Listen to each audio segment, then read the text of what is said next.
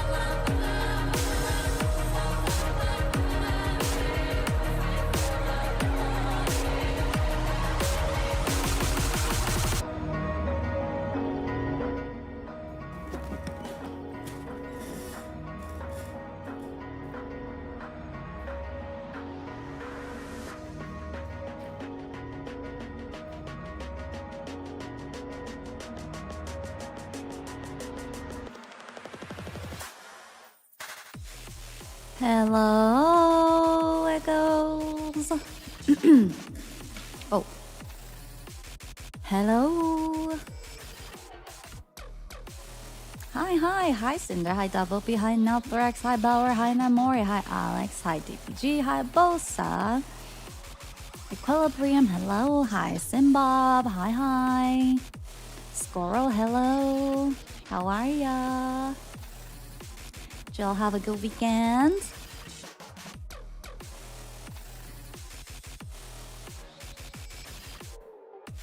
Did you all have a good weekend? You did? Thumbs up. Meh. Noters. Meh's okay.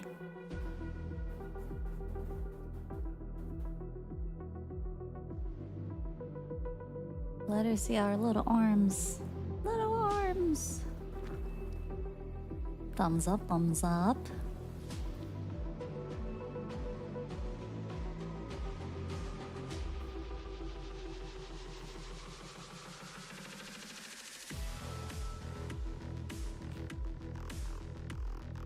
So kind of weekend, work again from Wednesday.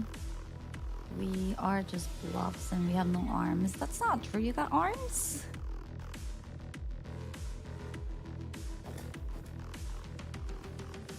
You've got arms.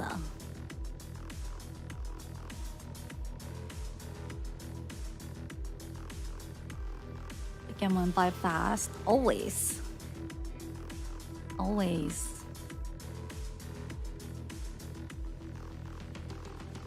don't eat other blobs. Don't eat each other. Hi, complicated human.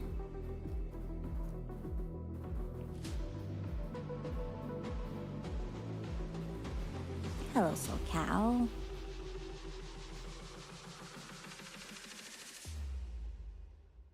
I was playing Mecha Chameleon with y'all, and suddenly it was Sunday evening.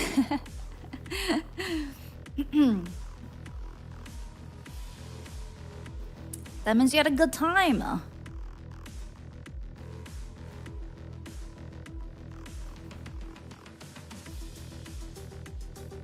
Time flew by too fast because you were having a good day.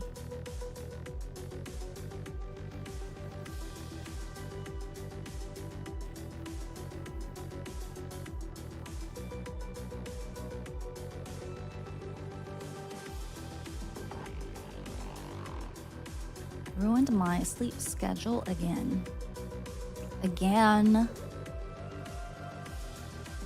Gotta stop taking the roofies, man. What's roofies?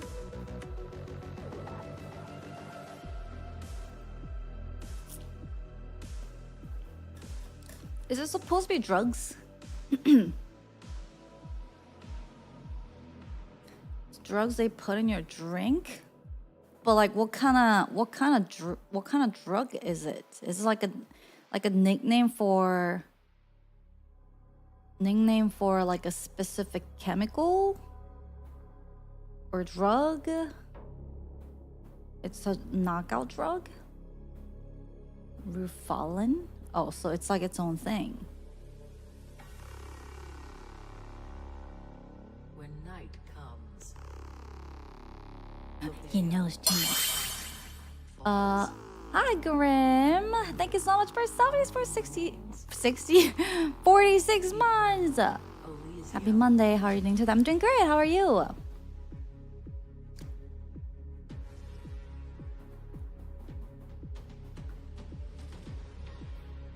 Also, that reminds me, Grim made a suggestion on Throne Gift for me to get the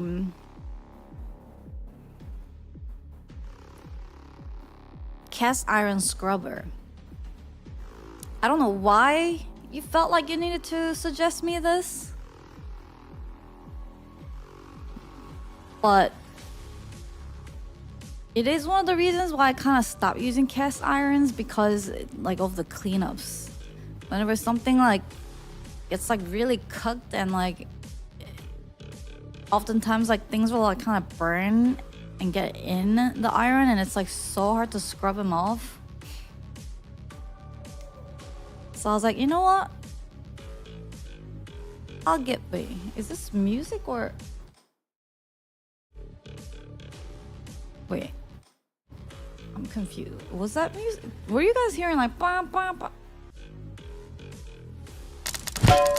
Ah! Yes.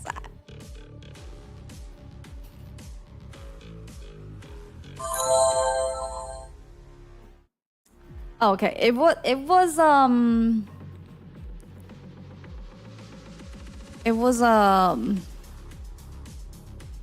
actually outside the car going bam bam bam bam, but for some reason exact moment I paused my music to check if it was coming from music or outside, it also paused.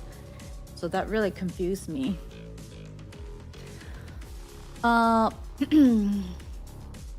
Not like stainless steel is much easier to clean. It is though. I think it is. So I use stainless steel, and well, maybe I just had the right tools to clean it. Because I have like a steel scrubber, and if I use that, most of the stuff on the stainless steel comes off pretty easy. Whereas like cast iron, for some reason, if something like really gets like settled and like burnt in there, like it wouldn't come off. So when they suggested it, I was like, maybe I'll give this a try. It looks a little intimidating. But then while I was on it, I was like, oh, like I should ask them. I haven't really been I haven't added much stuff on Throne in a while, so I was like looking for some little things here and there. And then I made like a beautiful list of like some snacks, pillows, maybe outfit for a stream, hair ties. And I was like really proud of it. I was like, ooh, this is like a nice list of the things I've researched and put on. And then literally I was gone for like 30 minutes or something, and then came back to Throne. And my wish list was gone, and I was like, huh? And I just thought it was a Throne bug at first. But then some people went crazy. So gone in 60 seconds. But so I was like, oh wow. How?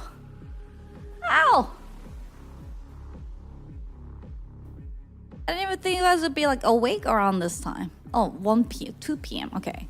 But it wasn't like my normal, like it wasn't like stream time. So yeah. But thanks Nya and Kurgahan for just destroying my wish list.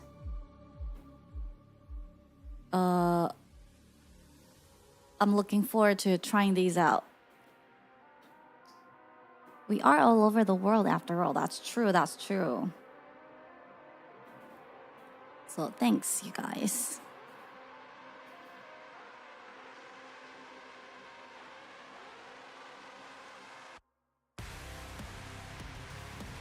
My brain always gets so confused. Like, what?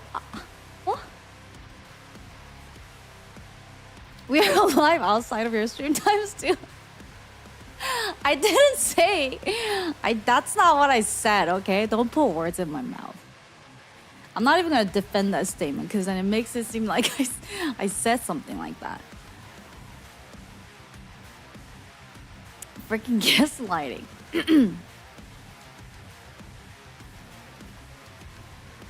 I know you're all alive, all over the world outside of my stream times, okay?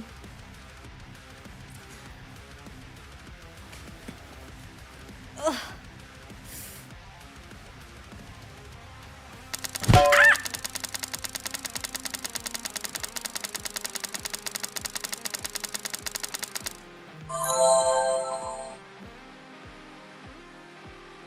I know, I have oiled and baked the cast iron.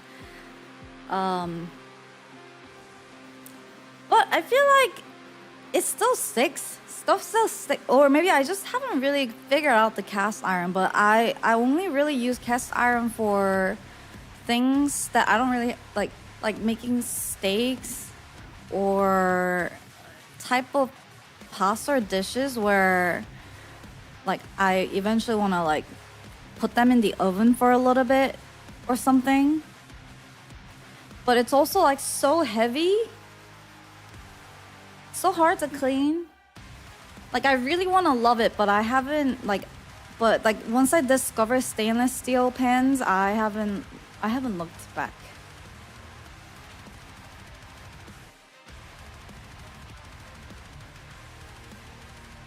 It kind of sounds like that we would be like in Toy Story, but the opposite.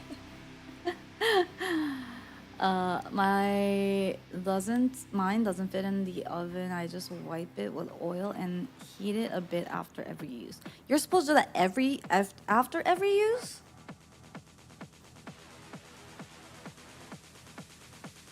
I think I used them when I first got it because I was all like motivated, but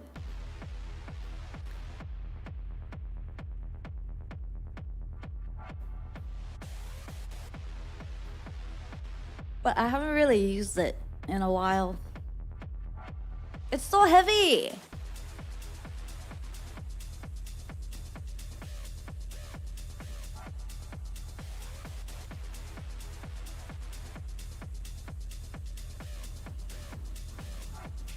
There's a reason catfish use mostly stainless steel. Yeah, I mean, but stainless steel also gets a little, like it takes a little time getting used to. I still sometimes get stuff to stick to it, like especially like frying eggs. I have like 2 stainless steel pans, and like one of them's like more known, like a more expensive brand one, and then the other one was just like a random one I got off of Amazon for like 14 bucks or something like that. And I think so when I thought I figured out how to not get things stick to it, I upgraded to a better quality one, but then that one I feel like has different temperature I need to be using in order to not get things stick to it. So like they're slightly different. And when I'm cooking it, I'm not really looking at like which pan am I using and like how much fire, how strong should it be, how long should I wait before. And then sometimes I mess it up.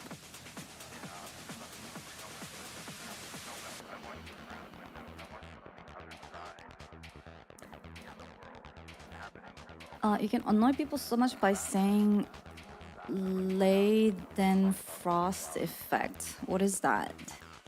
Do you heat up your pan super hot until water bounces around it? I don't know about water bounces, but I do heat it. I do warm it up until the oil gets like all squiggly, and then I do a little test sometimes or not, just depending on how confident I'm feeling. I would say like 95% of the times I get it right, but once in a while I get a little impatient, and then I'm like, that looks all right. I'm just gonna crack an egg in there, and then the egg's like,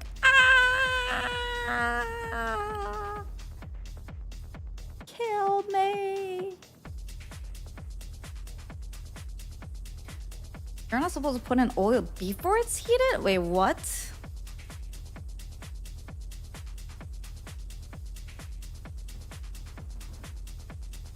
You heat up the pan, just the pan first, and then add the oil? When the pan is like really hot?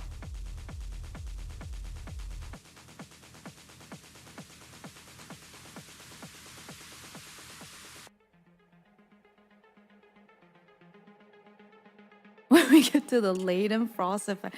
What is it? I can't tell if you're trolling me, if it's a real thing. Leiden frost.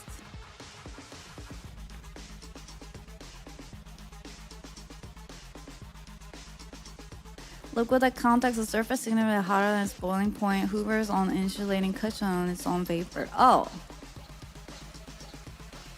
So when a liquid droplet hits a scorching surface, the bottom layer of the liquid vaporizes instantly because the vapor expands and is trapped momentarily under the droplet. It creates a physical cushion and blah blah blah.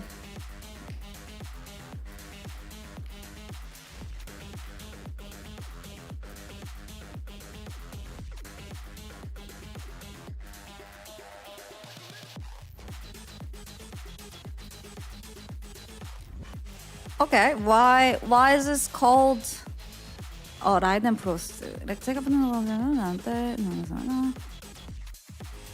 Why are you saying you can get people really mad about it? Hi Raris, how are you? I'm not trolling, but I annoy people by saying that all the time. So you're doing that to annoy me. I see.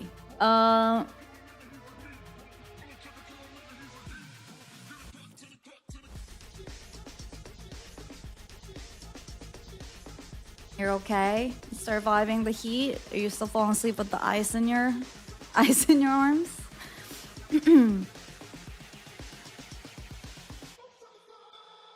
I feel like, I mean, sometimes I just add oil as I start the heat, and sometimes I wait a little bit, but I didn't know it was like a rule to be like, you have to start without the oil.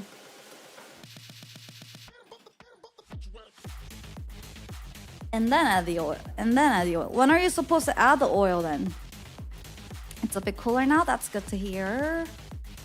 I'm glad.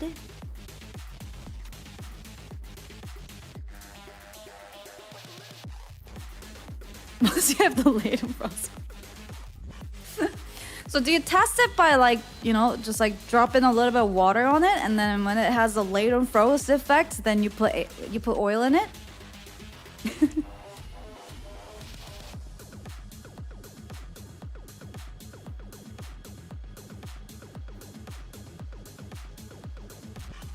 You got a more non-stick layer if you burn in oil, and the more layers, the better. You burn in oil. Yeah, I mean that's what I normally do, but you don't want to like burn the oil either. So it's always a little bit tricky to get the temp right with the way I've been doing, where you know I just start with the oil and then I keep it at like mid, like low. I start out with like higher, and then I bring it down to mid to low so that the oil doesn't start smoking or like burn, but then it will still create that non-stick layer. But sometimes like you miss the timing, or like I get a little impatient, then like things will start sticking to it. So maybe I'll try it with heating up the pan first and checking with the latent frost effect. And if I see that it's happening, I'll add the oil and see if that's better. When it has effect, you lower the heat a bit and then add the fat and food.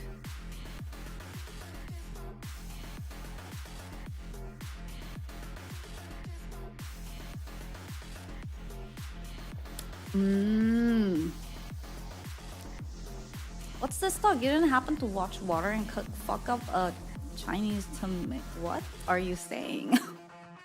What? I stare at the pan until the oil starts smoking, and then I lower the temp as fast as I can. Start the pan. And then the lower the... That's one way. That's usually when I fail. It's like I forget that, you know, I have the pan on heat, and then I leave the oil on, and I'm like taking ingredients out of the refrigerator or something, and then I start seeing the oil smoke, and I'm like, oh shit! Lower. Sometimes it still works. But yeah, okay, I'll try the starting without any oil, heating up the pan first method.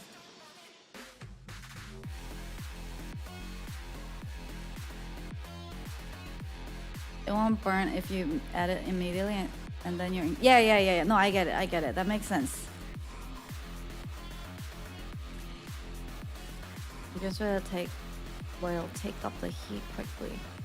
So after latent frost effect, I add the oil in, and I don't wait at all. Like oil, and then like immediately start cooking. Aren't I supposed to like let the oil kind of like create that layer on the pan a little bit?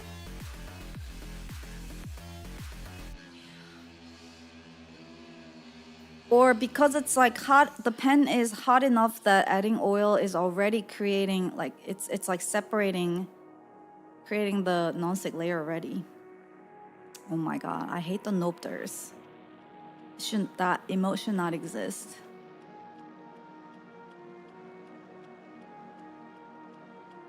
Like, what if I just saw your chat while you're like nodding, and then I looked away, like thinking, oh, that's like they're agreeing with me. Chat has now taught Hana how to be a 0.5% better cook.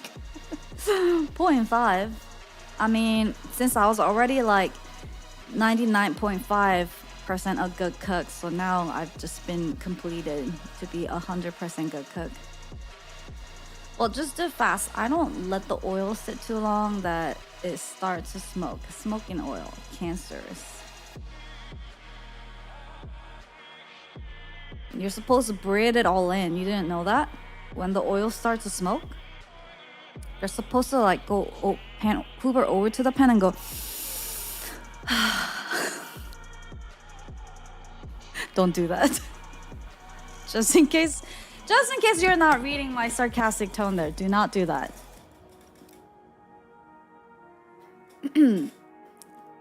I always worry, like I feel like I make my sarcasm pretty obvious, but a lot of times the echoes would try to like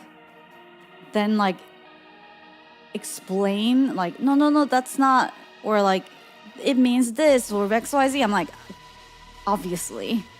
But then maybe I wasn't that obvious. I don't know. So now I get a little worried when I joke because I'm like, what if someone is actually taking this seriously and the next time they're making their food and there's like smoke coming out of the pan, they're like,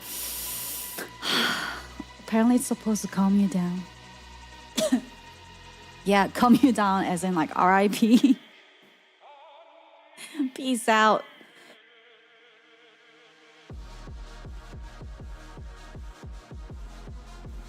Just take the batteries. So I guess what I should say is don't take anything I say or the echo say seriously. What if chat is just rolling by pretending to take us? Oh man, that's some. Why? Why are we doing this to each other? Why? Can we just be all? Nah, that wouldn't be fun. I like sarcasm. When oil smokes, its lubricating qualities break down. It turns cancers, turns bitter. Yes. Do not burn oils. If they start smoking, you're doing it wrong. So when you say you love us, you mean you're lying? First of all, I never said I love you guys. So stop putting words in my mouth and like make me try to defend the things that I never said into thinking that I've said something that you want to hear. Okay? Also, never put wet meat in the pan, dry it first, and then the meat at the room temp first. Yeah, I always pat both the meat and fish. Pat them on paper towels so they don't go psss, and then you'll get to experience oil fountain. But how can we know if you're lying right now? I prefer talent than oil tastes better. Talent.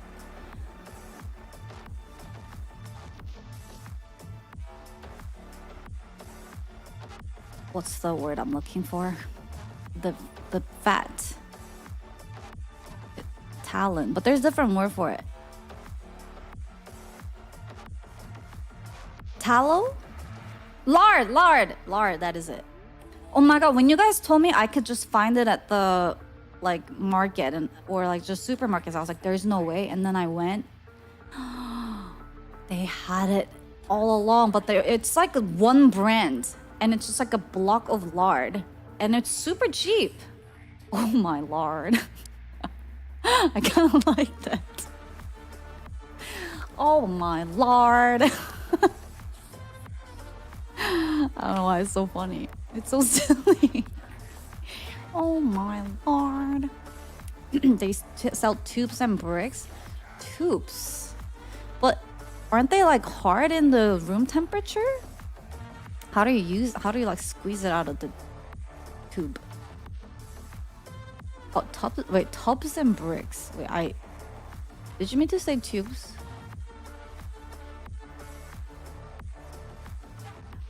Yeah, my only thing I think using things like lard or like coconut oil is that they are usually like harder in room temperature. So in order to use them, I have to use a spoon to like scoop them up to put it in the pan. So that's like a waste of spoon I have to wash, you know? Whereas like oils in the oil bottles. And I usually put them in the oil container I have. So I don't have to always like twist open the oil bottle. Like it's super convenient. It just makes things easy. But yeah, I've been using lard and like they last forever too. I don't generally use a lot of oil when I cook to begin with, but I feel like it's been lasting me really long.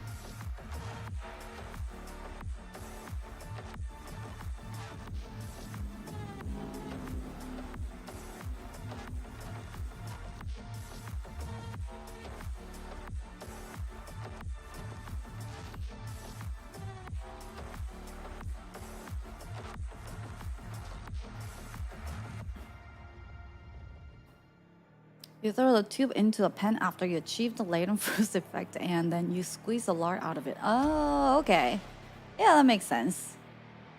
I'll do that next time. And you know, if my house explodes in flames, I'll throw you in it.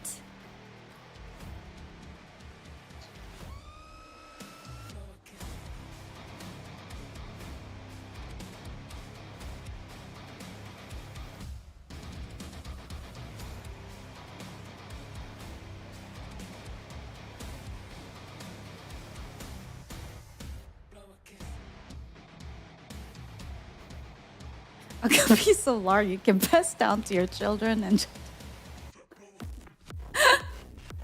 they don't really go bad though, right? I just have them like butter. Like it came in like little came in as like a little cube. It's like wrapped in like wax paper or something like that. And then I just keep it does go bad. I just keep it in the refrigerator, but it's basically oil, no? If I'm not really using it and it's just sitting in the refrigerator, I feel like it could last a long time.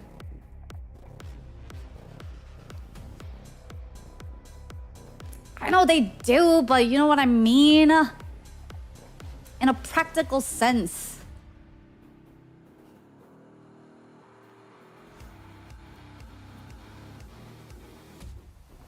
Everything can go bad. Oh my god. Of course. Except me. I'll always be good.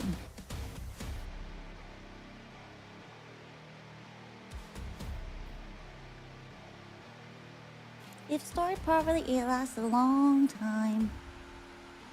Look, we already spoiled you. Aha!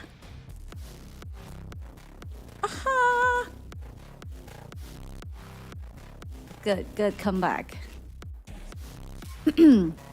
If it passes the sniff test, I guess if it's bad, you'd smell it. Could you smell bad oil?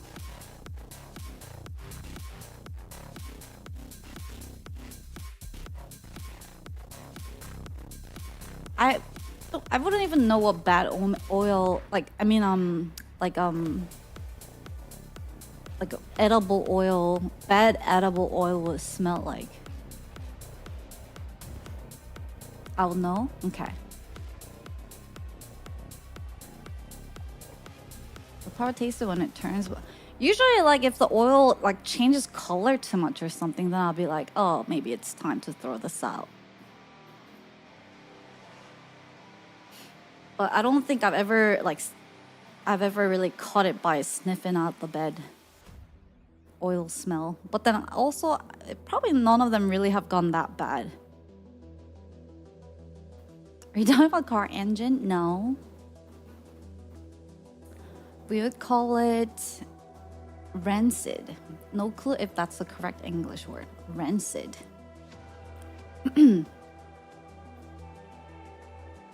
I had some baking soda for like 10 years in the cup. Me too, man. Me too. It's because like I rarely ever use things like baking soda, flour. So like once in the hostess lifetime, she'd be like, I kind of want to try baking. I'm gonna make some cookies, and like she'd buy those things and then like make it once and then like never touch it again. There is like a brick of like black sugar in the hostess shelf. She could like literally murder like a whole family with, because it's just a brick. And then every time she's cooking, she's like, "Oh, I need sugar. Oh, I have black sugar." And then like she tries to use it a little bit, and it's like not coming off. I'm like, "Oh, never mind." And then she just like puts it back, and it just sitting there. It's been there for like forever.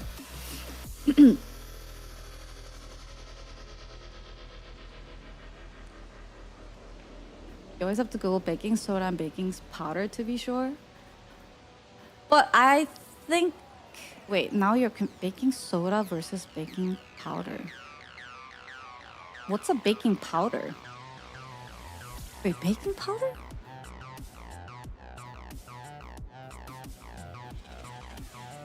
What's a baking powder?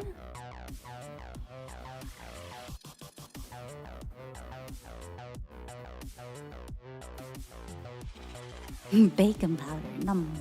Baking powder is baking soda plus cream of tartar or something. What?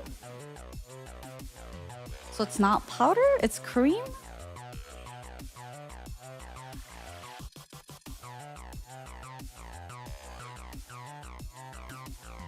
But baking soda, actually, baking soda, polite. I think I ended up using all of it.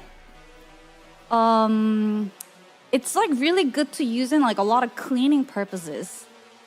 So if you have any pens or like certain stains, like it like if you look up uses for it other than cooking, there are actually a lot you could. That's not baking powder, is it?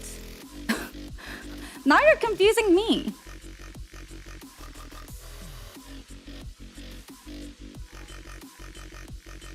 Yeah, and then like especially like real, like if you ever get like really oily stuff, like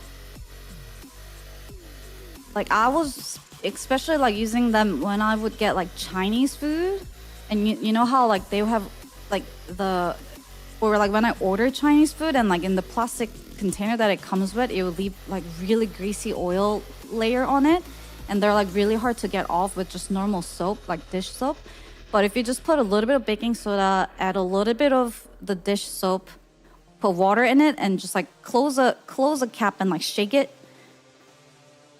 it just magic. Baking soda does a magic to just like get rid of the grease, which is nice because then I don't have to like scrub it. Yeah, you could use vinegar too. I mean, I was just trying to tell you the way to use or get rid of some of the baking soda you have, so they don't go to waste.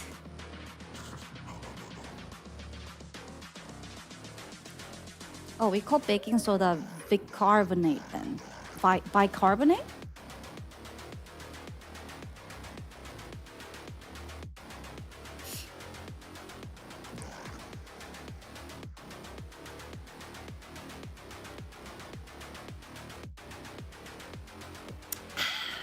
Hate doing pots and pans. I hate when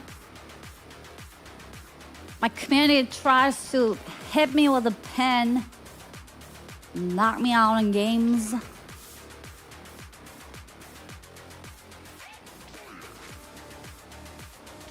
But yeah, and I think you could use vinegar also for like getting certain type of stains and smell out of your clothing. And same with baking soda, but I haven't really tried using it out.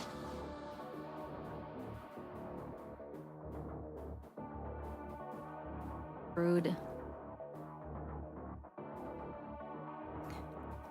You always have so much vinegar at home. I should have more vinegar at home, honestly. I like vinegar.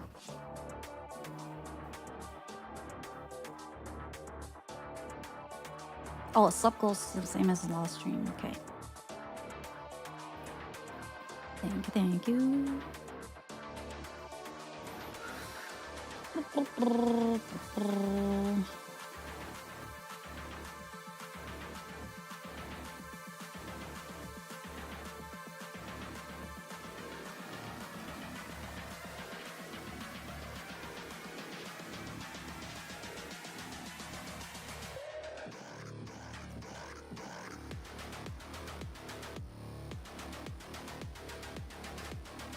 I love balsamic vinegar. No.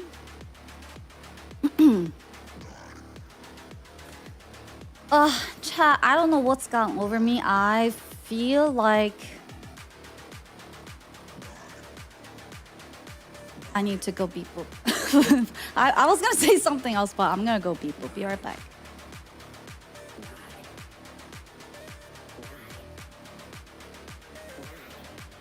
Ever had dreams that were so vivid it left you feeling homesick? Have you ever wondered if they really happened? Hi, I'm Hana Banana. And I'm number 2. And this is vtuber. The Dreamverse is a place where your forgotten dreams come to life. I created my virtual self to find my long-lost dreams. I've always loved singing, creating, and sharing what I've created with others. Now I can sing and dance on the stages of my dreams, but it started getting a little lonely here. So that's when I created my android twin, number 2, to bring more of you into this world. Slowly but surely, people started finding their ways to my world. I've made some cool friends. Chat and I defeat some horrible night terrors together. Number 2 tries to learn memes. We do yoga. We paint on my eyeballs. K-pop, karaoke. I make cool weapons to punish chat when they don't behave. Then rave with them. If you dream it, it shall happen. My favorite streaming moment is when my idol, Code Nico, came to my stream, and I ugly cried in front of everybody. My goal is to build a community of people like me and to just have fun along the way. Prove those wrong that told me to stop dreaming that this is something worth living for. So if you're in for some comfy chaos, come away with me. Because according to a really cool streamer, I can still create something great, and it's still not too late.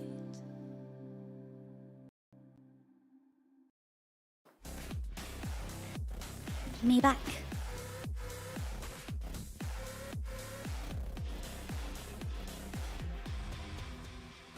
That was 3 years ago. I know. Is it? It might be a little more than 3 years ago now, right? Wait, did I just have 3-year anniversary or 4-year anniversary?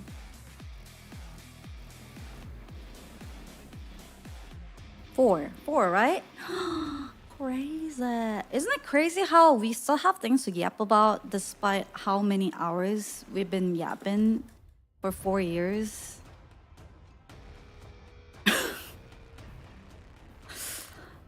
Kind of crazy.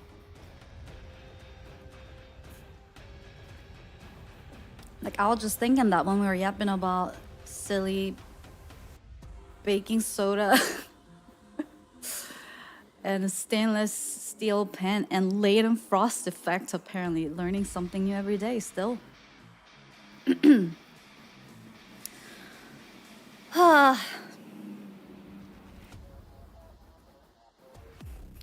But yeah, I feel like I've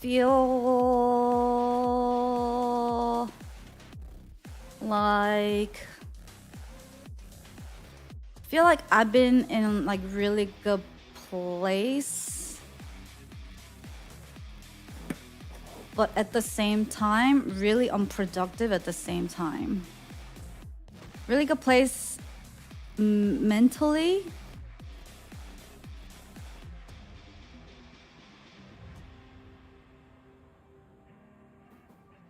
and maybe partially a result of that, a little unproductive.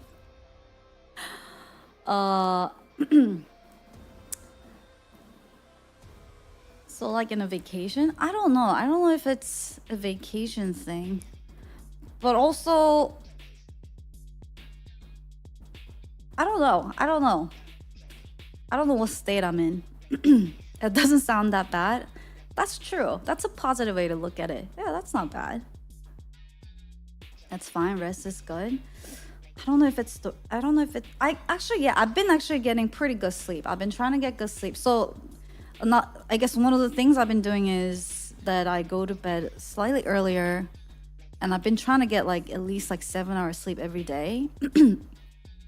Which means I guess less time, which is like usually the hours I'll be like productive. Like either the early morning times or the late night times are the times when, you know, I go a little off the track and I start getting really productive. So maybe that's partially why. You can't be 100% all the time. I don't know. But there's part of me that's also like, man, I've been not 100% for a very, like, it feels like it's been a really long time. Humans are programmed to only work like 4 hours a day. I've seen a video. I hadn't seen it. I actually wanted to watch it with you guys because it was about like how did humans used to survive, or not how did humans used to spend their day back in like the caveman days. And it was like a video about that, and I was like, oh, it would be fun to watch that with Echoes sometime. But then I don't know if I saved this somewhere. I probably did, but I don't. It was such a long time ago. But I think the point of it was that we humans used to be wired to just like, you know, survive, not even like survive, but just like lived a day.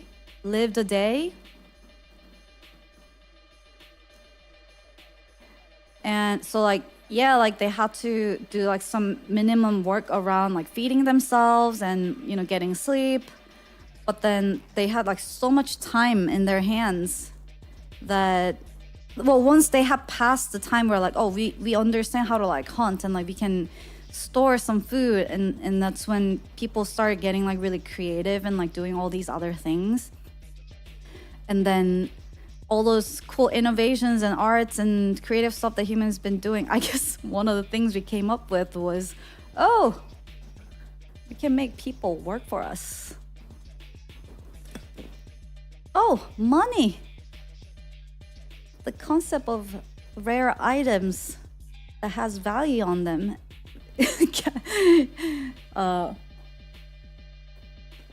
So then now we we barely have time to ourselves. We also live in a consumption society and we buy a lot of useless things. That's true. We have technology.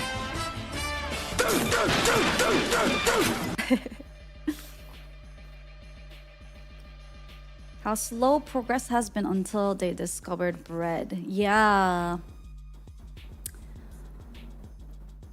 Hana in the woods. But like I can't like I always feel so conflicted because I love technology and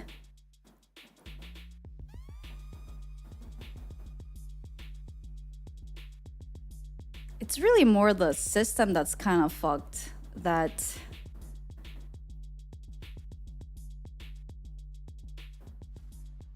yeah, it's just too deep. But then also, can we really come up with something better? I don't know. I'm also a big fan of not dying of a smallpox. Right. So I feel like what's like the golden period where we had good enough tech to live comfy, everyone could just like work just like minimum amount. I don't know if there was really a period like that in the more modern society.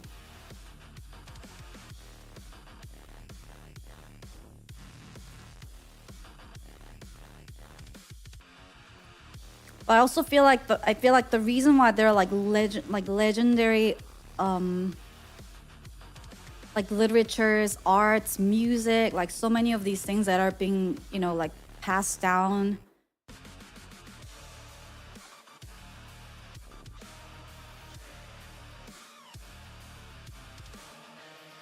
to this day, I feel like those are lifetimes of people's work, right? Like those people, like that's like if someone was like making music at the time, like that's all they were doing all day. Oh, I'm wrong? Oh, no, wait, you're talking to somebody else. 90s and early 2000s, you think were the best times? No, we would say that, but then like, I feel like, wait, would the people that were adults around that time be boomers? Or is it after boomers?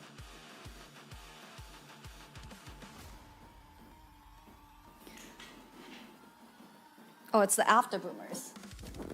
Okay. Because I know like we make fun of boomers, but I feel like they did have to work their butt off. Oh, they were the Gen X.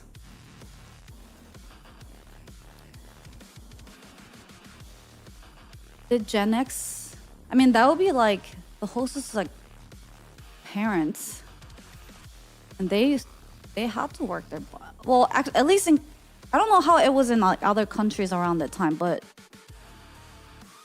they had their own hardships. Like I feel like every generation has their own challenge. Some maybe do have it a little easier. Some maybe don't, but you're part of Gen X. At least in Korea, like I think economically they did fuck up some stuff, but also Korea was hit with IMF, which is basically like the whole country going bankrupt, and like we were like all the banks were closing, like kind of like Great Depression. So a lot of it was like hard time for Gen X in Korea around that time too. But I mean, we overcame, like people overcame it eventually, but I feel like it was only possible because people worked their butt off. You get a house for $20 and a firm handshake, but is it just cause of like the like still the $20 back in the day was like a big amount of money, right? I mean, maybe not as much as like $1 million like dollars or like $500,000 value, but it was still pretty. It was still pretty like. No, they had it much easier. Notice. Okay. I think the things that Gen X fucked up the most in Korea with is the like real estate investment.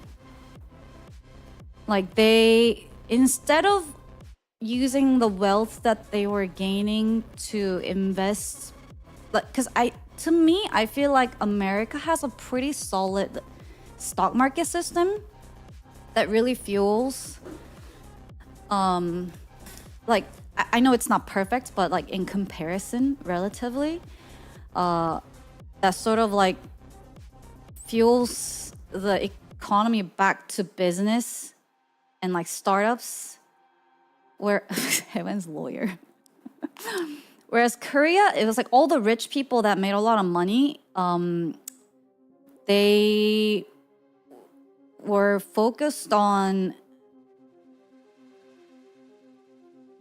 just like buying all the lands and like buildings that skyrocketed like real estate and like home prices in Korea, that now it's like unreachable for most like normal people to buy a home in like Seoul. And like in our stock markets, so like it's like an infantile level, I feel like, and like so unstable that it was used so much more as like, it was almost like, I feel like until pretty recently, stocks were seen as like almost like as bad as like gamble. Like people had a stigma towards it because like that's what a lot of people are kind of looking at it as, where like, oh, like, and like people would do like really high risk like gamble with stocks in order to make like big money quick, which is not the way you should really be looking at how you do stock. So instead of like really like looking into like what business and like what companies do I want to invest in, like, you know,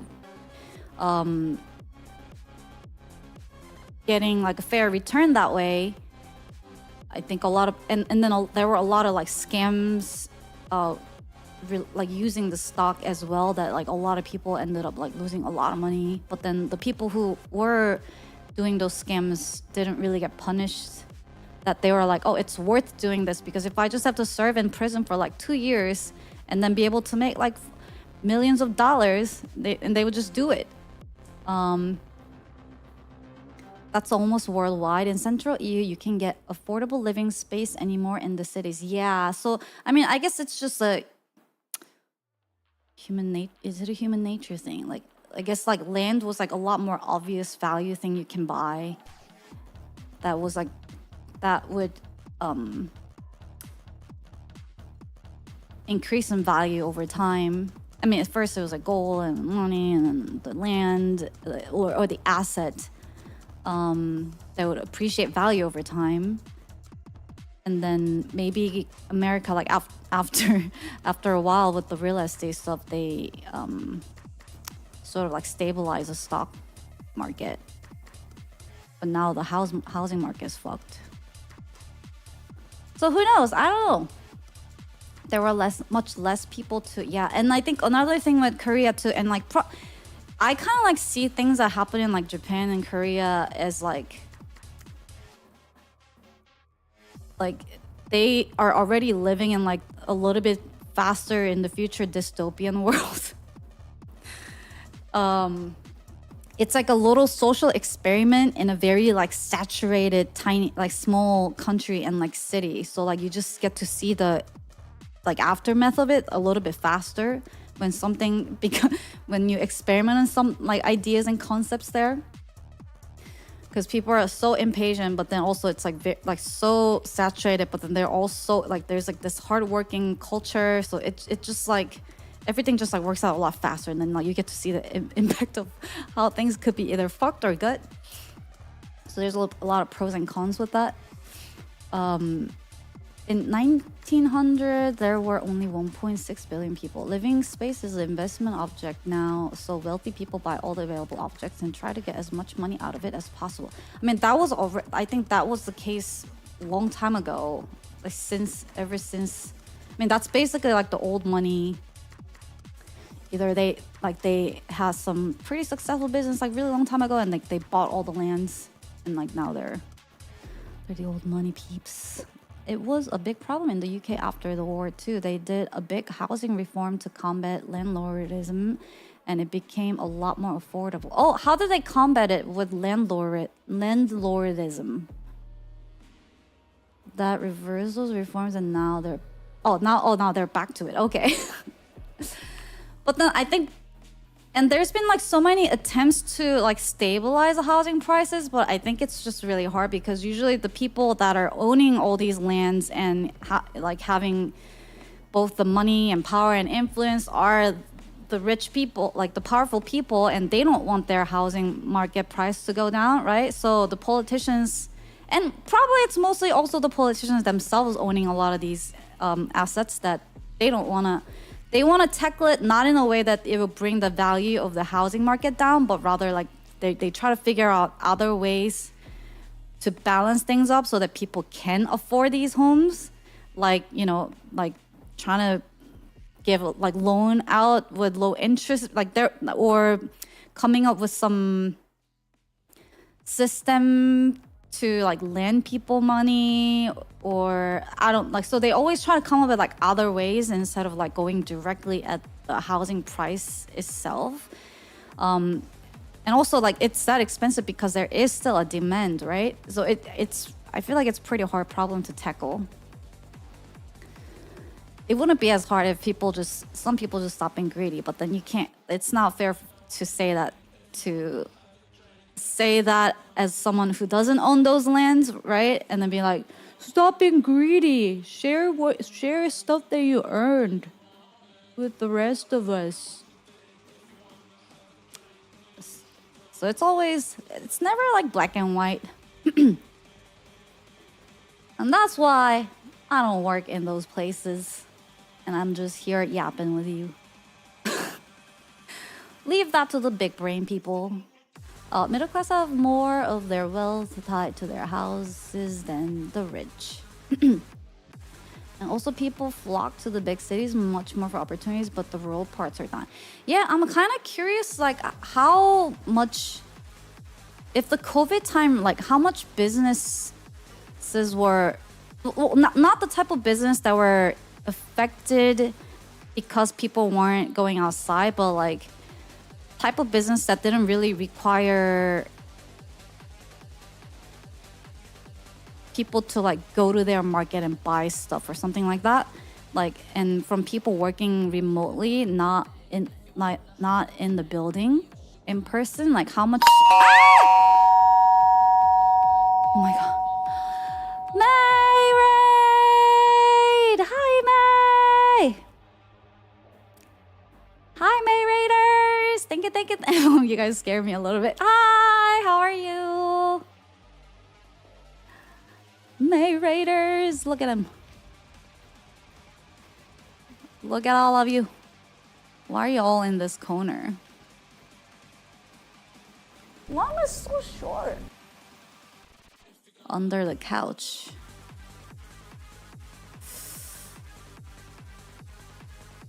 No comment. Okay. Alright. If you say so, I won't question it. This one's special.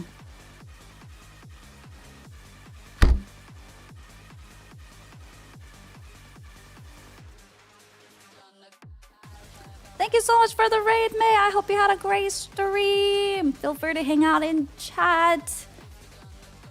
Or if you need to go rest. What did you guys do today?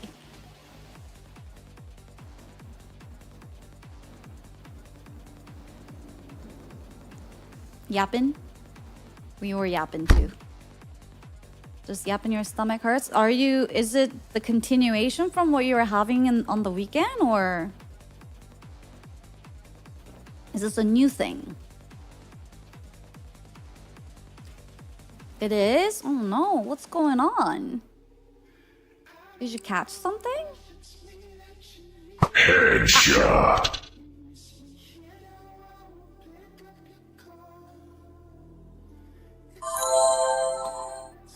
Ow. Thank you, Toronto. I guess. Ah!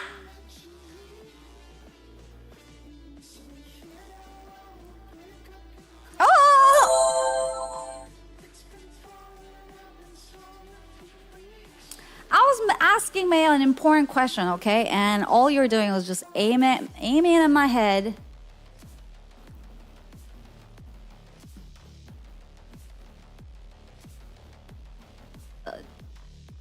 I said it's just a med side effect. I'm working on fixing it, but it's a long process. Oh no, that sucks. I hope you figure it out.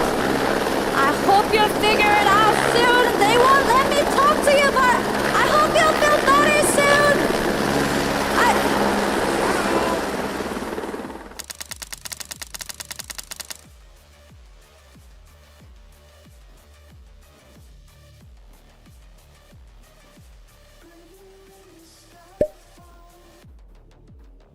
Oh, maybe nurse can help you? What was the key for that? Ah!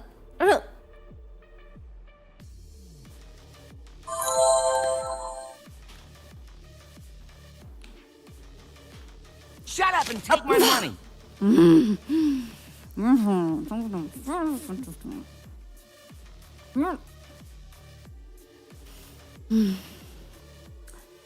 Okay, oh my god. What is going on? What is going on? I'm just trying to converse with Naomi.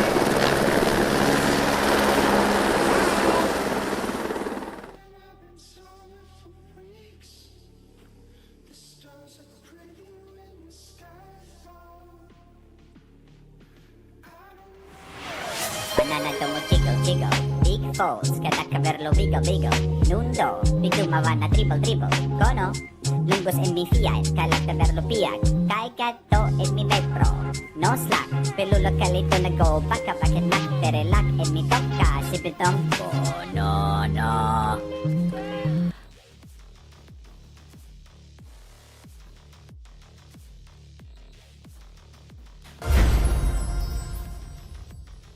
Wait, but this nurse is bloody though. It's mate. Don't worry about the blood. This is tomato juice. Ah! Ah! Help!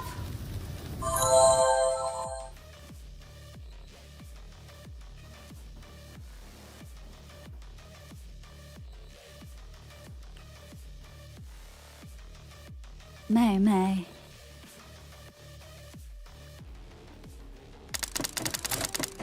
Shut up and take my money!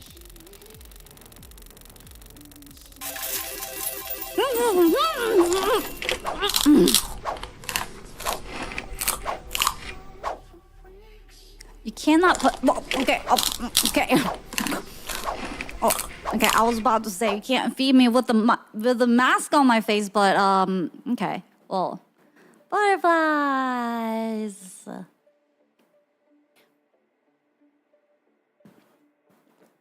Oh my god, so chaotic. I feel like we were having a pretty serious, thought-provoking conversations, and now it's no.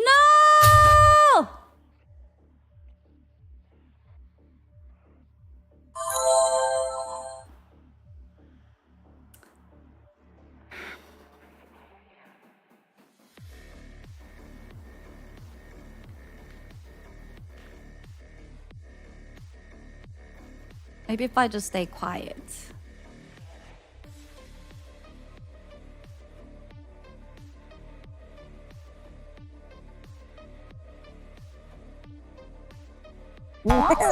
Ow.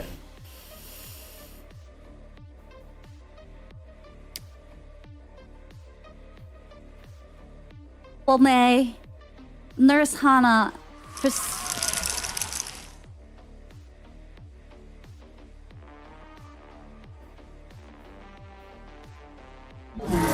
prescribes you to be better. Ow. And don't let these chats bully you like this. Oh, I have a is it this?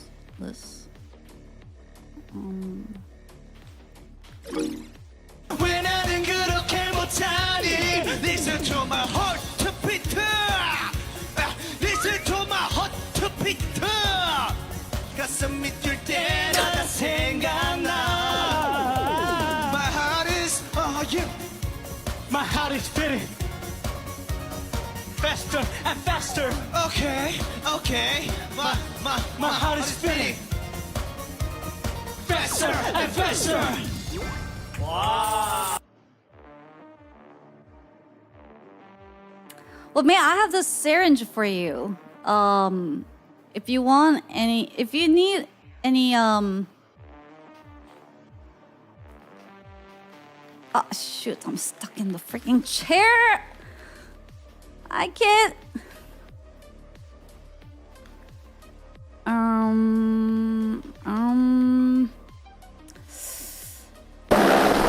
There has to be a way to escape. I mean, not like this. It will bring me back.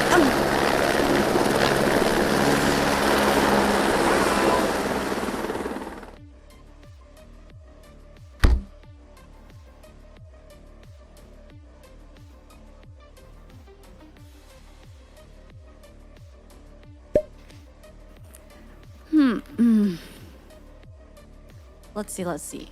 Can I escape this somehow?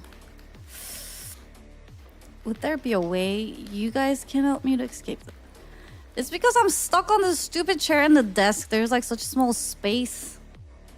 Let's see. Is there anything you could knock me out? Ow. Not strong. Thank you for trying, but not strong enough.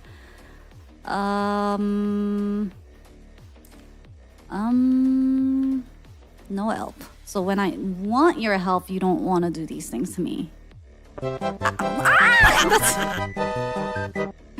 Thank you. Well, I guess I was about to see.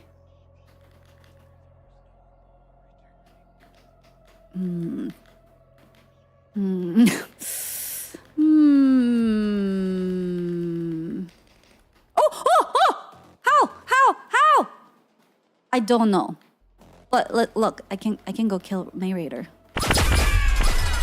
No! Let me out! I mean, not kill. Giving them a vaccine. Hi, Mayrater. Do you want a vaccine?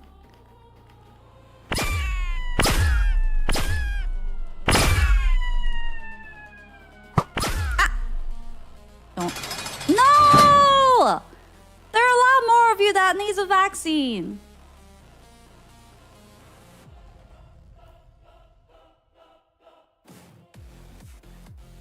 Let's go get all those ones under the couch. Those guys are sus. Oh no, they're too. Oh, that's maybe. Is that? Ah!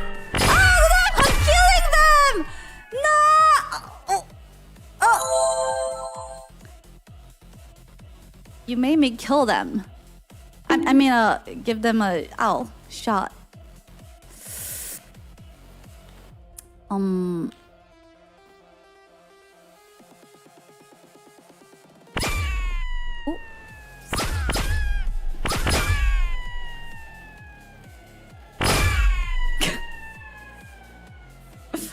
What should we do about this couch party?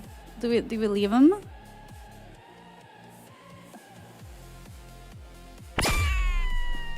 This guy over here. Oh, that was a May Raider. Oh, that's okay. That's just Grim. Dodging your arrow. I don't know how I'm gonna get back to where I was though. Ow! Oh, that one's already dead. Oh my! I think I killed all of you.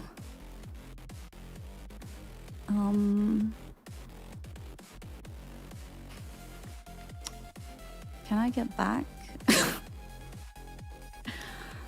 I don't know how I got out, to be honest. Oh.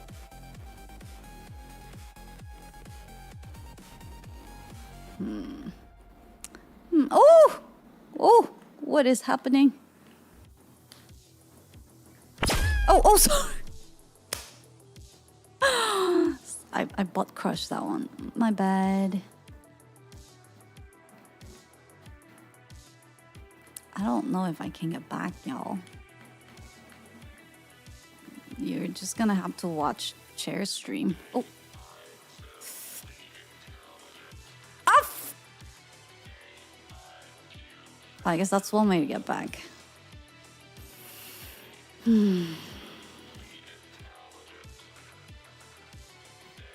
Did anything happen? I don't think so. Everybody look here. Stare at the light, please. Don't worry about what just happened. Just stare at it. Thank you. You saw nothing. Hi! Thank you so much for the raid, May. I hope y'all had a great stream. How are you feeling? I heard you weren't feeling great. I hope you get lots of rest and definitely don't run into any crazy ladies nurse. and gentlemen, if you will, look right here. With a giant syringe.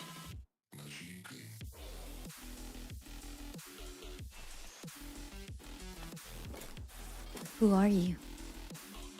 Where am I?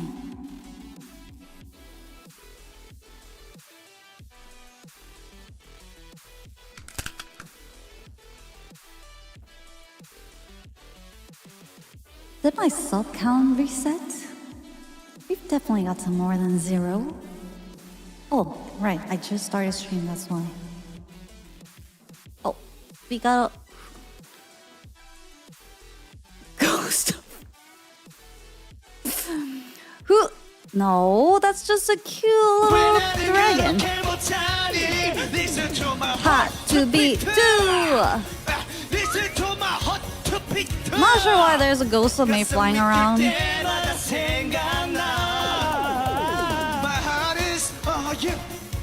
My heart is beating faster and faster. Okay.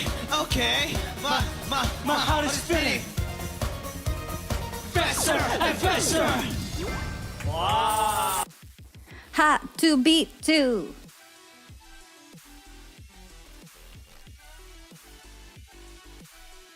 Faster and faster. Listen to my heartbeat. They were like OG K-pop idol. They were like 선배 of Stray Kids.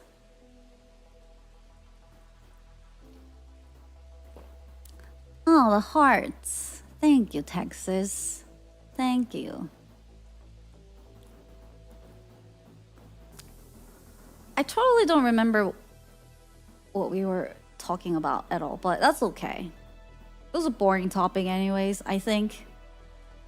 Just something I get excited to talk about, but chat is just like, what is she yapping about?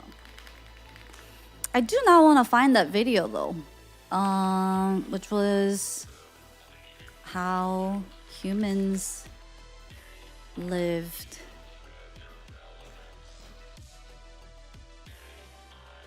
Oh, I found it. Oh, but it's called Sleepy Time History and Sleepy Time Origins. I don't want to put my channel into sleep. How is a Sleepy Time story? It sounds so interesting.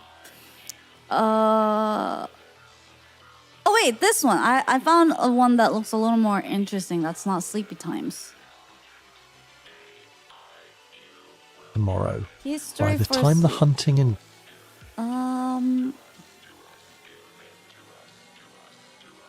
You wake up when your body. This one seems a little bit more. It's shorter and I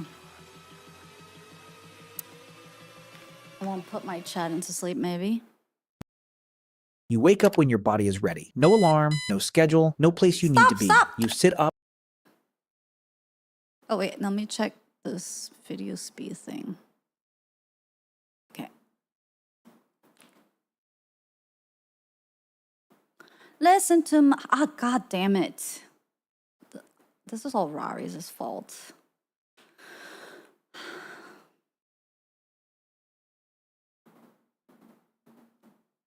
You wake up when your body is ready. No alarm, no Oh, this schedule. is for May Raiders. We were talking about like what humans did all day before the jobs existed, and then that led to like a lot of random talks. But You wake up when your body is ready. No alarm, no schedule, no place you need to be. You sit up, stretch, and ask yourself one question. What should I do today? For 99% of human history, this wasn't a hypothetical. This was every single morning for roughly 300,000 years. And the answer to that question looked nothing like the life you're living right now. Modern humans spend about 90,000 hours of their lives working. Oh, That's another roughly raid! 1/3.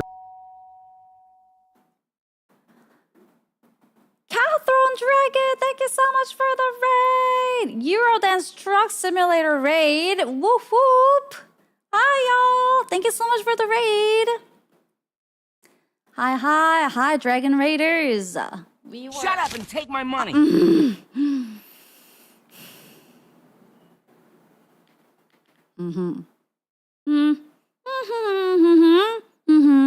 I welcome the Raiders, chat? Come on now. Come on. Hi, Raiders. There you are. Cow Throne Dragon. Come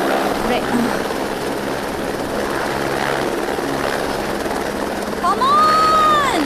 Let me say hi to the Raiders!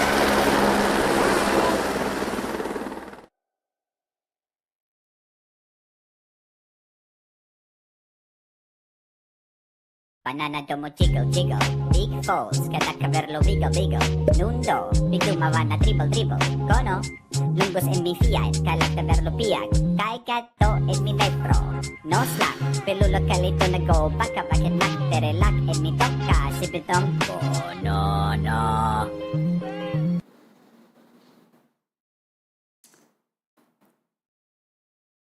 I'm not gonna ask just how, and just accept this chaos. That's the right attitude to have. That's how I feel most of the times. No!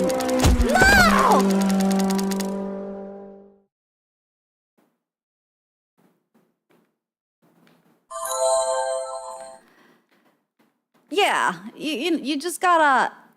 What are you guys throwing back up there? I just saw something flying out.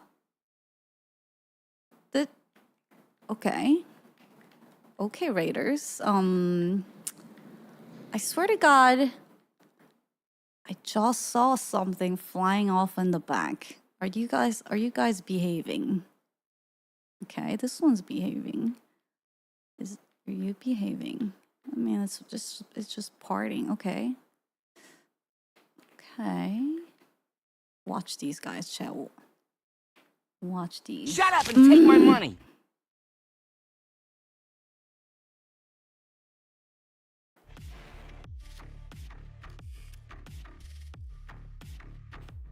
Ow. Thanks. Well, thank you so much for the raid and bringing your community over. Hello. Should I call you dragons or cowthorn? Am I also saying it right? Cowthorn. Cow... Thorn? Throne? No, thorn. Cowthorn dragon. Dragon D's! Ah! Sorry.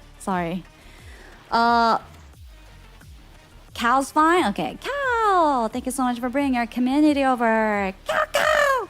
No, sorry. I must come down. We were actually watching a video. When will I get to watch this video? We were watching a video. If you guys want to join us.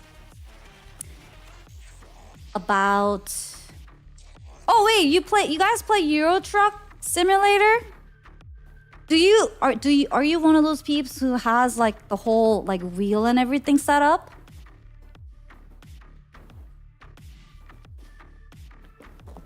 Are you okay, Hana? You made me this way. I came into stream all calm and nice and relaxed, and then now you guys woken something else in me. Then now my brain is just going, ah, cacao. You did? We played... Chat, was a game we played Euro Truck Sim that one time where I made you guys to drive? You're a G29 wheel guy with the pedals and everything. Nice. One of those. Does it actually make you feel like you're driving? Or does it feel like you're playing a driving game that comes with a toy wheel and the pedal? Has Hana ever been calm for a stream? Copium. I'm always calm. Calm. C-A-L-M. Calm. Is there actually... I'm not gonna go in there. It feels a lot like driving minus a straight rumble on your butt. Oh, interesting. I was always curious about that. Raries! Does it spread liquid when you run the bikes? Bikers. Oh no, we don't sound like that. How could you? How dare you? That's exactly what you sound.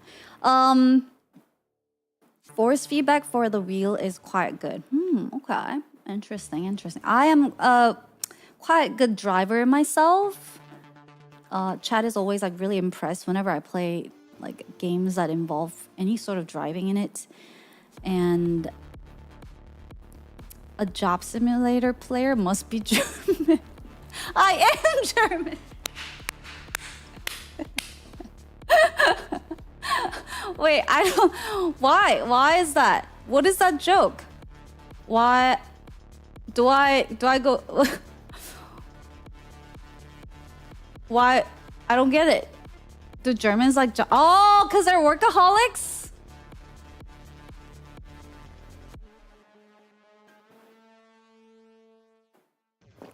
I get it now. I come home from work to play work sims. Funny. Wouldn't Koreans like them as well then? Koreans don't actually have time to play those sims. They are working till they pass out in the bed. I guess 99% of all work sim players are German. New joke and a stereotype unlocked. Thanks, chat.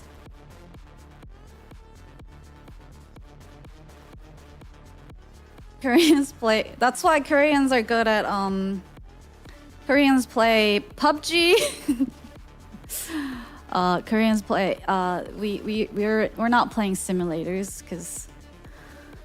They just wanna explode and shoot things. They're playing League. Anyway, glad to be back here. I found you via NDZev back then. Oh, that makes sense! Follow just too many people who actually stream always bullet for choice. I was actually gonna play Andy's game today, but Andy never replied back to me. So I was gonna play somebody else's game. Somebody else's game, which is kind of like a job simulator, but Gasp, no freaky. Match tree? Yeah. But he hadn't replied back to me. I asked him.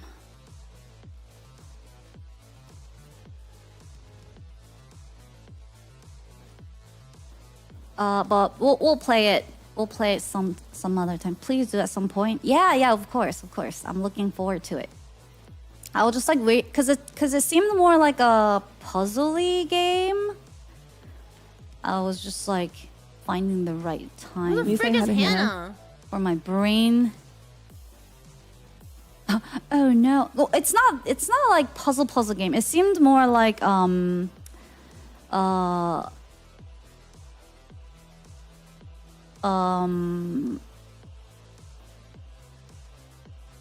it's like an advanced puzzle version of what was like that mobile game where like you match different like shapes and colors and stuff. There was like a one that was really popular.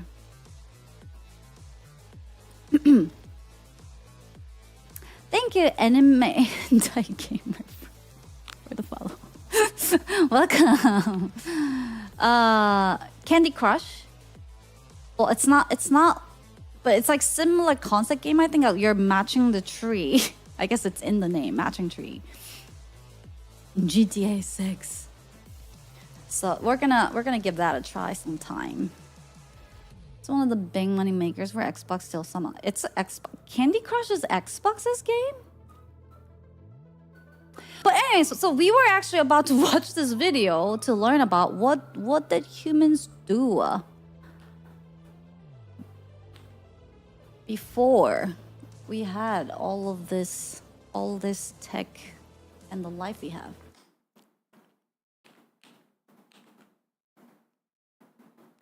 You wake up when your body is ready. No alarm, no schedule, no place you need to be. You sit up, stretch, and ask yourself one question. What should I do today? For 99% of human history, this wasn't a hypothetical. This was every single morning for roughly 300,000 years. Crazy. And the answer to that question looked nothing like the life you're living right now. Modern humans spend about 90,000 hours of their lives working. That's roughly 1/3 of your waking existence dedicated to a job. But for the overwhelming majority of human history, jobs didn't exist. There was no employment, no wages, no boss, no career ladder to climb. So what did people actually do all day? Let's start with what we know for certain. In 1963, archaeologist Richard Lee conducted a study that would change how we understand prehistoric life. He tracked the daily activities of the Dobeju Hwansi people in Botswana, one of the few remaining groups still living in a way that resembles pre-agricultural human life. He found that adults spent about 2.5 days per week acquiring food. That's roughly 17 hours. The rest of the time, they did whatever they wanted. Do you guys want and here's subtitles? the important part. This pattern shows up Captions everywhere on? anthropologists look. The Hadza in Tanzania, the ache in Paraguay, the Martu in Australia. Completely different environments, different continents. Same result. About 15 to 20 hours per week spent on survival activities. For context, you probably work twice that. Now, some of you are thinking, but those are modern people. How do we know ancient humans lived the same way? Fair question. And the answer comes from bones. When archaeologists compare skeletons of ancient humans to early agricultural populations, the difference is dramatic. Farmers were shorter. Their bones show signs of nutritional deficiency. Their teeth were riddled with cavities from grain-heavy diets. They had arthritis in their spines from repetitive labor. And they died younger. Ancient human skeletons, taller, stronger, healthier teeth, less joint damage. Their bones tell a clear story. They were doing less repetitive physical labor, not more. But the most fascinating evidence comes from something archaeologists found that shouldn't exist if survival was a constant struggle: art. In 1994, explorers discovered Chauvet Cave in southern France. Inside were paintings created roughly 30,000 years ago. Horses, lions, rhinoceroses, rendered with perspective, shading, and movement. These weren't crude stick figures. This was sophisticated art that required skill, planning, and most importantly, time. Someone spent hours, maybe days, deep inside a cave by firelight, painting animals on a wall. Not for survival, not for food, for beauty, for meaning, for something to do. In Blombos Cave in South Africa, The irony of humans inventing AI to paint for us because we don't have fucking time to learn those. Africa. Archaeologists found But then 100,000 we're spending those time to make these tech to do those things. year old perforated shell beads. Tiny holes drilled through seashells, clearly meant to be strung together as jewelry. The nearest coastline was 20 kilometers away. Someone walked 40 kilometers round trip just to collect shells, then spent hours carefully drilling holes with stone tools, just to look good. In 2008, Just to look researchers good. found a 40,000-year-old flute carved from a vulture bone in Germany. 5 finger holes, perfectly spaced. Whoever made this understood music. They understood pitch, and they spent significant time crafting it. Not for hunting, not for defense, for music. These aren't isolated finds. Across Europe, Africa, and Asia, archaeological sites from 100,000 years ago onward are filled with evidence of decorative objects. Carefully crafted tools far more elaborate than necessary for survival, and items that required hours of focused work with no immediate practical benefit. This is what And there are like, I don't know, I'm guessing other countries have this too, but like in Korea, we have something like kind of like national treasure, but it's like a human treasure for people who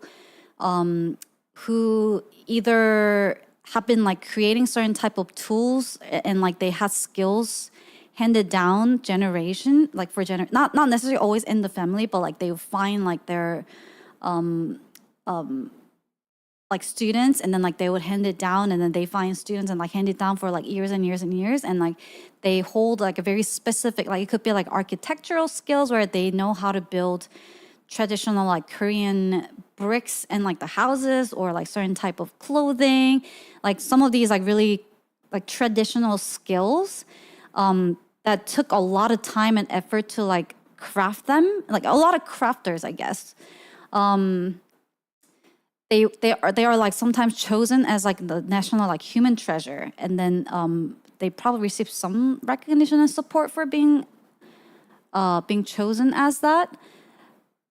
Miners, I don't know about miners, but it's more like a very specific skill set, like people who have very specific knowledge or like skill set, and then that not others can easily acquire, and like they hand it down to like very specifically trained and like chosen people. And they are having like harder and harder time finding students to like hand it down to, because one, like all of these things take like such long time and like patience and effort to like create them. And like nowadays, unless like, you know, it's gonna help people like make money or like a big business, but these are not type of skills or like arts that is optimized for making a lot of money, because, you know, these take, it's more, you're more like a crafter and like a very, you're like a living history, living knowledge that's just like handing down this like traditions down the generations, that they're having harder and harder time who wants to do these things, because it's like it takes too much time, and like there isn't a lot of quote unquote value out of that. So it kind of makes sense that like it took people these long times to like craft these like instruments or like tools or whatever, and like it was like people's dedicated like lifetimes work, or like at least a couple years of work, and that's what these people do, like these human treasure people do. So it's kind of shame that, you know, some of these traditions and knowledge it's literally not being handed down anymore because they can't find people who are willing to do it anymore. people did when they weren't securing food. They created, they decorated, they made things beautiful. So let's reconstruct have today concept and like wake up that? around dawn. The fire from last night is still smoldering. Someone I'm sure adds they wood. do. You eat leftover meat or fish from yesterday. Maybe some nuts or berries collected the day before. Breakfast is social. People talk. They plan loosely for the day. Not because they have to, because that's what humans do. Around mid-morning, a small group might leave to hunt or gather. But here's the key. You don't go every day. If the hunt was successful 2 days ago and food is stored, you might not leave camp at all. You might spend the morning working on tools, sharpening a spear, Makes weaving a sense. basket, scraping an animal hide to make it soft and usable. This isn't work in the modern sense. There's no clock, no supervisor. You do it because competence matters, because being skilled earns respect, because making things well is part of being human. Rocks If hunting and happens, sticks. it's not the frantic chase you see in movies. Humans are persistence I hunters. get it now. Oh, the rock and the stick together. A weapon. I get it now. I get why you guys are obsessed with rocks and stones. I mean, rocks and sticks. I mean, them separate, it's not that great of a tool. Just when you're just obsessing with the rocks, pog, stick, pog. But now that I'm seeing them put together as a pretty important tool of human history, I'm like, okay, that's probably what's left remaining in their DNA.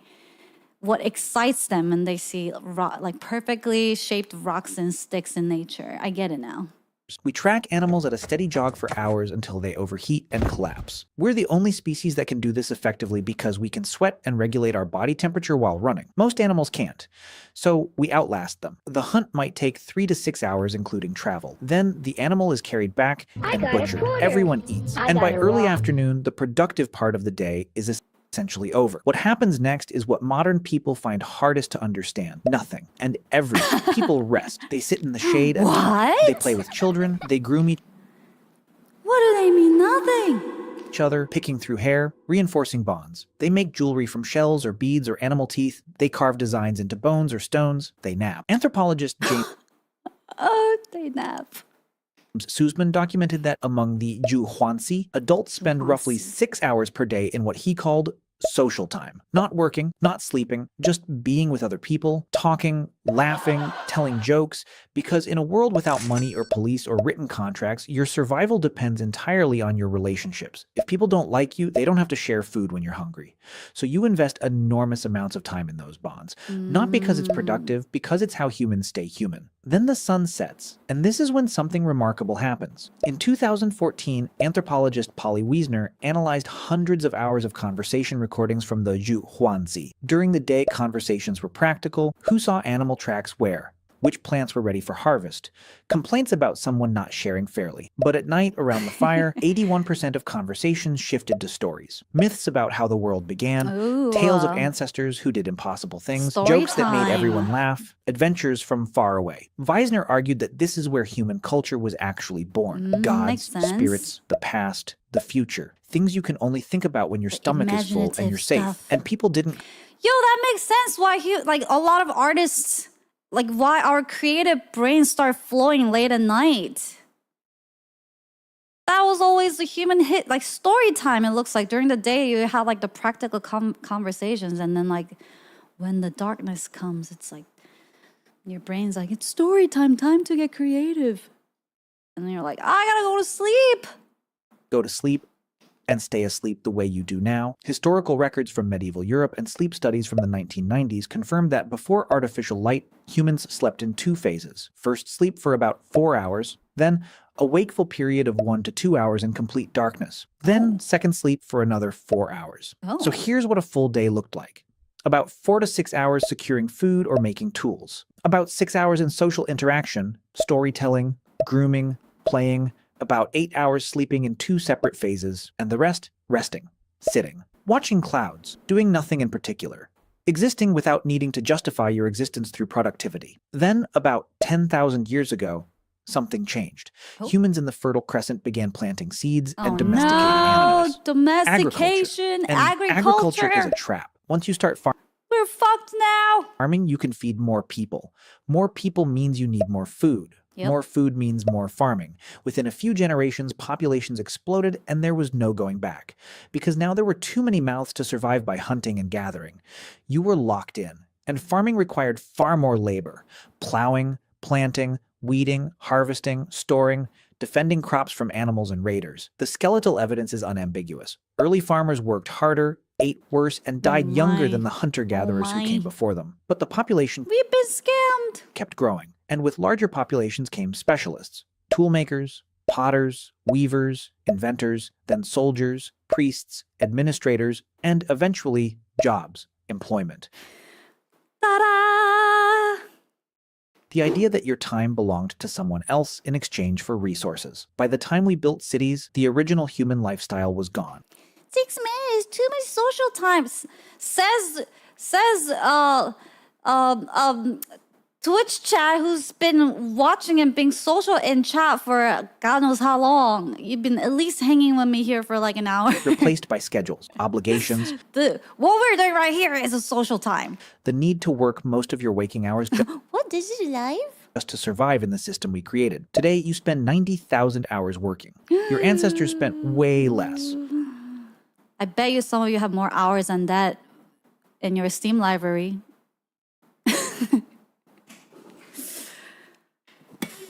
You sleep in one block and call waking up at 2 a.m. insomnia. They slept in 2 phases and used the middle hours for reflection. You spend your life chasing an illusion of greatness, achievements, wealth, and success Illusion! by standards society invented. They woke up every morning already free, already enough, and at peace with nothing to prove to anyone. They didn't need to become successful. They were already living the life you're working your entire existence to retire into.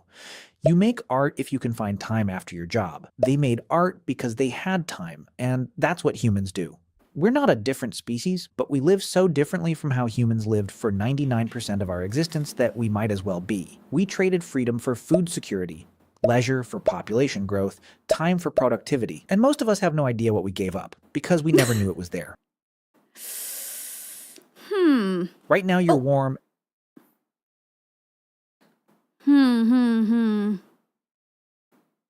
You wake up when your body is ready. No alarm. What did we give up, Chad? Freedom. Living in the moment. Enjoying life. Time to think. Well, I don't know. I think it sounds all great. And when I was talking about how I feel like I've been in a better place but not productive, this is exactly the state I've been in. The end Priests. where, you know, what these cavemen Obligations. used to do. I was like, I need to get sleep. And then I wasn't just like forcing myself to stress, you know? I was living the caveman's lifestyle.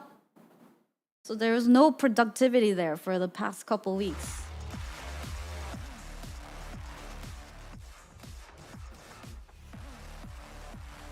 It sounds great until you die because you hit your toe really bad. Wait, what? What did I miss there? Our Neanderthal streamer. I think I remember doing 23andMe and it did. I can't remember if it told me that like there's some people that has like a very small, still has mix. I can't remember if I had it or not. I just remember that you could see that info. Many people have. She's living the dream. Oh, just simple injury can lead to dying. But that could happen while you're working 90,000 hours too. Just like, you remember how we were watching this like crazy Red Bull like ski video where this guy was like skiing down like Mount Everest, and I was like, damn, you know, like one little hit, you can get like really serious injury. And literally the moment I said it, I was moving around on my desk and hit my knee really hard on the desk.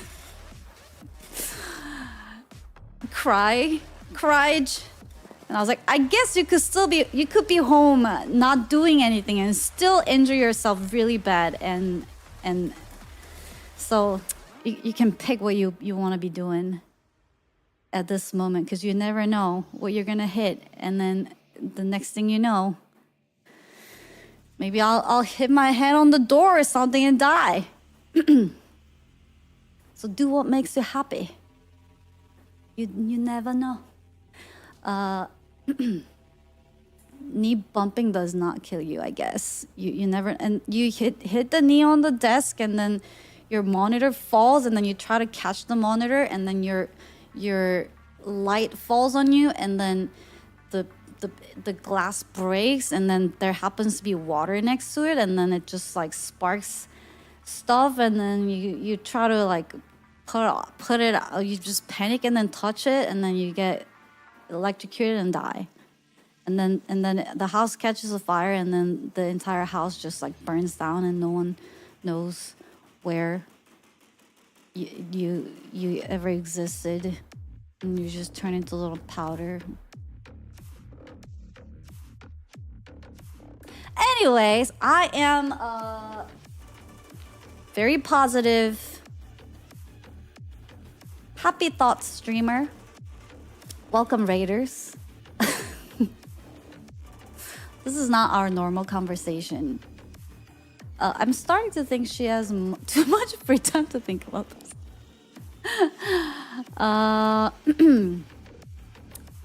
Pretty normal, Norders. Right. Some crazy videos I get to see on YouTube where I'm just like, if this wasn't filmed on this security camera, no one would believe this. But it can happen, chat. It can happen. I've seen it where it's like a series of unfortunate events over and over and over, all happening at the same time, and then it's just like, what the hell? Life's short, but also insuffer really long.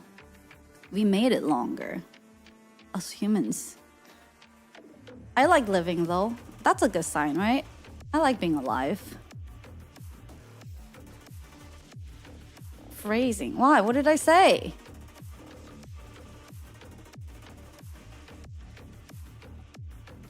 The Reaper traded his scythe for rough Goldberg machines. It's fine, I guess. Usually a good thing. Yeah. Oh, we make it longer? What was I talking about? Just try to see the best in everything. World's bad enough to make it worse in mind or so. I don't know. I just forgot what I wanted to say. You were trying to say... Stay positive.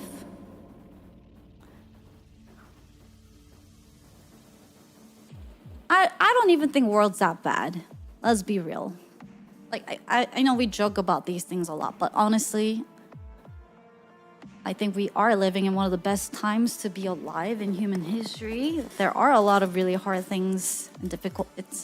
But the fact, like, anyone right here, right now here, that are able to watch my Twitch stream and we're just like Somebody better and be able to dying. hang here. I'm dying. We probably have a lot to be happy about and grateful for. There are a lot of bads happening, but there are also a lot of good happening, which isn't often, you know, shared or spotlighted enough. Because for some reason, our fucked up brain doesn't really care about hearing news about stuff like that. We have to wake up early to go hunting, though. We just need to adjust to be able to process bad news from all over the world in an instant. Yeah, I'm sure we'll get there. It's just a part of the evolution, and we just happen to be in the part of human history where we were going from very analog information time to this explosion of digital era, and our brain isn't quite there to process all of it in the healthiest way, but I think we're considering everything. I think we're doing all right. But I do genuinely believe that there are way more good people than the bad. Otherwise, the society would not function. And it's really the small minorities of the bad and toxic that kind of ruins it for everybody, you know?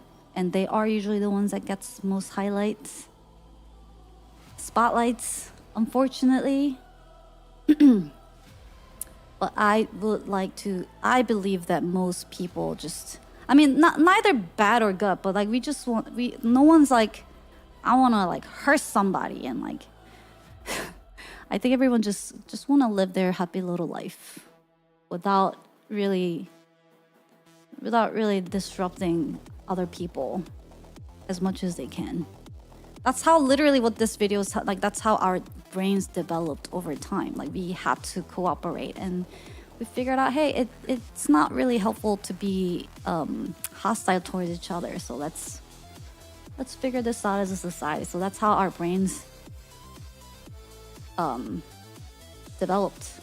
I am ontologically evil. I bought a bubble blower as a grown man the other week. Bubbles are great. Oh my god, when I went to this camping, some people brought this like giant bubble,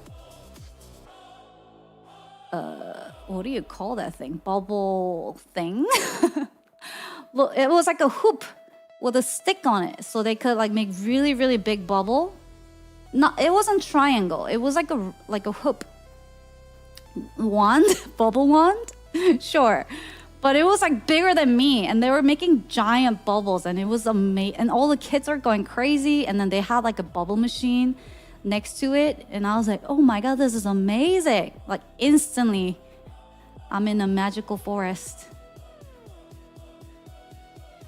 Everyone should get a bubble machine and just like put it in their living room and just blow it every morning and play a little song. Congratulations, you woke up. Another day. Your grandpa got trapped in a bubble like that for 3. What are you saying, Helen? What?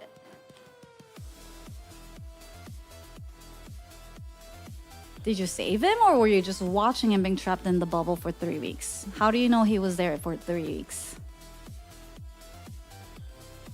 They have new tech too. These modern bubbles don't leave residue somehow.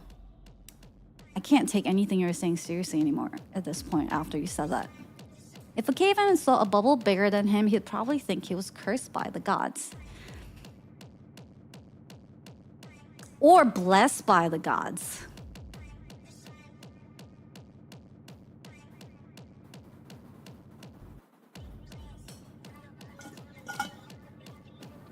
You also gotta wait for the latent frost effect to blow the biggest bubble. God, I hate you. This channel has so many interesting videos.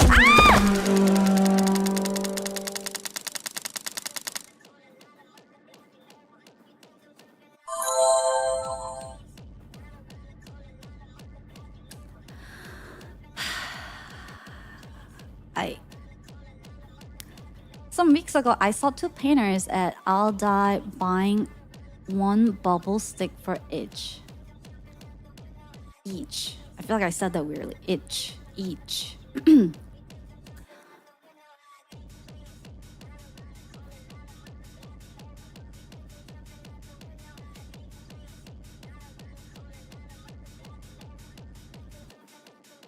Yeah. Bubbles are amazing. They're so pretty. It's one of my favorite things. The color of the bubbles.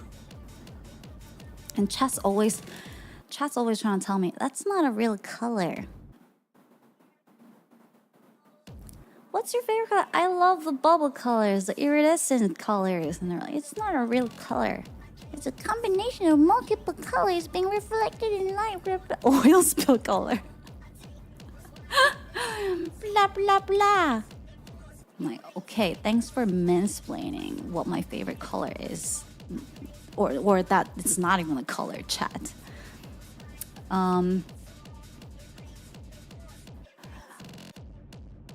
blew a bubble once. It followed me around until it popped.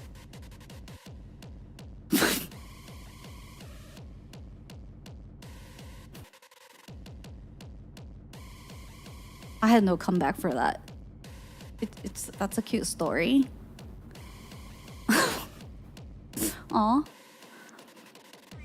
Since then, I have an image of them in my head making bubbles at the house they were supposed to paint. Its color is like the whole moon. It is, kind of. Want to get into what colors actually are? Nerd. She laughed at his cool bubble. Iridescence is a reflection. Everything is black anyway. It only becomes color because of light.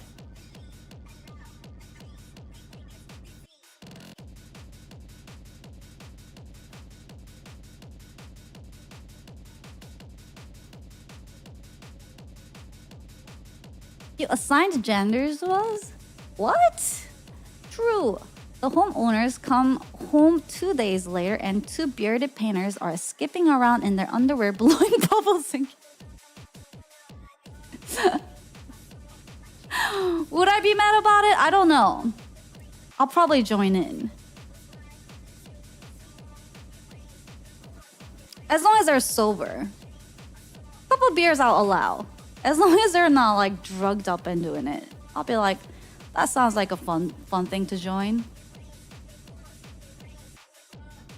Do you know the Bubble song?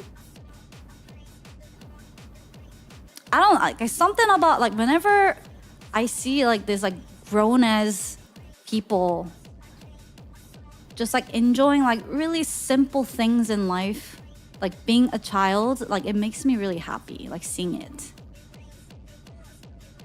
And maybe that's why I stream, so that I can see you grown as old people being children all the time. I'm just kidding. I'm not calling it children.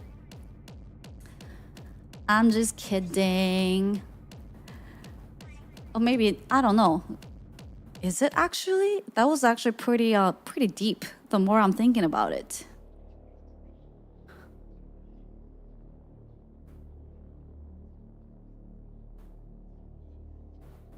And if half the house isn't painted? Ow. This is why her favorite movie is Forrest Gump. Stop gaslighting me. I never said my favorite movie is Forrest Gump.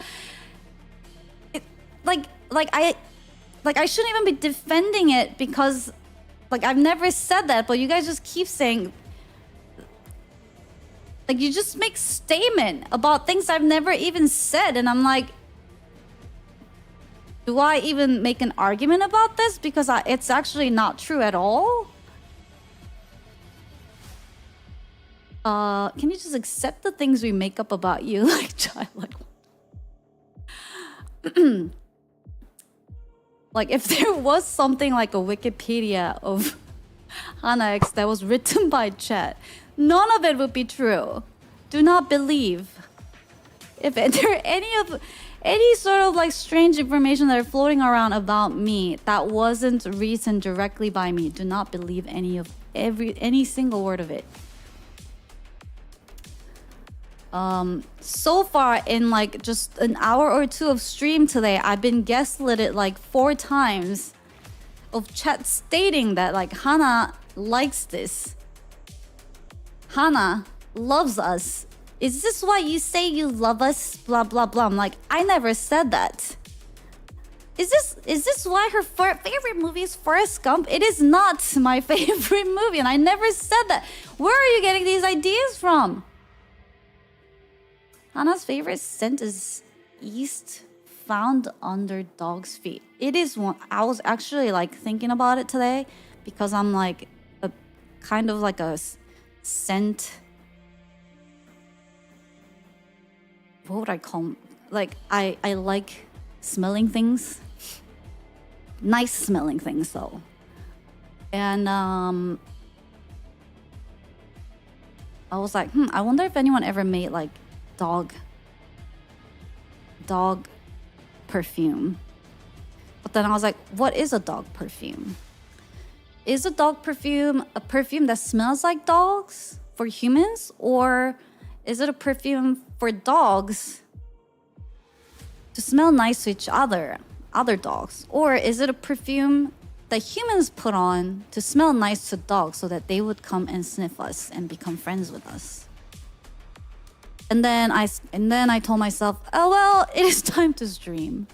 I should go start streaming now.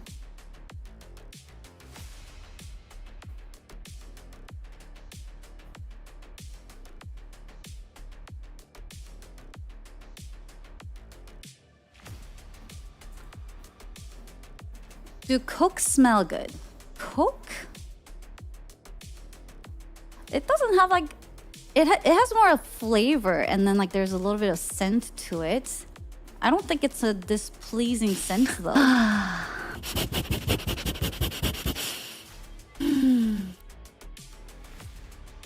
Is that why you're late? Partially.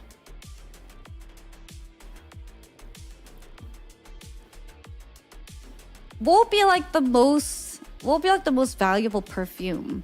Perfume that humans put on to smell good to dogs. That would probably just smell like piss, right? Some healthy piss.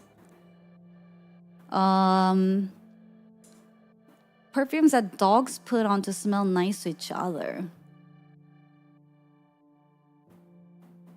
Apparently, according to this dog trainer I watch content of, dogs do also I don't know if like discriminate is the right word, but like they do have they have a standard of like what is a good looking dog, like handsome and pretty dogs, and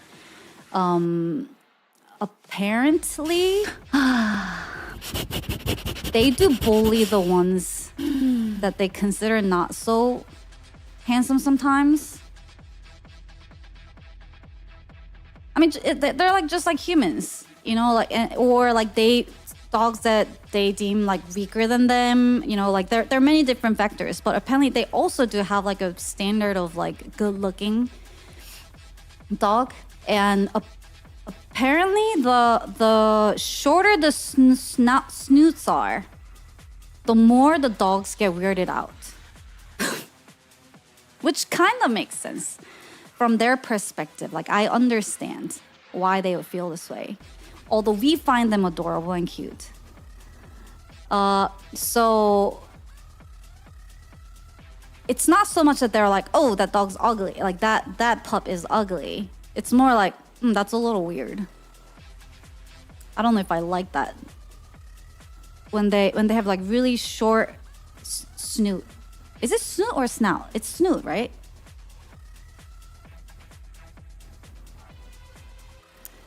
Because if you think about it, I would think that like the closer the dog looks like the wolves, the more they probably find attractive in their eyes, like, right? Like, or healthy.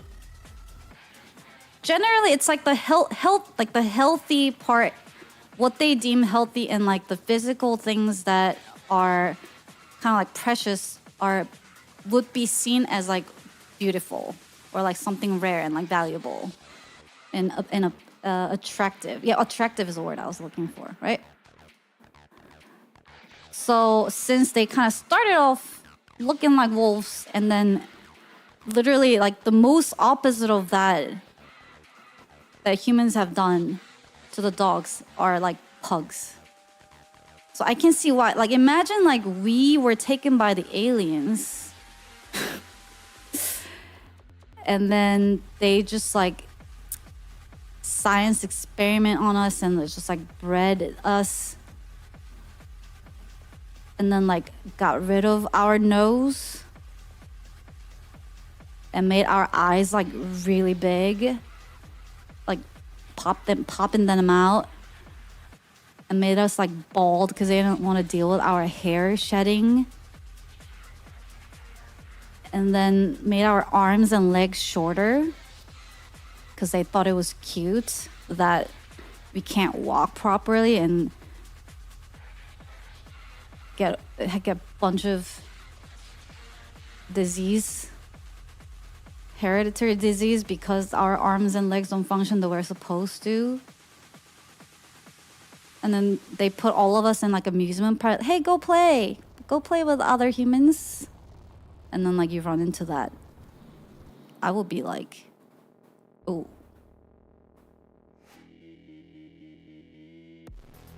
So apparently, like if you see at the dog parks, like oftentimes you would notice that like some like dogs tend to kind of like ignore or like stay away from like smaller dogs, and like and apparently that's part of the reasons why, because they get a little bit weirded out about it. Not all dogs. Some dogs are really friendly with like all types of dogs, but some dogs might get a little weirded out about it. I didn't know that. I didn't know. But then when I heard about it, I was like, okay, yeah, I can see that. I understand.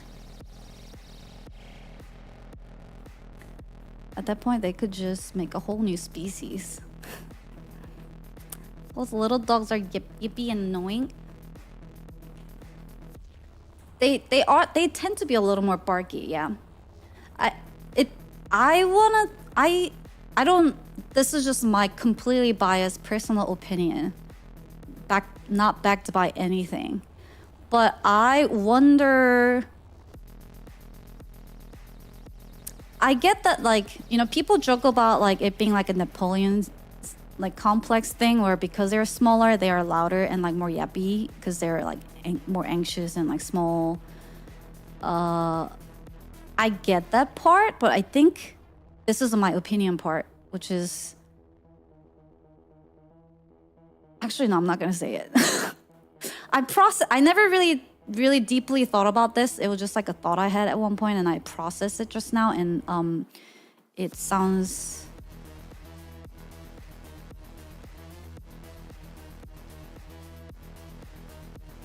I don't think it's okay. So what I was gonna say was, it doesn't sound right, but what I was gonna say was maybe it also has to do with the owners.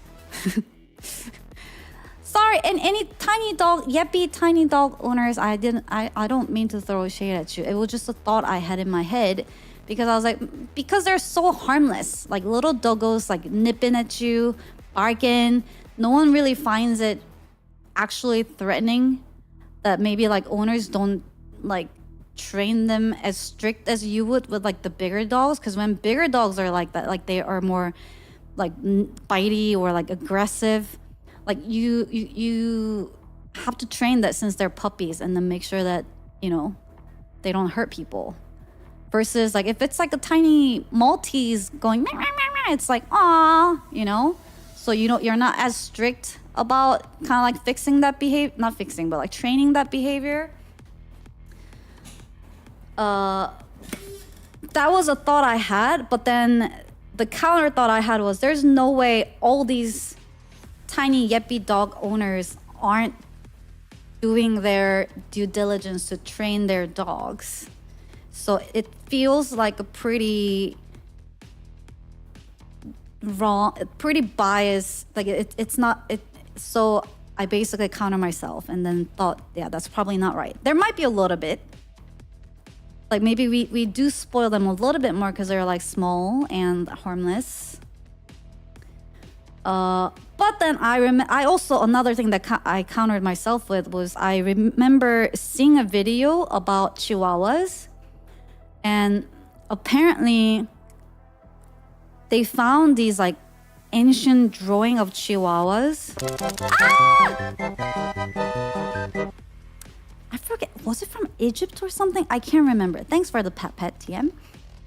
But it was like Chihuahuas from like decades Hey, ago. Chai Hana, welcome to our game show. All right, now for 50 bits, answer this yes or no question. What? Have you stopped abusing your mods? No. I never abuse them, so stop gaslighting me to like once I start defending it, it's like I actually abuse them, but I never said these things, at least out loud. I've never abused them in the first place, so I couldn't have stopped abusing them because I never started abusing them. Okay? Gaslighters.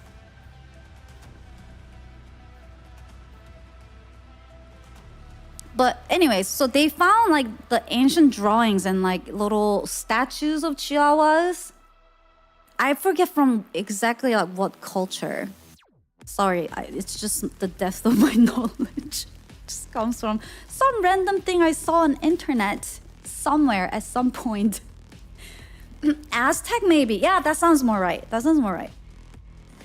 Where the drawings were shown and they looked angry as hell. I can't find, I mean, if someone can find it, feel free to share, but like literally, it was like, they looked,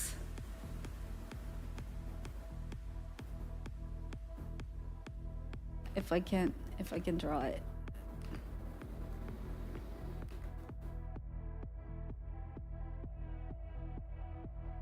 They're like the Chihuahua ears.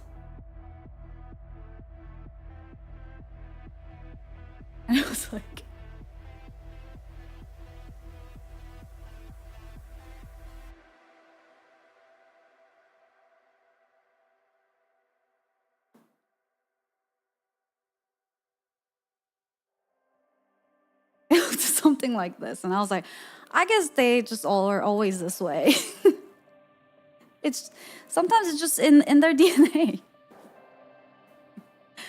And then I guess in the process of like the humans breeding them to become this like tiny and whatever, because they were so cute and harmless that we didn't put as much of an effort to get rid of the angry part of their DNA. But it looked angry as hell, and I was like, okay. So I don't think it's the owners. Some of it is definitely in their personality. Or like traits. Was there a drawing of a burly guy with a small mustache who says TCH all the time? I have no idea what you're saying. She doesn't admit it. Guilty as long as she doesn't admit it. There's nothing to admit. Reminds me of medieval paintings of cats that look absolutely cursed. Have you guys seen these videos of like people playing like Egyptian music to see if they the captions will say checking to see if they remember, and then it's like do do do do like Egyptian music, and then some cats just go and then like they would like sit up just like what you see on those like Egyptian like wall paintings. Have you guys seen those? It's pretty funny. Some cats remember. My people's music. That's right. I was a god. And I still am human. Man, I love kitties. Anyways, how did we get here? I have a nice Egyptian mythology book. Cool story, bro. You mean your history textbook? Ratatouille gif of the critic reliving his childhood. Cats are royalty by Yapin. I took a car. Huh? I treat my neighbor's cats better than I would my own children. Yeah. Yeah, I get that. Wait, your own children? No, don't do that. But I get it. But you're probably saying that because you don't have your own children, right? If you did, it'd be different. But right now, your mind is a mystery. Until today, humans remain slaves to cats. Yep, I have that too at my parents' house, probably. I wonder how old today's Egyptian music actually is.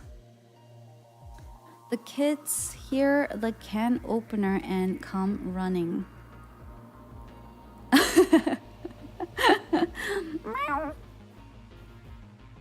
Who has children here? I do.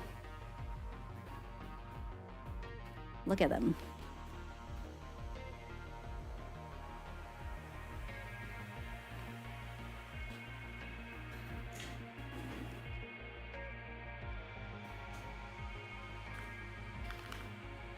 I do. Look at the screen.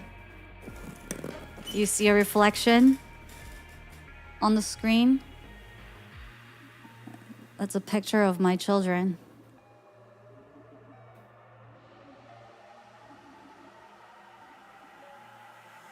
Wake up.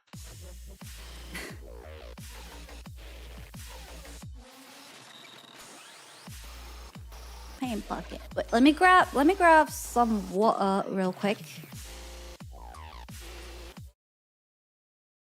Get away, another way to feel.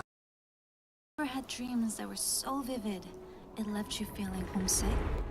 Have you ever wondered if they really happened? Hi, I'm Hana Banana. And I'm number 2. This is the Dreamverse. The Dreamverse is a place where your forgotten dreams come to life. I created my virtual self to find my long-lost dreams. I've always loved singing, creating, and sharing what I've created with others. Now I can sing and dance on the stages of my dreams, but it started getting a little lonely here. So that's when I created my android twin, number 2, to bring more of you into this world. Slowly but surely, people started finding their ways to my world. I've made some cool friends. Chat and I defeat some horrible night terrors together. Number 2 tries to learn memes.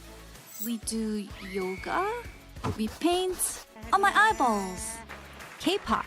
Karaoke. I make cool weapons to punish chat when they don't behave. Then rave with them. If you dream it, it shall happen. My favorite streaming moment is when my idol, Code Nico, came to my stream, and I ugly cried in front of everybody. My goal is to build a community of people like me and to just have fun along the way. Prove those wrong that told me to stop dreaming that this is something worth living for. So if you're in for some comfy chaos, come away with me.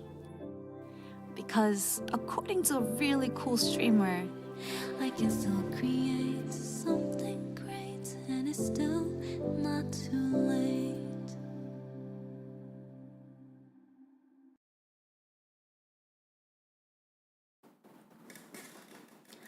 And it's still never too late.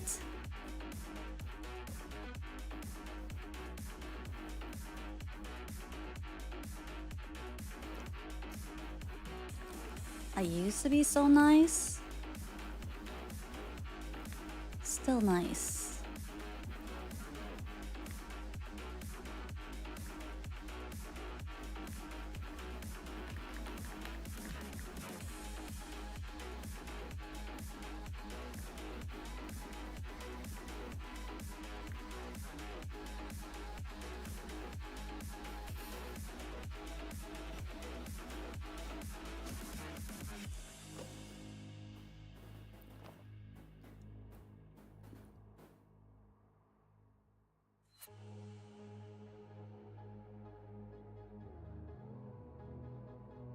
It's roughly one. This channel has so many interesting videos, chat. Can we watch one more?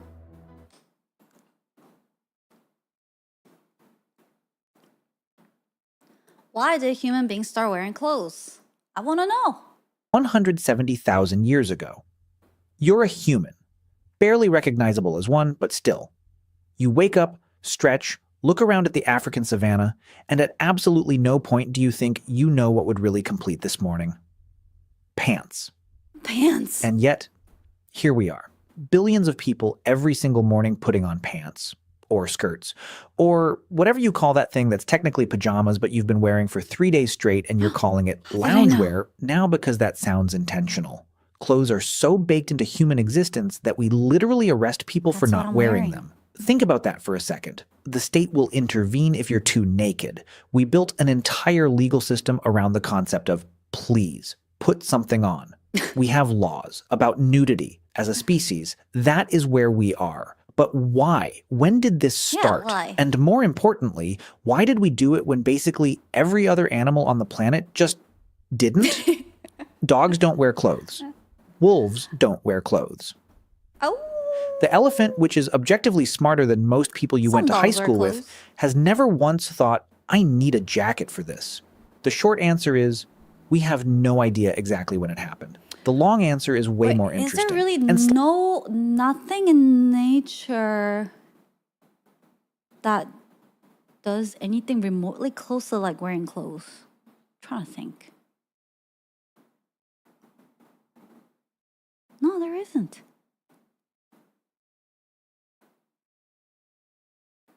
Oh, crabs?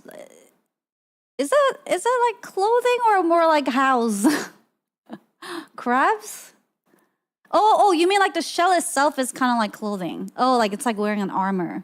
Oh, yeah. True, like for protection. But that...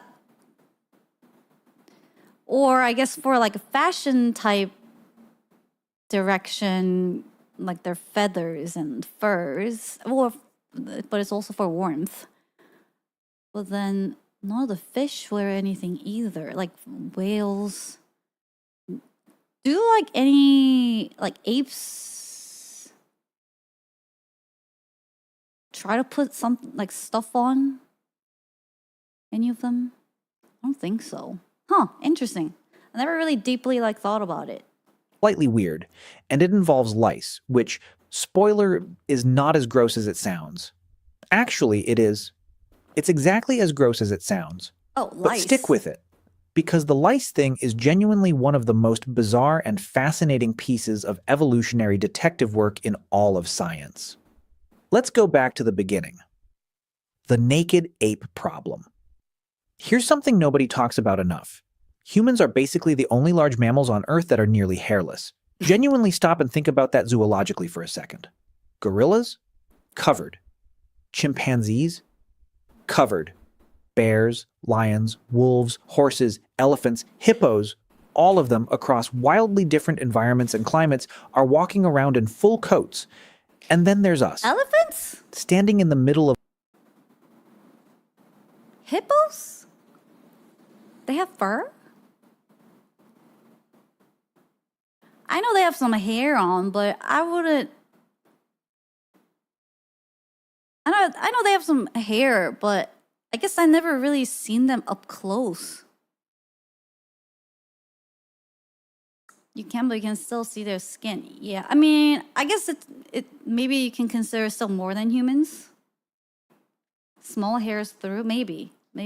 Thin hair. So do humans, though, right? I mean, like if you were to like really be nitpicky about it, like humans have a lot of hair on our head, kind of like the lion's mane, whereas like hippos or elephants don't really.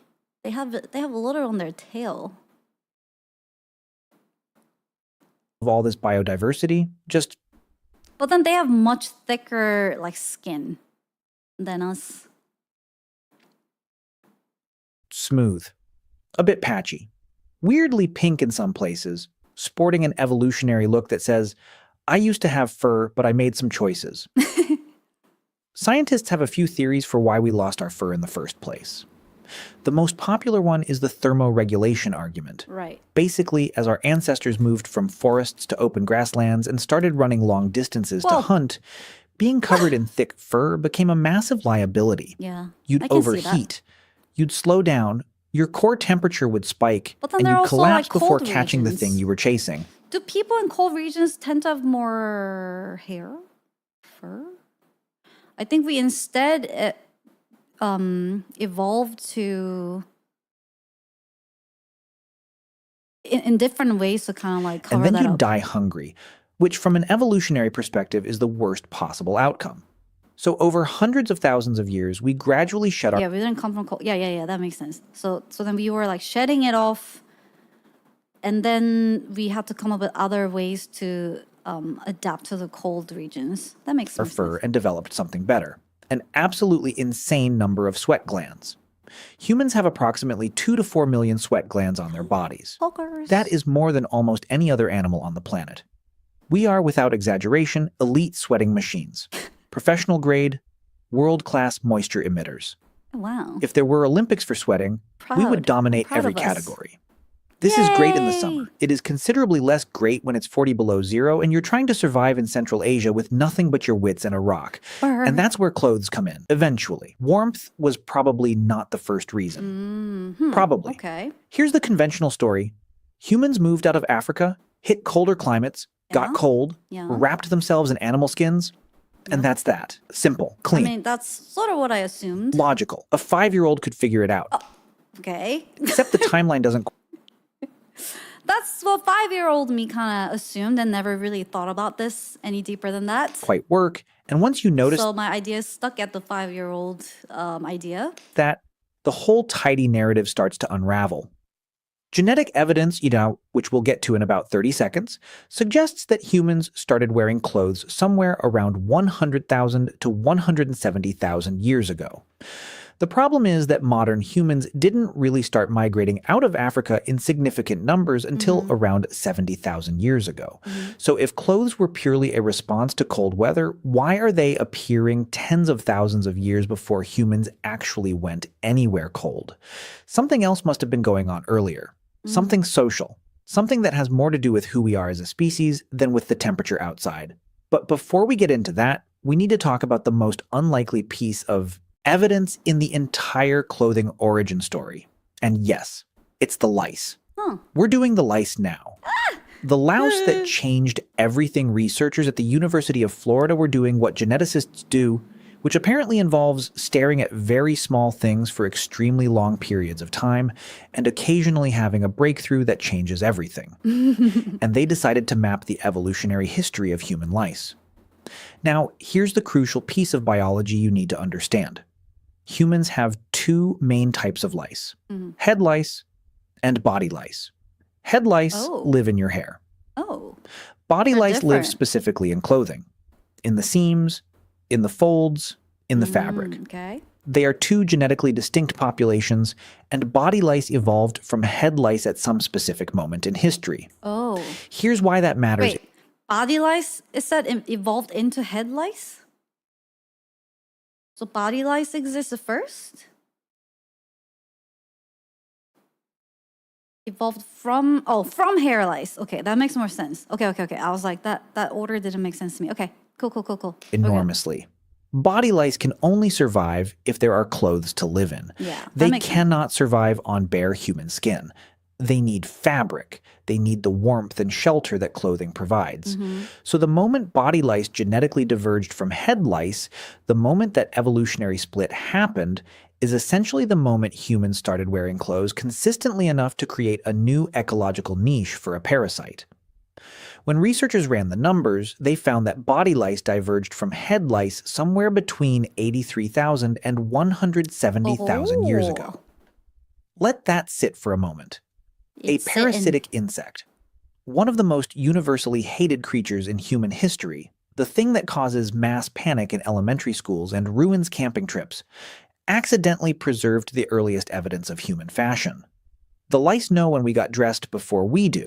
But I'm sure they will have more reasons to back this up than the coincidental timing of lice's evolution, right? Let's keep watching. They were there. They adapted. They moved in. That is either beautiful or deeply, deeply horrifying. Possibly both simultaneously. Probably both. Okay. So, what were clothes actually for first? Okay, so we've established that clothing predates the migration out of Africa by a significant margin, which means warmth cannot be the original driver. So, what was? Theory number 1. Basic physical protection. This drawing. That's so funny. The face. Protection.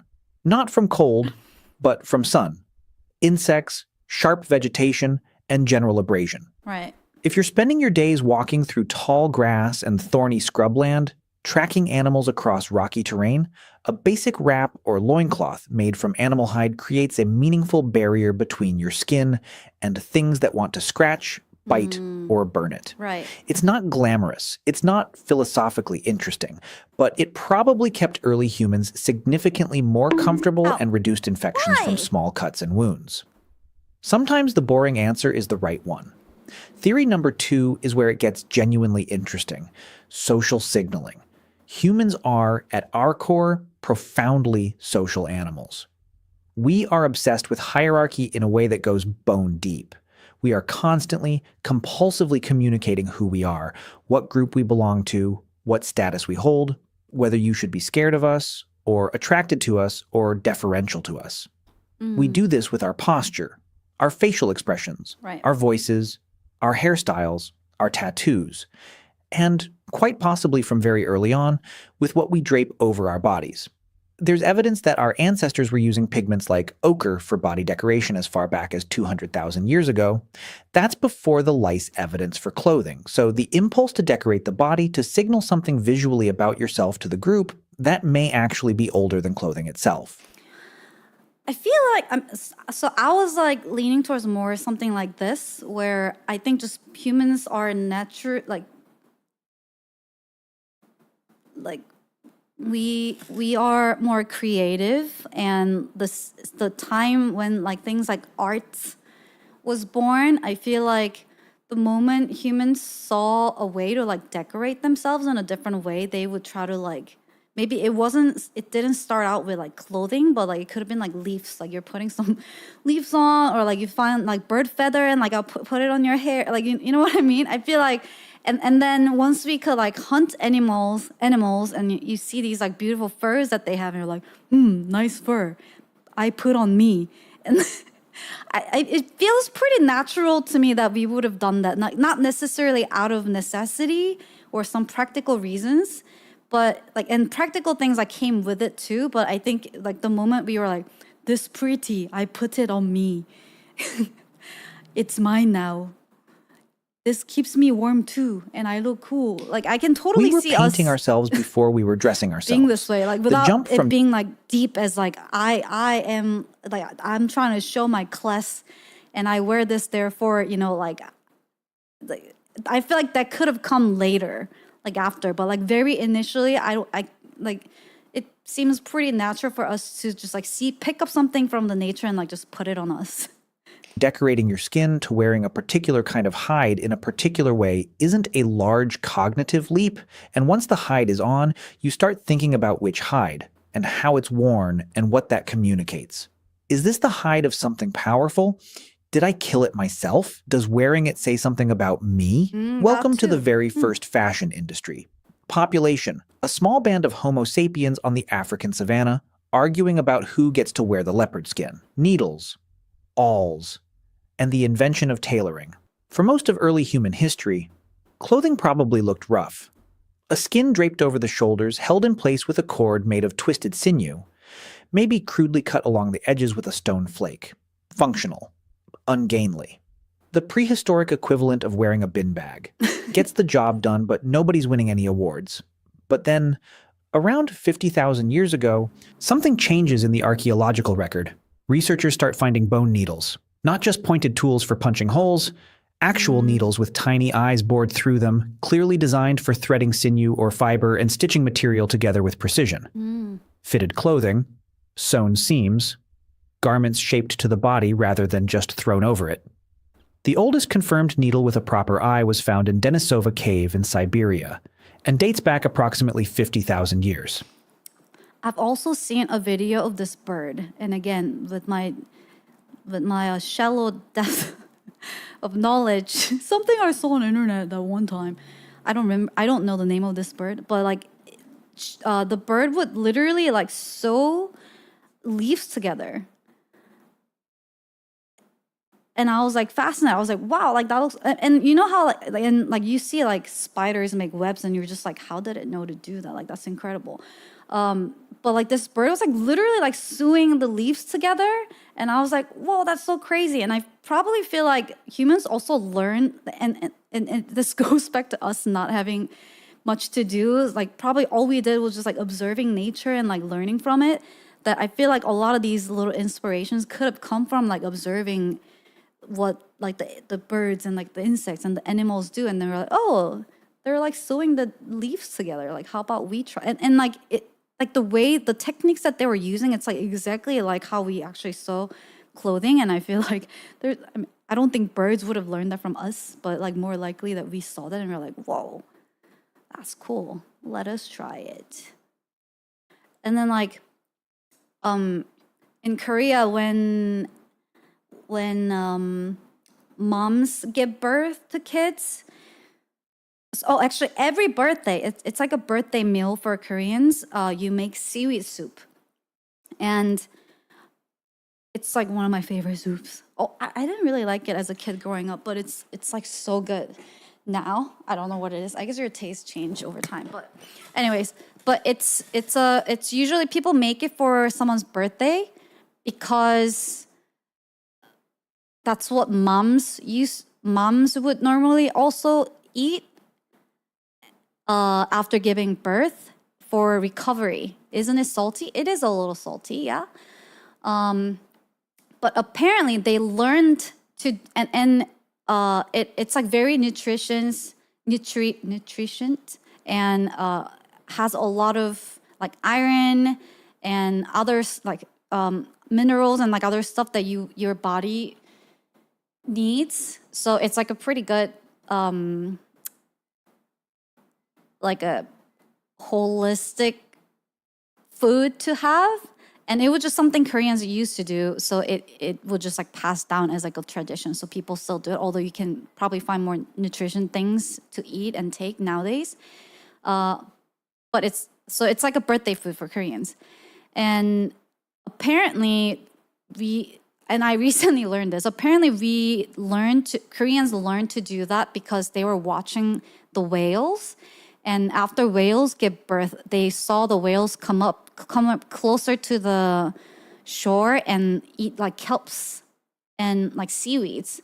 But specifically always like after giving birth. So they were like, oh, if they're doing it, there must be something. They got a reason. So then they started doing it and it kind of worked out.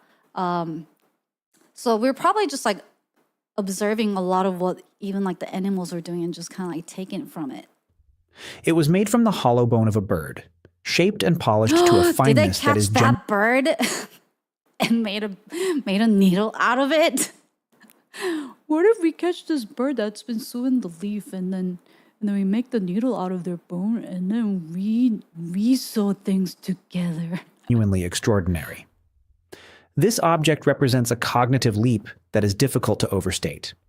Someone looked at a sliver of bone, envisioned a tool that didn't yet exist, figured out how to bore a clean hole through the narrow end without splitting it, and used the finished product to join two pieces of material with a controlled, repeatable stitch.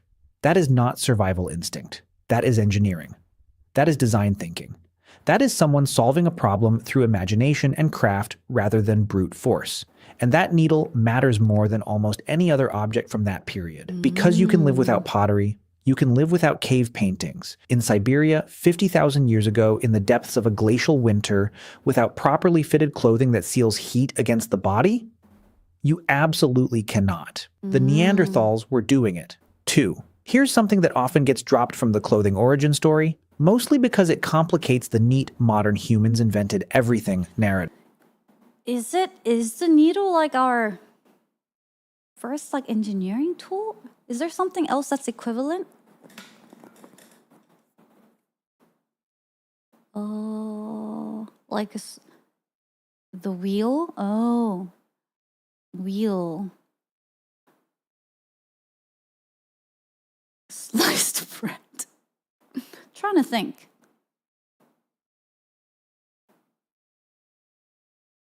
Do we have like brush before needles? Why? Neanderthals were also making and wearing clothes, and they were doing it well before they ever encountered us. We've found substantial evidence of Neanderthals systematically processing animal hides, scraping bones in patterns consistent with hide preparation, using specific stone Spears and tools clubs. that Yeah, were no, but I mean more like tools to create something else. Not like for hunting or like, yeah, as in like engineering tool, like to create, like to craft something else. I guess they were just like chopping like they were making the bones sharp and stuff, but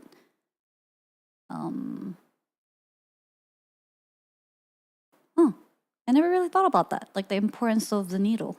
Interesting. clearly designed for working leather, and managing carcasses in ways that suggest they were after the skin as much as the meat. There's also genetic and anatomical evidence suggesting Neanderthals had physiological adaptations to cold climates, stockier bodies, shorter limbs, different fat distribution, which tells us they were dealing with serious cold for a very long time. Clothes would have been essential, not optional. And then there are the Denisovans, the mysterious third human lineage we only discovered in 2010 from a single finger bone found in that same Siberian cave. In the same archaeological layers as the needle, researchers found pierced and polished ornaments that suggest symbolic thinking, decoration, and possibly garment Look, a embellishment. tooth I put A here. people we barely know existed were already thinking about what they were wearing and how it looked. So the impulse to clothe the body wasn't exclusive to our lineage. Multiple human species in different environments arrived at similar solutions through overlapping reasoning, which raises a genuinely unsettling question. Is clothing a human thing, or is it a smart bipedal primate living in a harsh environment thing? Is it inevitable? Would any sufficiently intelligent creature, cold enough and social enough, eventually figure out that wrapping yourself in something is just obviously correct? We don't know. But the convergence across species is very hard to dismiss. Let's take a step back and talk about the truly strange thing here. The thing that separates human clothing from every other animal's relationship with. What I'm curious about is like not why we started wearing it, because there are so many different ways to kind of like make assumptions, like logical assumptions, but why did it become, or is it the clothing that contributed to the idea of like, I don't know if the shame is the right word, but like wanting to like hide or like covering your body parts? Maybe it's because like after doing it for a while, it became like, why do we, what made us want to especially like cover certain body parts? And like, is that related to clothing, or is that even like something else? Shelter or protection. If clothes were purely practical, every culture across history would converge on the most thermally efficient solution for their climate and just stay there forever. Thick hides in the Arctic, Protection, light maybe? plant Yeah, fiber in that the could be. tropics, same shapes, same function, total standardization. Done. That is categorically not what happened. What happened is that humans immediately and universally made clothing mean something. In every culture we have records of, going back to the earliest archaeological evidence, clothing carries symbolic weight that goes far beyond its physical function. That's true. Priests wore different things than warriors. Rulers wore things nobody else was allowed to wear. The dead were buried in specific garments suited to their status and the journey ahead of them. Ceremonies required specific dress that would be absurd in any other context. Some of the oldest textile fragments ever found weren't just pieces of fabric. They were dyed in multiple colors. Someone, tens of thousands of years ago, looked at a perfectly functional piece of woven material and thought, this needs to be a different color. Not because it would keep them warmer, but because it would mean something different. Because it would say something. This is the fundamental weirdness of human clothing. We use it as language. We use it to construct and broadcast identity. We use it to say, I belong to this group, I hold this rank, I am mourning, I am celebrating, I am dangerous, I am available, I am sacred, I am ordinary. No other animal does this. Peacocks display, sure. Cuttlefish change color, but they're not choosing what to communicate based on social context, cultural history, and personal narrative. That's entirely ours. And it started, as best we can tell, in Africa between 1 and 200,000 years ago, when some ancestor of ours picked up a piece of ochre, painted themselves with it, and felt something click into place about who they were in relation to everyone else. Even if warmth wasn't the original reason, it became a survival-critical one fast. Between roughly 120,000 and 70,000 years ago, Earth went through a series of brutal glacial cycles. Global temperatures plunged, ice sheets expanded dramatically. Large portions of Africa became hyper-arid.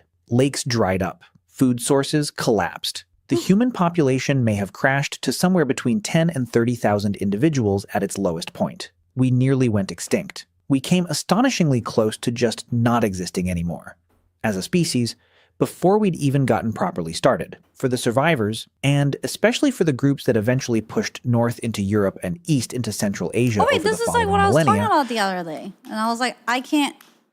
lakes dried up, heats expanded dramatically. Large portions of Africa became hyper-arid. Lakes dried up. Food sources, individuals no. at its lowest point. Oh yeah, 30,000. But it's not what I thought it. I thought it was because it got cold. Africa became hyper-arid. Hyper-arid? Lakes What does hyper-arid mean, chat? Arid? Dry? It looks... dried up. Food sources collapsed. The human population Dry? Like droughts? No liquid water? Okay. I've never... Oh, hyper-arid. Okay, cool. may have crashed to somewhere between 10 and 30,000 individuals. I thought it was because it got cold. So I don't know if this is the same time period, or like that was just the wrong info I had in my head? At its lowest point. We nearly went extinct. We came astonishingly close to just not existing anymore. As a species, before we'd even gotten properly started. For the survivors, and especially for the groups that eventually pushed north into Europe and east into Central Asia over the following millennia, clothing was no longer a social signal or a practical comfort. It was the thin line between life and death. Quite literally. The groups that had already developed sophisticated clothing technology, fitted, layered, stitched, sealed at the extremities, had a survival advantage so significant it's hard to overstate. A properly constructed garment traps warm air against the body. It protects the wrists and neck, the places where blood runs close to the surface and heat escapes fastest. It allows a human body to survive temperatures that would kill an unclothed person in hours. Those with the needle, the thread, the knowledge of how to prepare hide and layer materials, they made it through.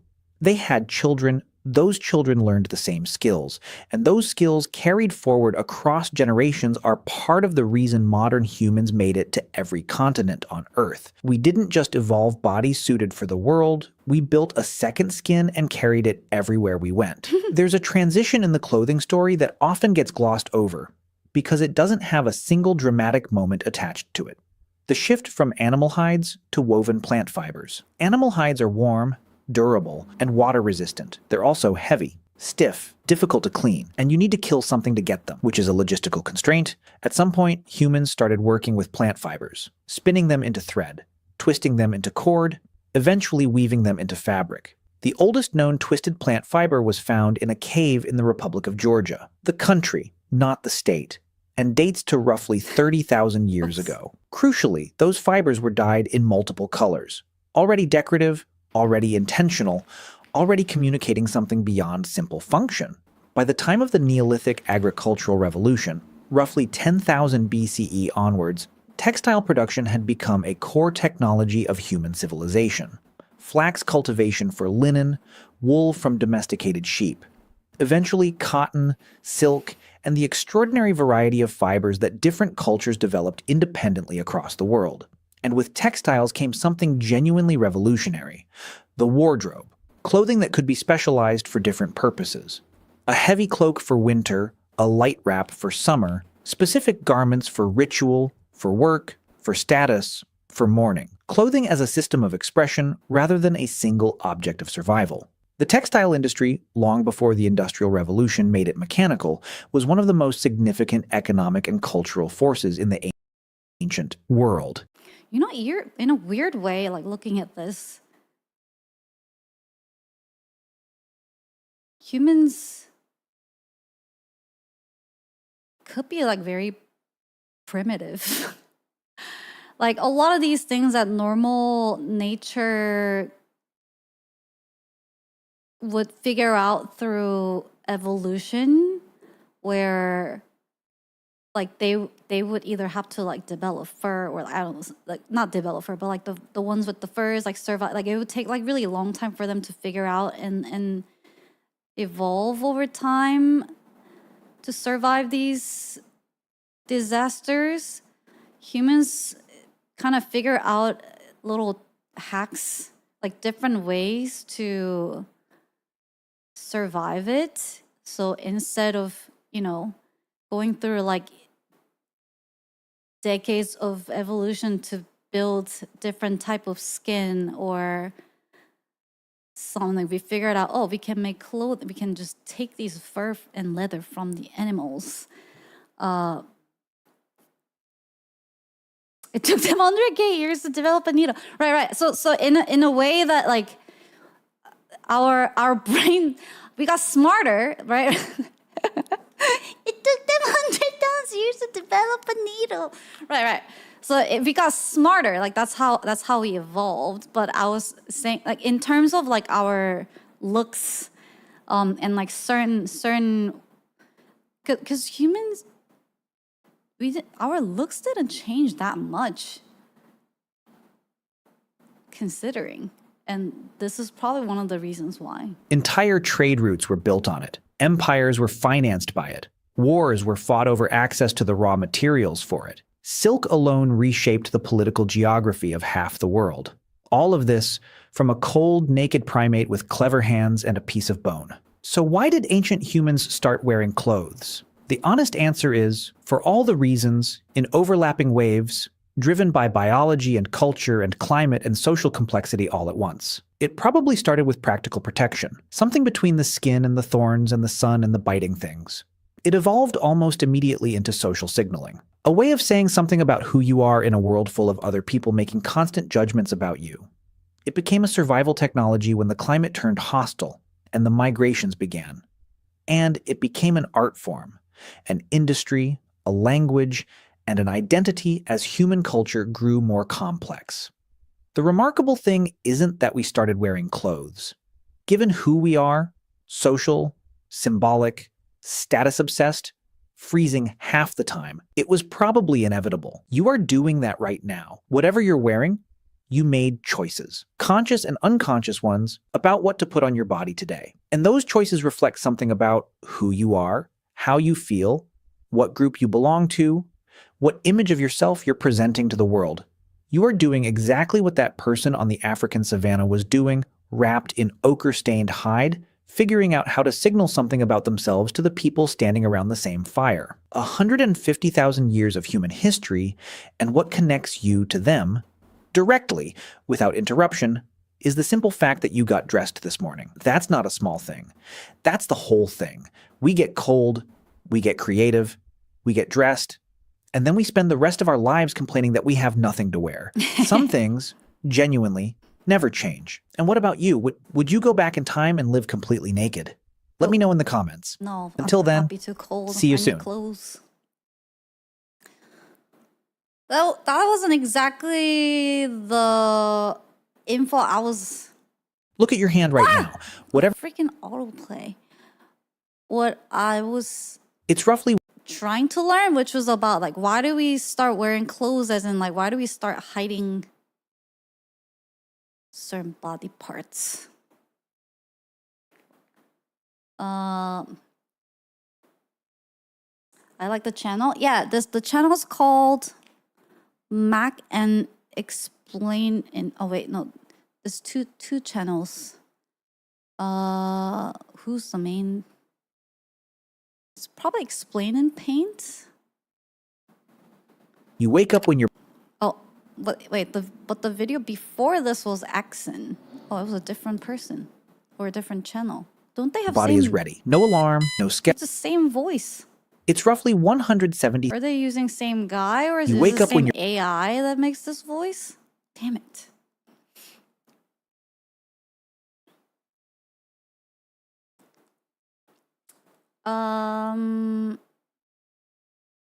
But yeah, the channel before about the what did humans do before, I did feel like the Bums. drawings on What- this one was a little more funny. It's a little more rough stick figures, but it makes it funny. Like this. I like these. That's the channel, and then the one I watched up. Oh, these are all different channels. Well, like same exact style. Huh. The one after we watched is Explain in Paint. Probably someone started it and like it caught on. So AI is retelling our past.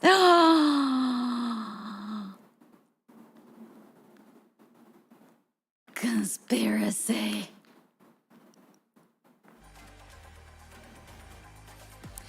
But I remember talking about this with Rari's, where she told me that in like Europe, being naked.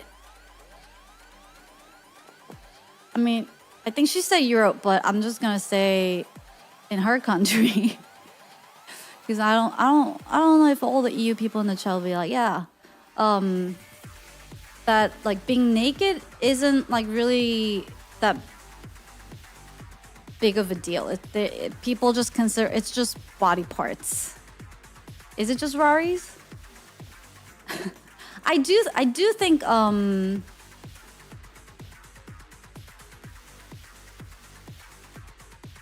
maybe the level, it's a bit of like on the spectrum depending on the country a little bit, but generally speaking, probably I do think Europe is a bit more open.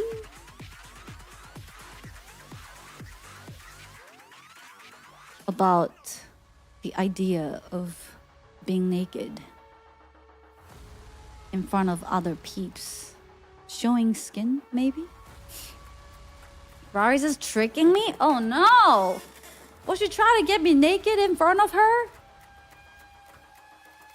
Sweden used to be way more open? Oh, so you feel like it's more conservative than it used to be?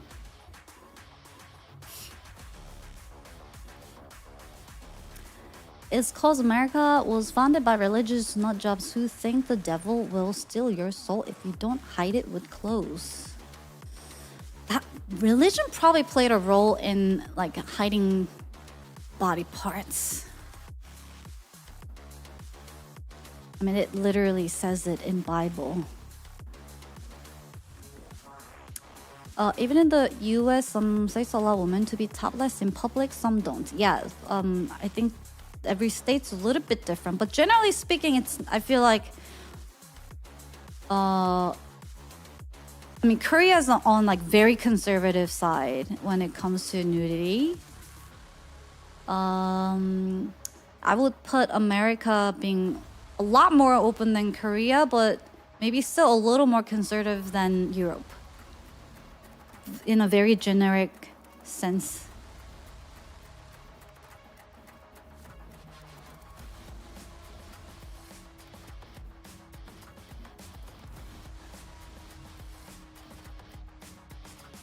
I remember going to like this like event that was happening at a resort a while back, and they had like a hot spring area, and this was in America, and like they had like a hot spring area, and the event had like a lot of people from Europe and America. It was just like very like a lot of like diversity, and the hot spring allowed people to be nude, but I just assumed like no one actually would be. And then when I went, I'm pretty sure I was the only one with the bathing suit on, and I was like, Jesus Christ.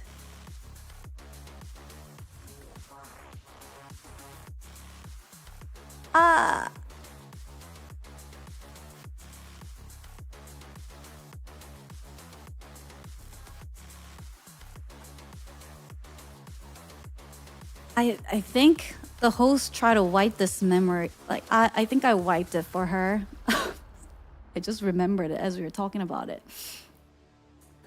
Clothing optional is code for nudist area. I guess so. I didn't think too much. I just wanted to go to like hot spring. And it's not as weird of a concept for me because Korea has a public hot spring and like sauna, but it's usually like men and women separate. So it's not like a mix. But then that area was open for everybody. So I think I just didn't think too much. And I was like, oh yeah, like I've been to like a public bath and like I'm okay with the idea and whatever. And then I went and then I was like, okay, I am going to leave now. That is way too many penises I did not want to see.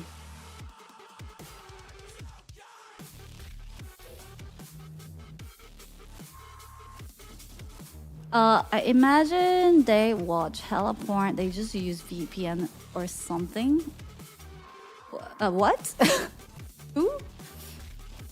Nudist beaches are usually filled with people you don't want to look at. What? One penis is way too many already, to be fair. Yeah. Yep. And that's when she started hating different. So is that you went to the States? Koreans. Now, like, you guys are all talking about different things.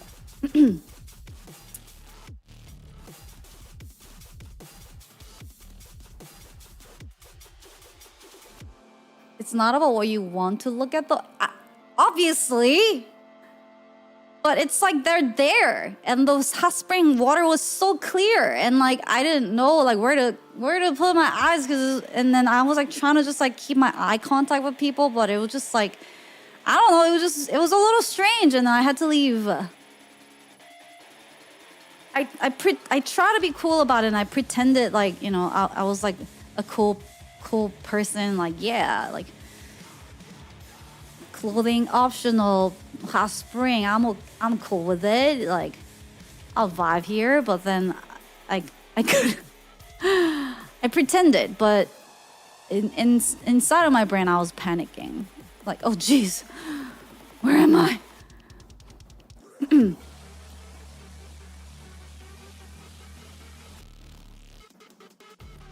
And like it wasn't anything sexual, like and I kind of understand the concept that Rari was telling me, which was like because like everyone was just like naked and like it's not in a like sexy way, you know, people are just like comfortable and it's just like body parts, right? So like there was no sexual tension there, like it wasn't like that. It was just like uncomfortable because I didn't really want to see them. Yeah, it was just a little awkward in my head. So it was just in my head mostly because it's not something I was used to.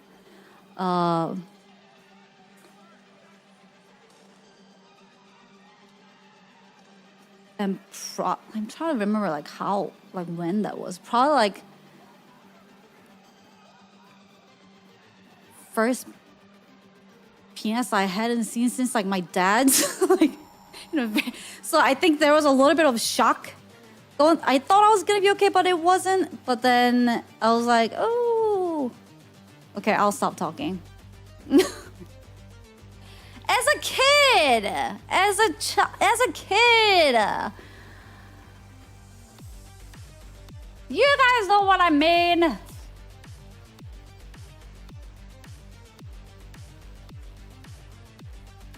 What? What do you mean even what are you thinking? No, it's not like he showed it to me. I just saw them and it was in the bathroom when I was a kid. Well, you're gonna read the phrasing, okay?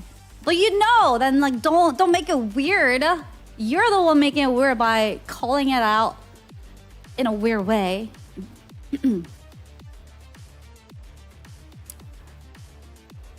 I remember being like, Dad, why do you have a poop dangling on?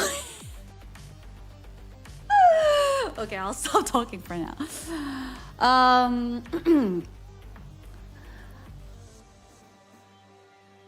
Keep talking.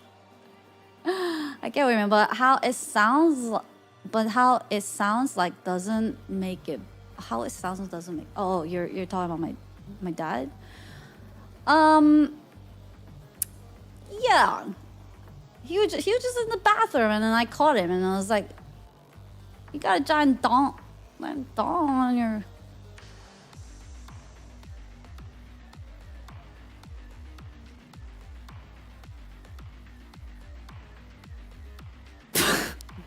Belly. He was showering. Jesus.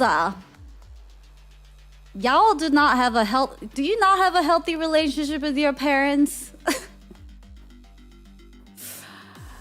It is totally normal for kids to see their parents naked.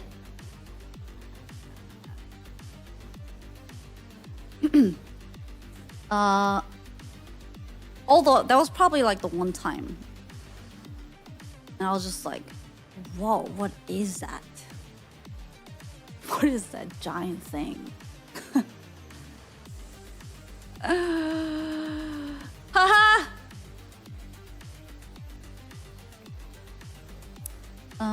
Normally family accidents is a part of life unless it's intentional. The rest of the memories. She really should have stopped like talking like. Okay, I'll stop talking 5 minutes ago.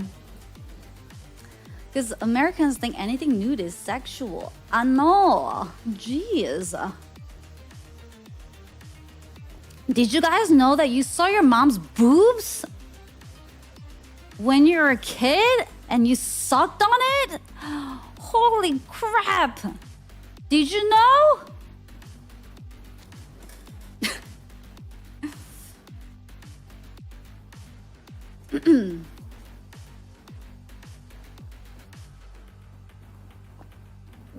Crazy accusations. I had my eyes closed. Respectfully, I had my eyes closed as a baby.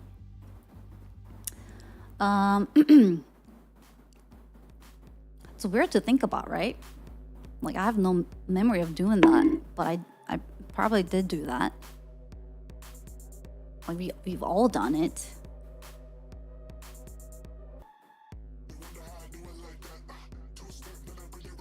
Wait till they find out where they came from. I heard a really funny comment that fits the situation. Some people just weren't breastfed. I don't know what's funny about it.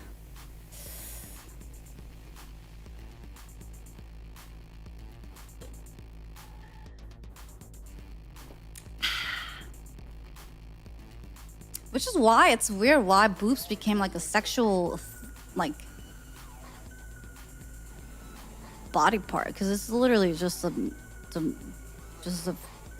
milk jug. Why did grown-up men start?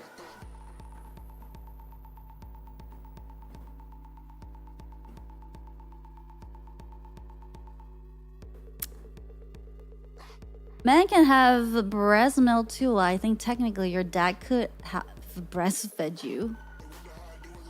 As a guy, I don't understand it either, but it makes me happy.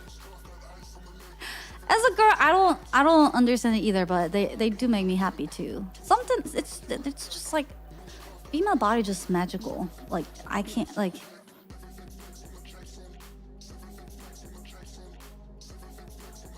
Respectfully, like they're so beautiful. Like it's so beautiful and like magical that I just, even as a girl, like when I see nice bodies and the curves and all that, I can't take my eyes away. And it's not in a sexual way. It's just like you just admire it. Like wow, it's so artistic and like beautiful.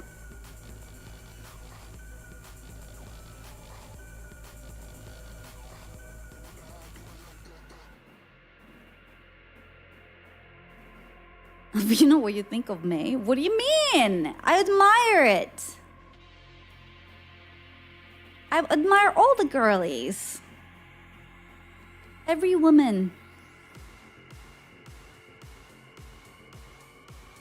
With their own beautiful curves and lines and beauty.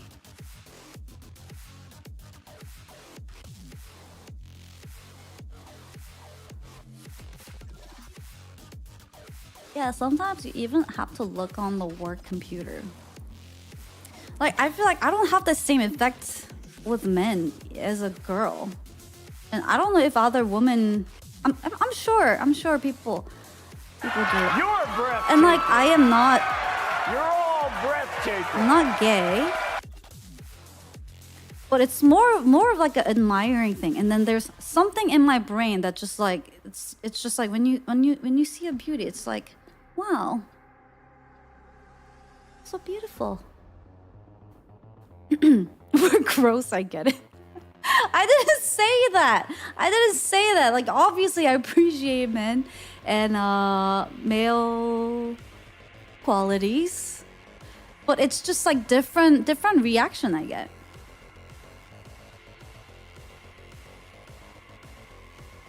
No one ever talks about how men are attractive feels bad. That's not true. That's not true at all. I was just talking about me personal. There are a lot of beautiful, attractive men, but I just mean that like for me, it's not like.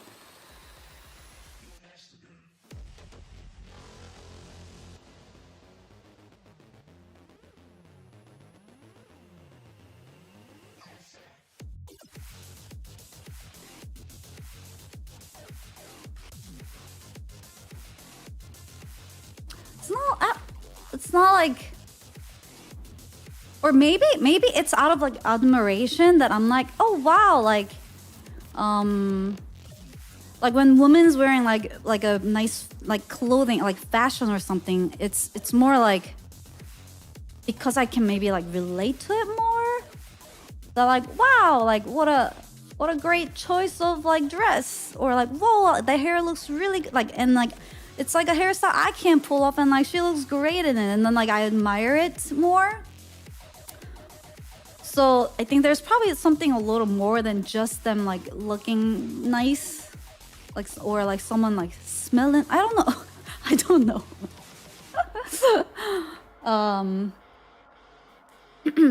Appreciation for the amount of work that went into their look. Admire because you know how much goes into it. That too, yeah, that for sure. But then there's also like part of me that's just like, I don't know, like just any woman. It's just like there's like so much. It's just beautiful to look. It's very pleasant to look at. But then, but I don't have that same reaction. Sorry, I don't know what I'm saying anymore. I don't know what I'm saying anymore. Obviously, I like men, but I also think, and this again, like this is also like very personal thing, not like girls thing, personal thing.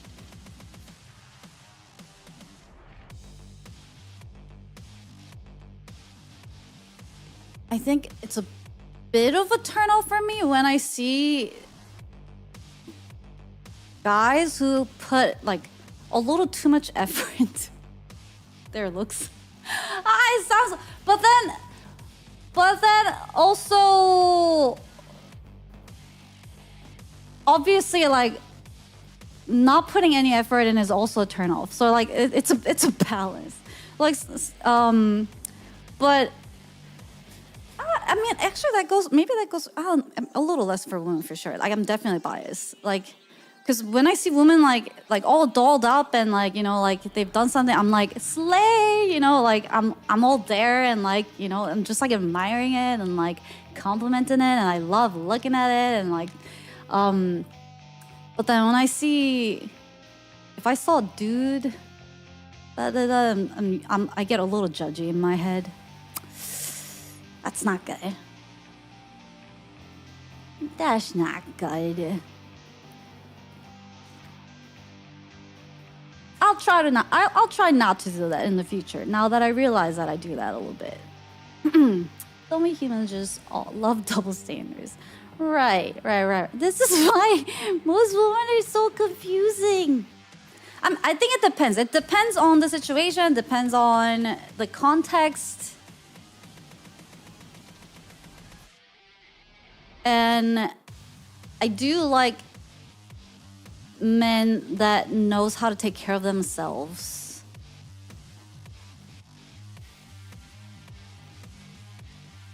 But then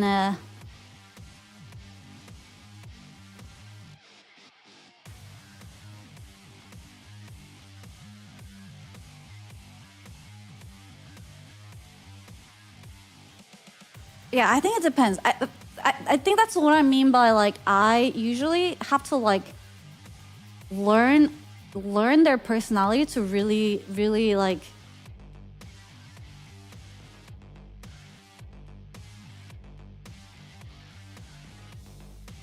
judge my like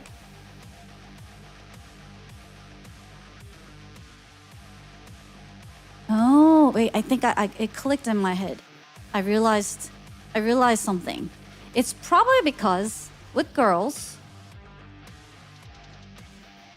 because there's no like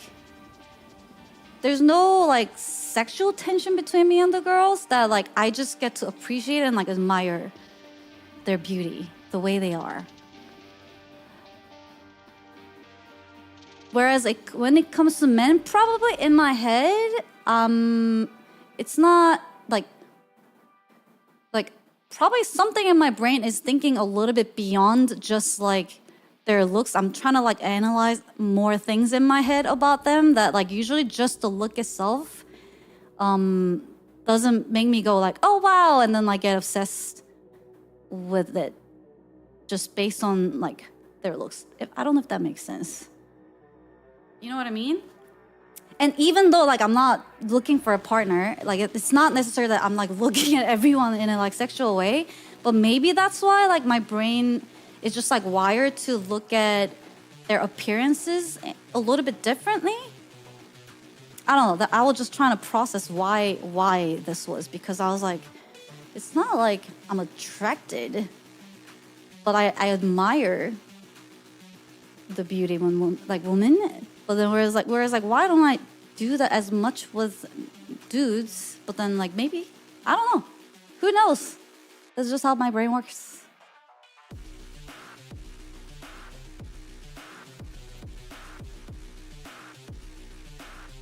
Or it could just be based on like some experiences, my small data of the humans I've interacted with, that like there's more like flags going off in my head. Like, oh, uh-oh. That one smells too much like, or like this guy has sprayed way too much X spray on. And then there's some experience triggers and it's like, oh. And then like the data compiles in my head. I don't know. So I feel like maybe there's just like more layers I look for in dudes than girlies. Whereas like girls, I can just simply like appreciate what I'm looking at. Like, oh wow, so cute, so pretty. And also I can compliment them because I know that, you know, like they're not gonna mistake. That's another thing. So that, because I know that they're not gonna like misinterpret my compliments. So I feel a lot more comfortable just like doing it versus like, as much as I want to compliment guys, sometimes it's like, oh, I also don't want them to like mislead them thinking like I'm interested in them, you know? So there's like a little bit more layer of interaction there. That my brain's like, don't do this, don't do that. You can say nice things, nice without nice. I do try to compliment just people and just people, but also like dudes in general. And I feel like,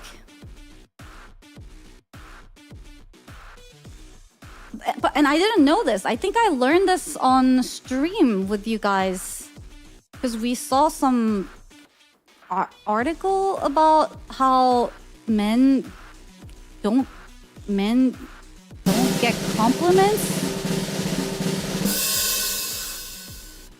Hana trying to convince chat she isn't gay by talking about her list of 1,000 things she likes in a guy. I mean, I don't have to prove you anything. I was just trying to process it in my head. Men don't get compliments because creeps get creepy when they do. I know! Which is why men should give compliments to each other.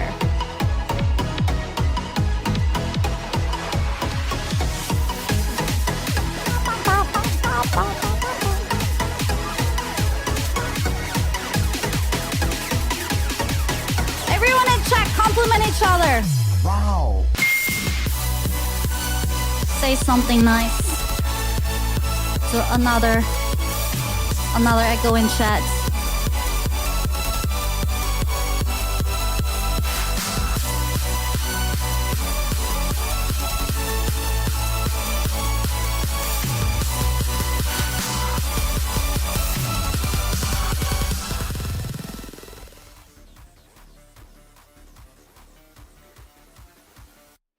I like your chat color.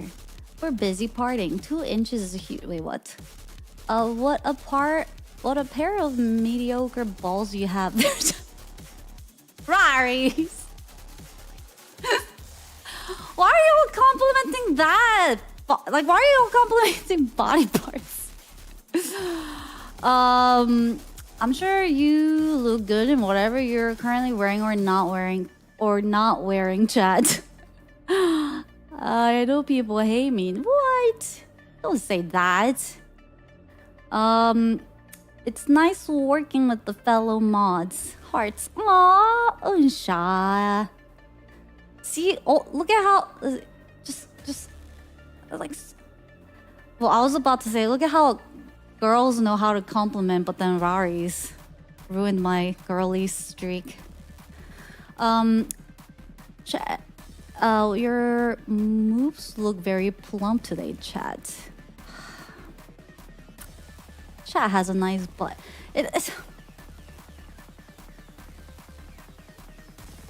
But yeah, I remember we came across an article about how men aren't used to getting complimented, and I was like shocked. I was like, what do you mean? Why?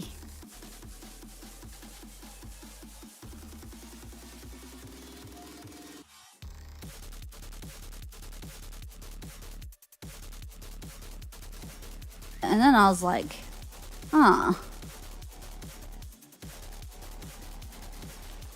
Thank you, Saucy. I got a compliment last decade. I still think about it on the hard days. It's rare to hear compliments? Really?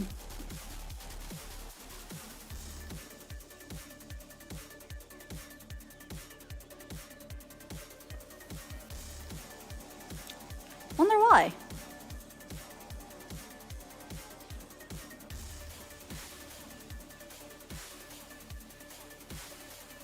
I don't really crave compliments. You don't have to crave compliments. It's just nice to give it and receive one. It doesn't cost you anything to make someone's day a little bit better.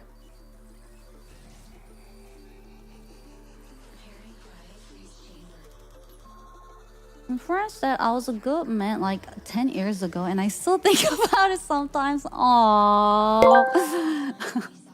Grim, read Piskzazu asked me. What? Can you tell us why it's so hard for Hana to compliment her chat? Is she trying to compensate for something? Hana is just a weenie because they are short and blind. They never read chat anyway. Plus, number 2 is clearly the superior one here. Bargaining. I still remember when an old woman... Oh, missed it. Yeah, and then I thought about it, and I was like, oh, like I compliment people like all the time, like both men and women, and like and then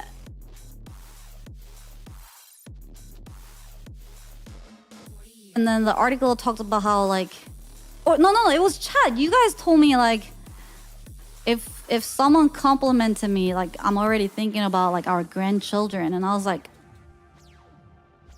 oh. And then like some things like clicked in my head, and I was like, yeah, maybe I shouldn't do this as much.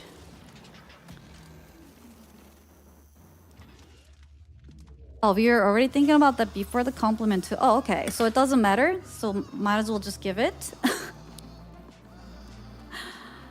No, it just like made me think of like times where I was like, oh, maybe like I misled somebody because I was like complimenting them. But we already have grandchildren if you compliment a guy. I normally assume I only got a compliment because someone thought it would be nice to give a compliment. It's not even, I feel like for people that do give compliments, it just comes, you're not really thinking about why you're giving it, or it's not even like you're trying to be nice to somebody. It's like, oh, I'm doing a nice act. It's not like that. It's literally you just notice something and you call it out. Says you have nice hair today. Sorry, Bulge Chat. Puts her name in the will. Oh. Like, I feel like this whole talk about like compliment made me overthink about giving compliments, but like when you do it, it's not like something. I mean, I'm sure there are people that are trying to be. I don't know. Like, would you use it? I don't know. But like when you're given it, you're not even like thinking about it. And I think most girls are probably like pretty used to giving compliments to each other. That like it's not as of a big deal. Like you just notice something and like, oh, like, you know, someone's wearing like a different like new shoes today, and you're just like, oh, nice shoes. It suits you really well. And then they just like freeze. Oh. And I'm like, oh. All right, well, see you later. Thanks, I stole them.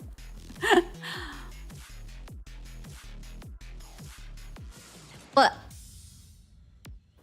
and then like, I don't know why this is, but like so many dudes have like the most beautiful eyelashes that I wish I could just like rip from them and put it on my eyes. Why is that?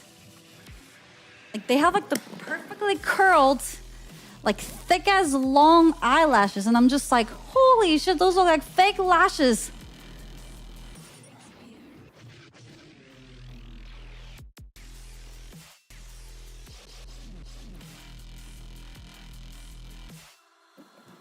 But then they get angry.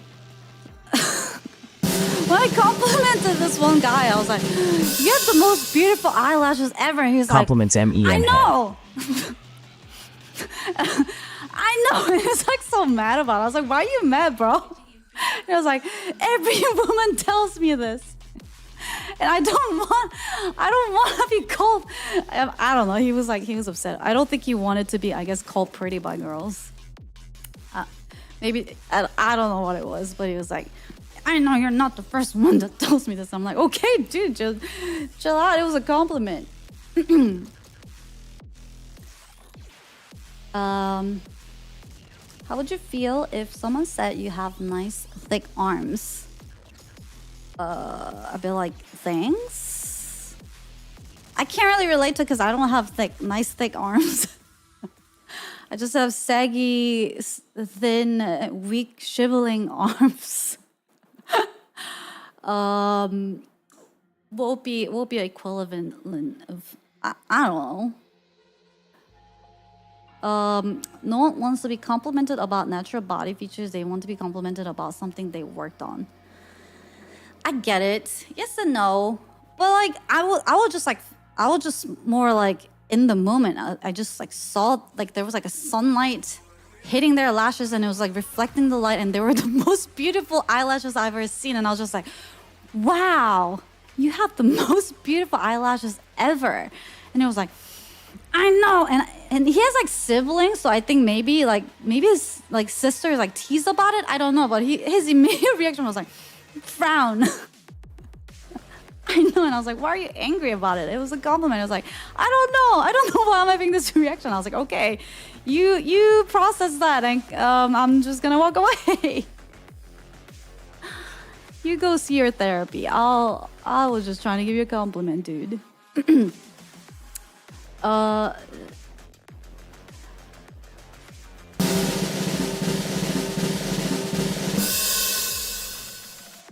You have a nice bald spot. Peace pants. Love the way your eyelashes glimmer in the moonlight. What if someone complimented your mustache? Well, I don't have a mustache, so again, I can't. But oh, if I like, wait, what? Oh, just like facial hair, you mean?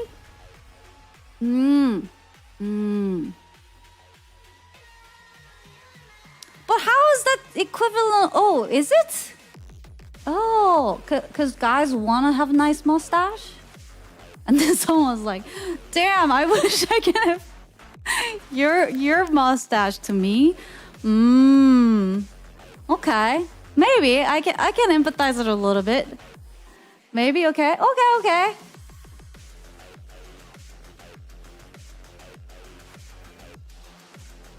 I mean, I feel like I would own up to it if that was like something I had and guys were like complimenting me about it. But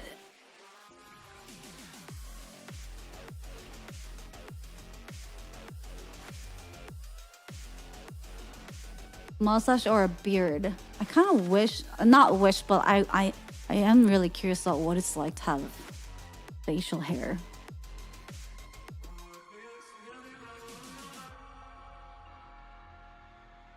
Is it on? I'm sure it's on no. I don't know. It's just like fascinating concept to me. Like a lot of facial hair. I mean, like being able to grow like long thick beard on your face. Honestly, like I guess not everyone can grow like really big beard, but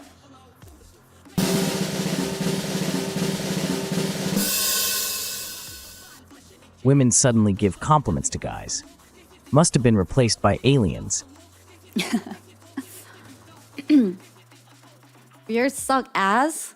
I'm sure it's like not very comfortable. Like it's a lot of maintenance, right? I can imagine. But also like it's kind of a blessing in a way that like you could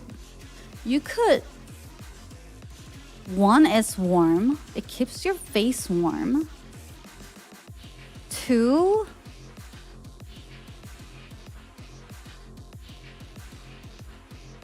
I feel like you could be doing so much with it to kind of like shape your face.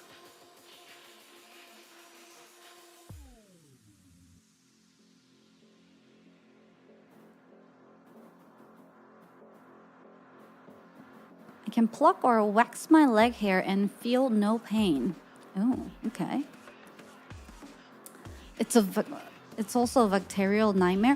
Wait, well, if the humans had the lice problem like from that video, and it was a Hana hair with a lice. macho man mustache and burly muscles. Ooh, look at that. And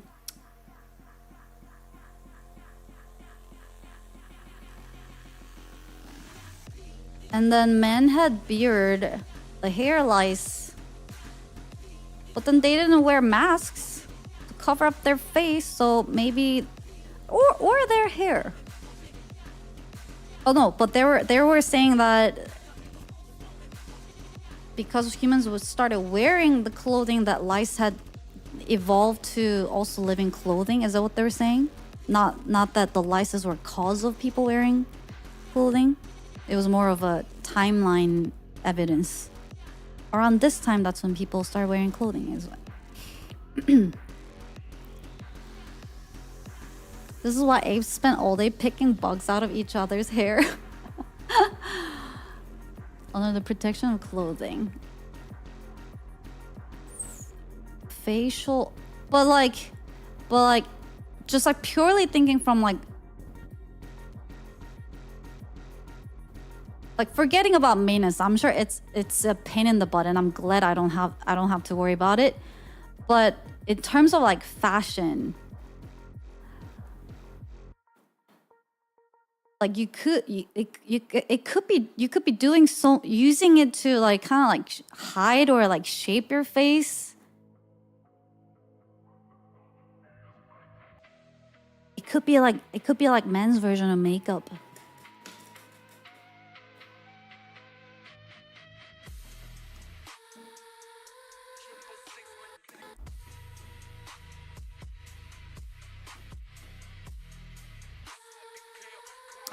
It's ugliness.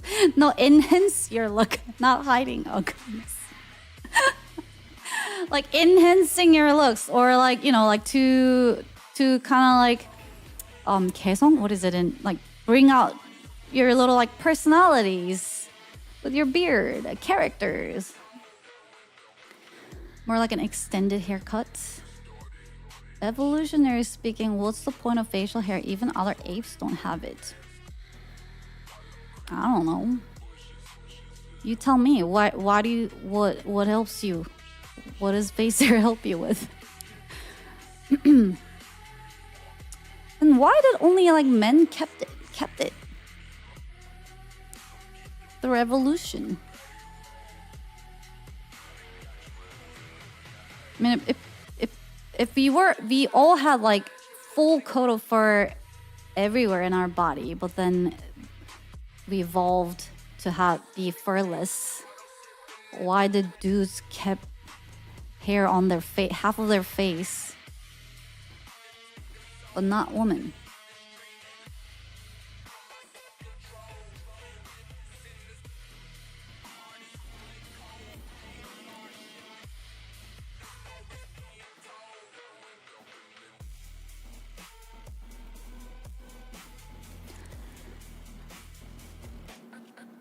Good for fights? Like, in what way? Like, you grab another dude's beard and then punch them in the face? It can't be cushioning enough to protect you from fights. Sensory tendrils like cats do. Testosterone, maybe? That feels more like an after... what's the word? 상관... A woman too stares closely at Hana's mustache. You can trap small animals in the beard. It's like a lion's mane. It protects you from other guys biting your face. Oh.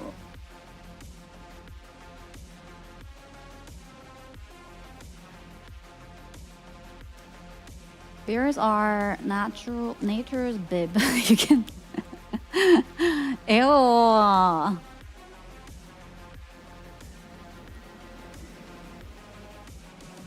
In Don't Starve, they have stages of beard growth.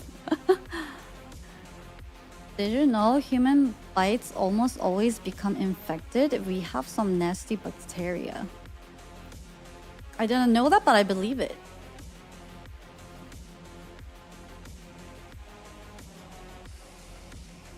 Yeah. I mean, I think I'm okay without them.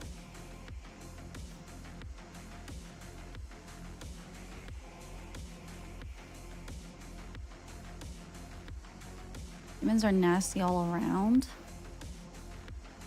Stop projecting, y'all.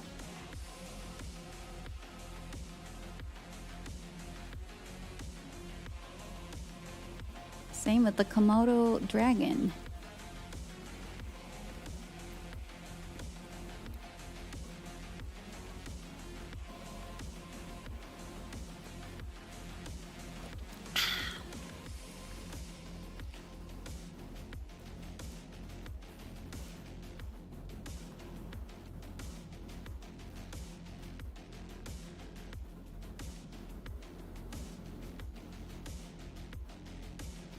I gotta go beep boop.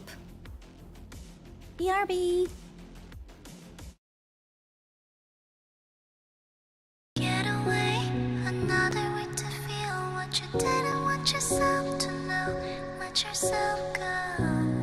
You know you didn't lose your self-control. Let's stare at the rainbow. Turn away, another way to be where you didn't want yourself to go. Let yourself go. Is that a compromise?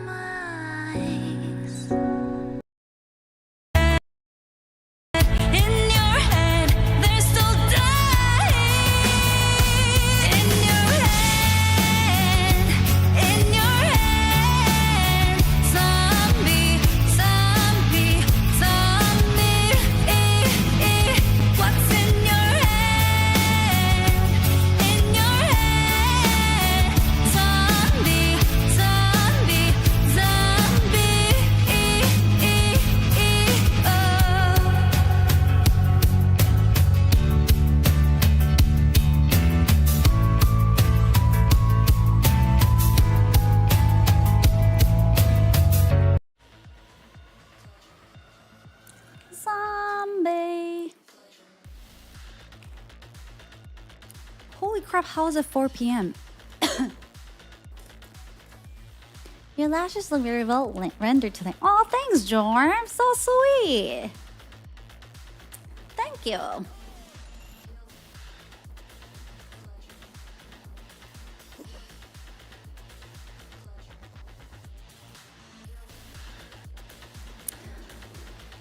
But yeah, I mean, full circle back to the very first comment I was trying to make when I started streaming.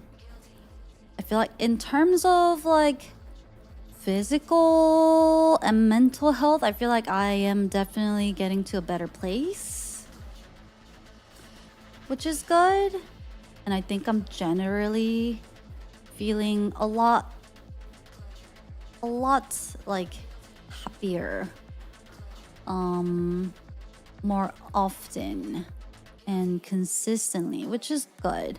So but now it's like, and like just being completely honest, I feel like I was really not in a good place.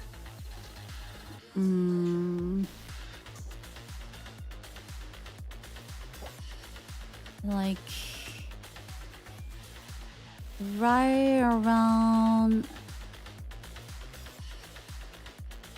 no, that like it was more like last year, like early last year, and a little bit like a little bit more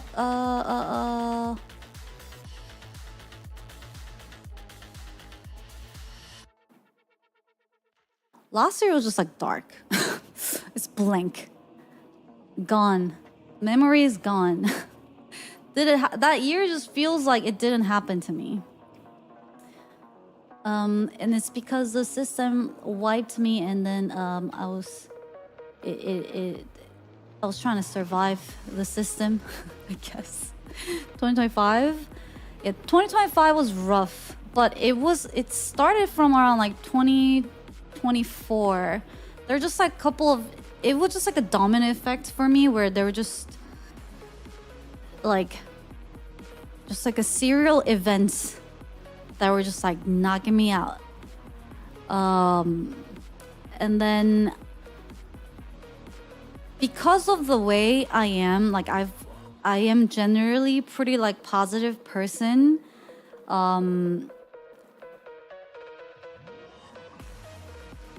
That when something like that happens,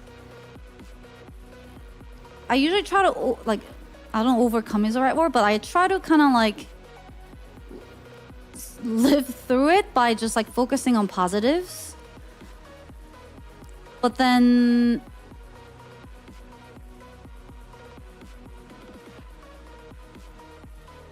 things just kept like piling on and on and on, where the more, so then I was like trying even harder to stay positive, you know? And then like at that point, it was probably a little bit like even maybe like toxic positivity, where I was like really pushing myself to be okay and like be positive and like, and to move on from like difficult things.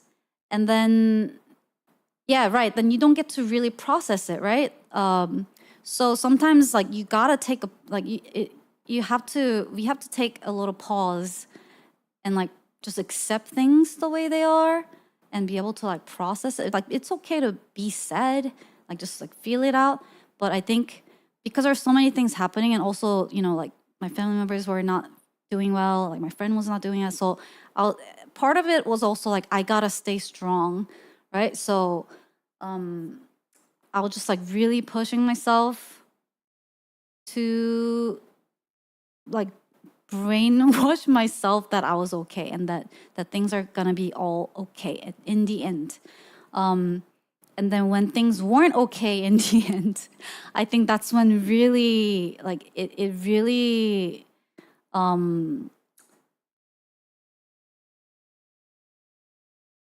like knocked me out. And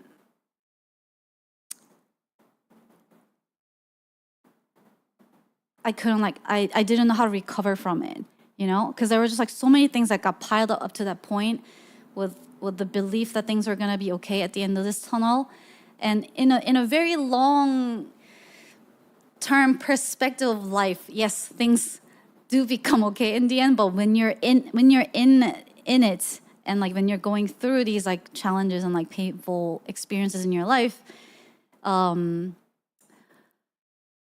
it was not the most.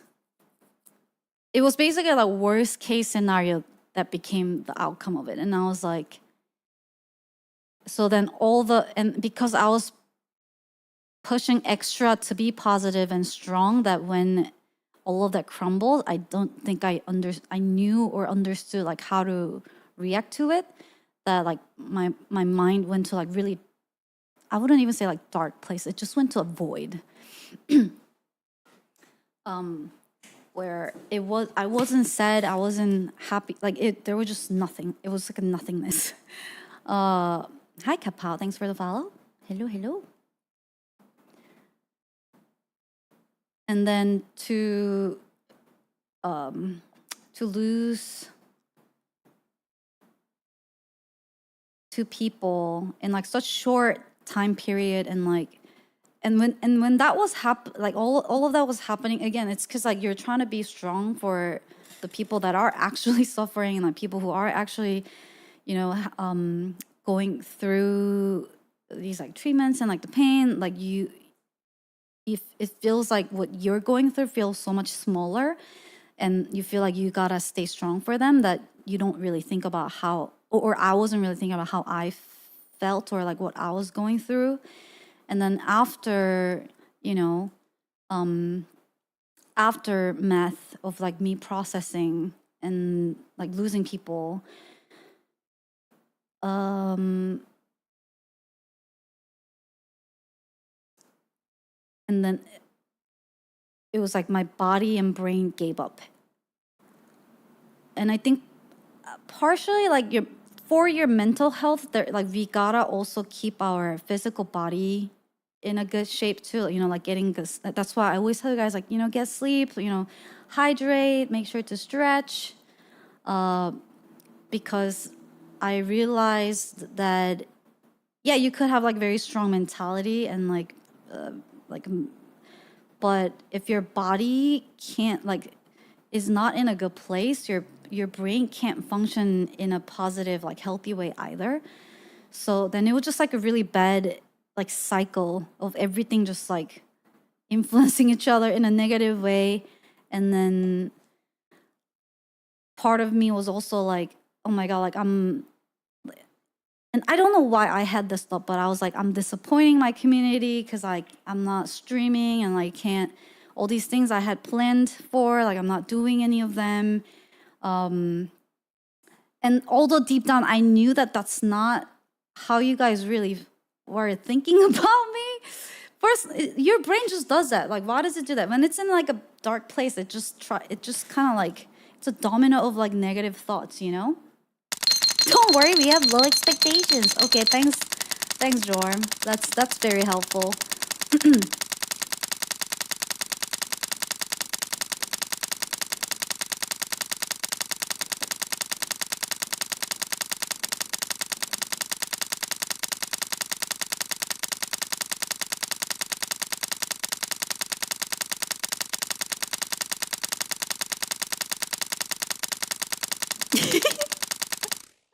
Thank you, Graham. Appreciate it. I'm glad to hear that you're in a better place now. You're still learning, but progress is being made. Yeah, and it was, and I've been through a lot of difficult things. I mean, everyone has been through a lot of things in their life, their own challenges, and I felt like I've been through pretty tough stuff that made me strong. That like not much can really affect me. Like that was the mentality I had, but I guess there are different set of problems you gotta deal with as you get older, where you. So it was a bit different in a way that like the type of things you would have to like go through and overcome, like that I had to overcome as a kid and like the teenager and then like young adult, they were more of like my challenges, whereas like this I think felt yeah, but this felt more like something that I just didn't have any control. And then still recovering myself, but going better as well.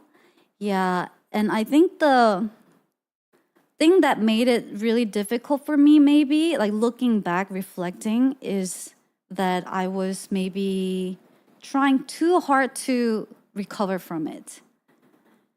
Like I was pushing myself to be okay and like pushing myself to think positive, that when things didn't work out, or things didn't go the way I was hoping for or expected, it just felt like a betrayal by the universe or God, higher being or whatever, that I was having so much faith in, that, you know, like this, like have just, if I stay strong and like stay positive, like things will, and do the right things, like things will work out. But then when it didn't, it just felt like a big punch in the gut from the universe. And I was like, I don't know how to handle this anymore then. It's also really tough when part of your self-image depends on you being strong, because it can be harder to acknowledge your own feelings about loss. That's true too, yeah. So then I guess eventually like I crumbled and I was like, I don't know what to do or like how to overcome this. But I think like deep down, I had a faith that I will eventually be okay, because of the experiences I had in the past where like I really felt like I wouldn't be able to survive something, but then time does heal. So and because of like repeated experiences and learning about that in life, that I was like, I know that, you know, given time, I will be better. Like maybe not completely healed or like moved on, but like I will be better. Like I knew that. But when you're in it, it's like, when is that time gonna come? Like, because right now I don't feel okay. But you just like hold on to that tiny like straw of hope that like I know like given time, like things will be all right. Like I'll figure this out. And then I just stopped trying to feel better or okay, and to just like take it in, like just to process it. Like what is really making me feel this way? And then when I like listed like all the things that I had just experienced and gone through, I was like, oh wow, like that was a lot. That was a lot to process and go through, that I was like completely almost like masking it with positivity, that like, no, it was okay. Like here's a silver lining, and like this is why, you know, it's not the worst case scenario, right? But it was actually more helpful to actually just accept it and like process it as they were, and to just accept that, yeah, sometimes just life fucking sucks, and like these things happen, and it is out of my control, and that it's okay. And that it is very natural to feel sad about it. It's natural to be angry about it. And when I was able to accept those feelings, and also, you know, just able to accept what happened, like, I think that was probably like the beginning of the healing journey. And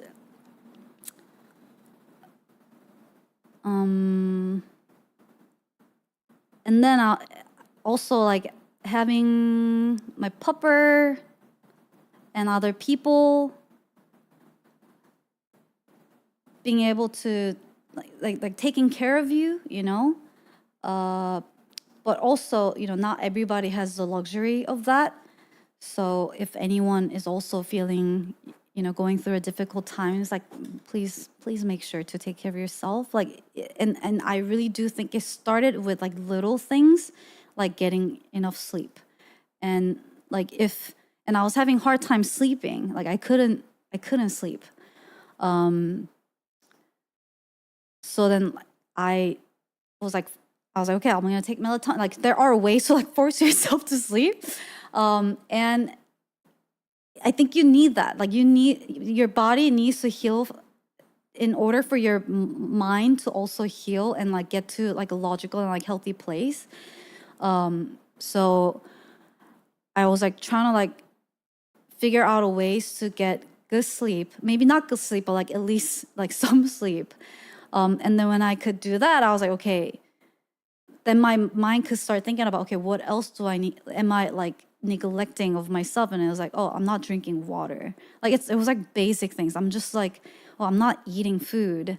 I'm not sleeping enough. I'm not taking showers.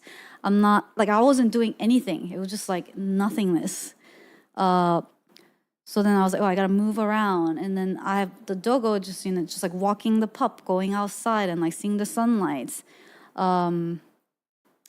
So it's really, it started from those like what seems like a really tiny things that started like getting myself back to kind of feeling kind of normal. And then when I felt sad, I just cried.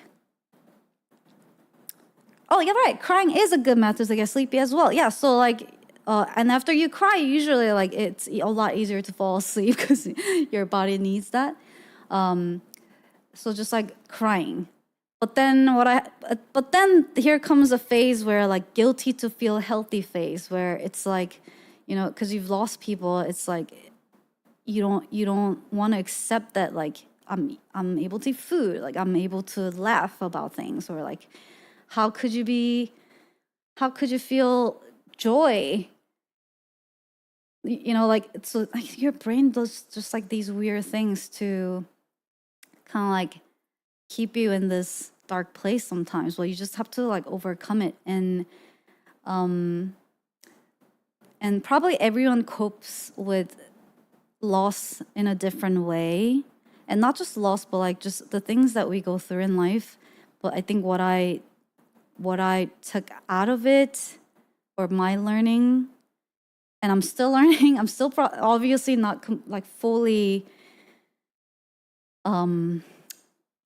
healed or grown from it, but I think so. The me being me, I took a bit of like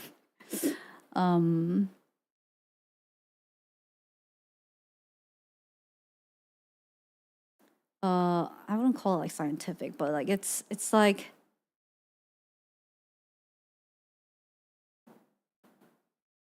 am I yapping too much? You never fully heal.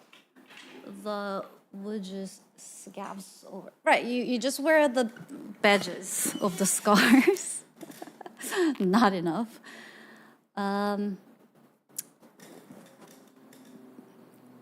But basically, what helped me and I took away from the like the whole thing in reflection is that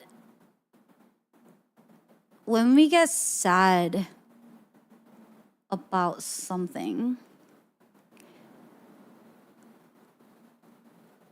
it's because we were happy about something once. It's like the happiness and the sadness, or the disappointment that comes after, are like two sides of the same coin.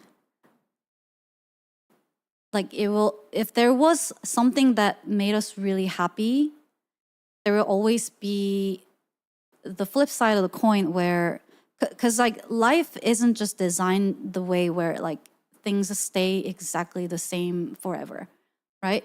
So if there was something that made us really happy, and when things are not the same anymore, there's gonna be a disappointment, right? And sadness, because we don't have the same experience or the feelings or the person, the pets or whatever it is, like we don't have that anymore. So then, and then we get sad. But in a really big picture, it's really this one experience of the same, like, or one. It's the two sides of the same experience that are just like bound to be tied together.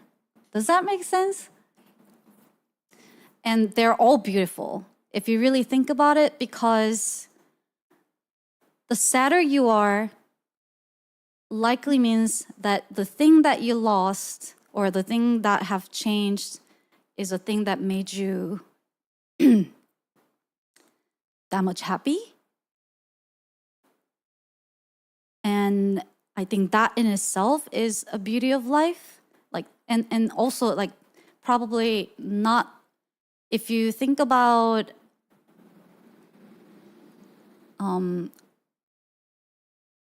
I don't know how rare that is to have like something that made you so happy that when you lost it, you are so desperately broken and sad. Like, but if you really think about it, it means that you got to experience something that made you that happy that you didn't want to lose it or you didn't want it to change. And I think that in itself is something to be grateful for, and that it's something really beautiful. Which is why the sadness that comes afterwards, I was able to accept it then. Like, it was like I wasn't trying to get over it, like, or think about the in a way, I guess you could say that I was trying to find like a silver lining or like twist it in a positive way. But me myself was in a state where I could just immerse myself to be sad, because it wasn't like a twist of like me trying to look at it in a positive way or like a beautiful way, but it was more just, yes, I am sad because I lost something that I held really dear to my heart, or like someone. And it's because I cared and loved them that much. And sometimes, and just the fact that I was able to have something like that in my life, I was like, that's probably something to be grateful for. But at that time, that's more of me processing it later on. But at that time, I wasn't even thinking about that. It was just more like, yep, it was something that made me really she was something that made me really happy. So I'm sad. So it's making me sad that they're not here with me anymore. And that's just it. That is that. And then I think it helped me set an expectation of, if something makes me happy in the future,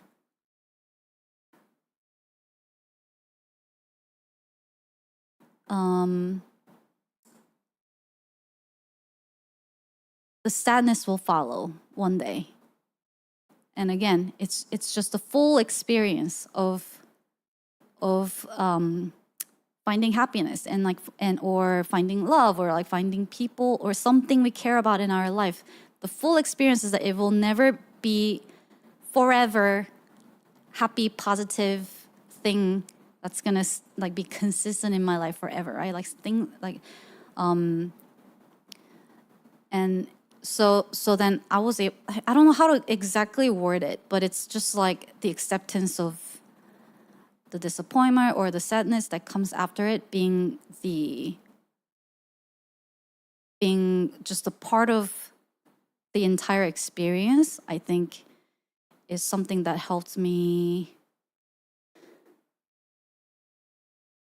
kind of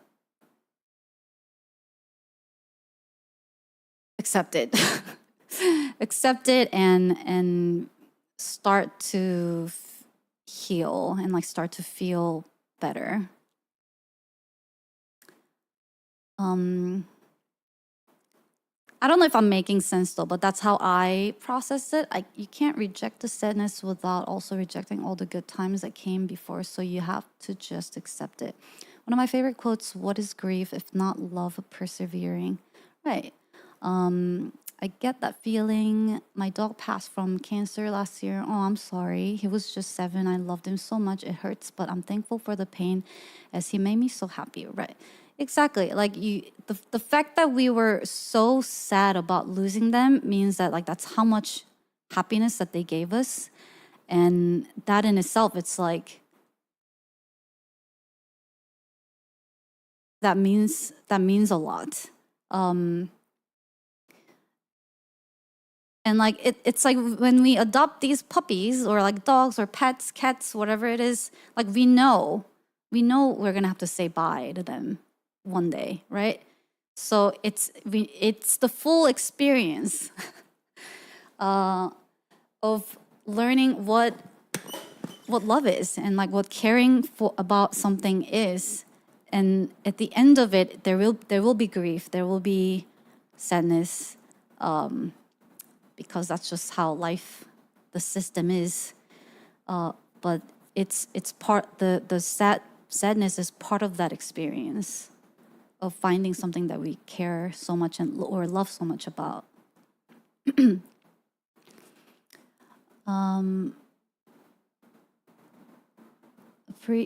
it doesn't have to be also, it doesn't just apply to, I think, like people or like pets or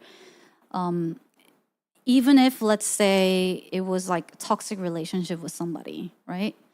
And then you finally decided, this isn't, you decide to stand up for yourself, and then you moved on from, or you moved out of, you cut yourself out from it, right?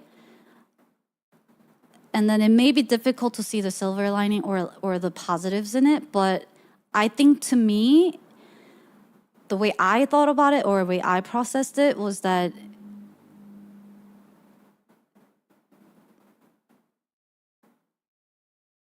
I think I feel like I'm getting a little too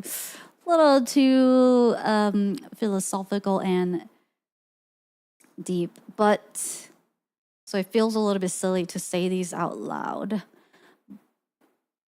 but I'll try. I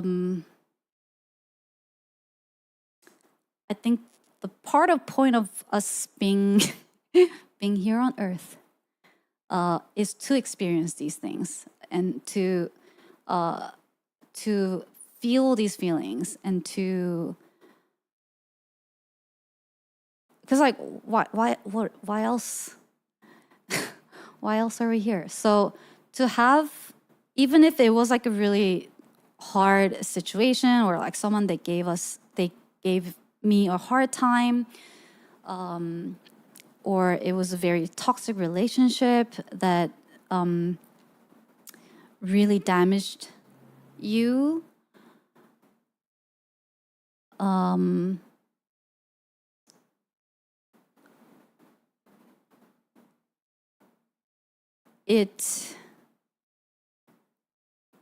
a lot of times I think we fall for these type of relationships or experiences because we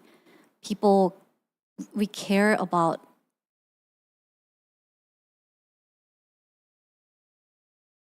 someone that you find yourself in a situation where, maybe someone's like taking advantage of you or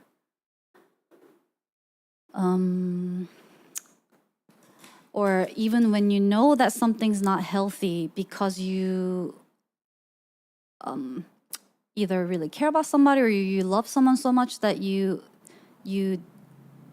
just sort of like allowed it to happen, or like you couldn't move out of it.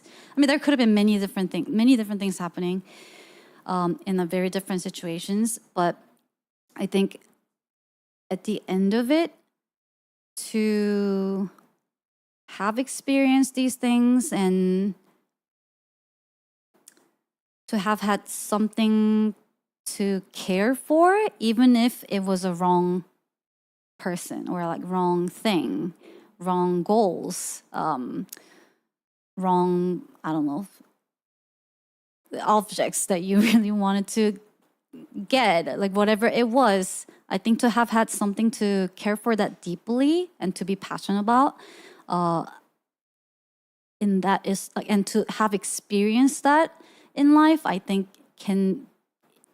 is meaningful in my mind. And but also hopefully people eventually are to be able to move on from obviously like unhealthy relationships and like toxic people, because at the end of the day it's about loving yourself.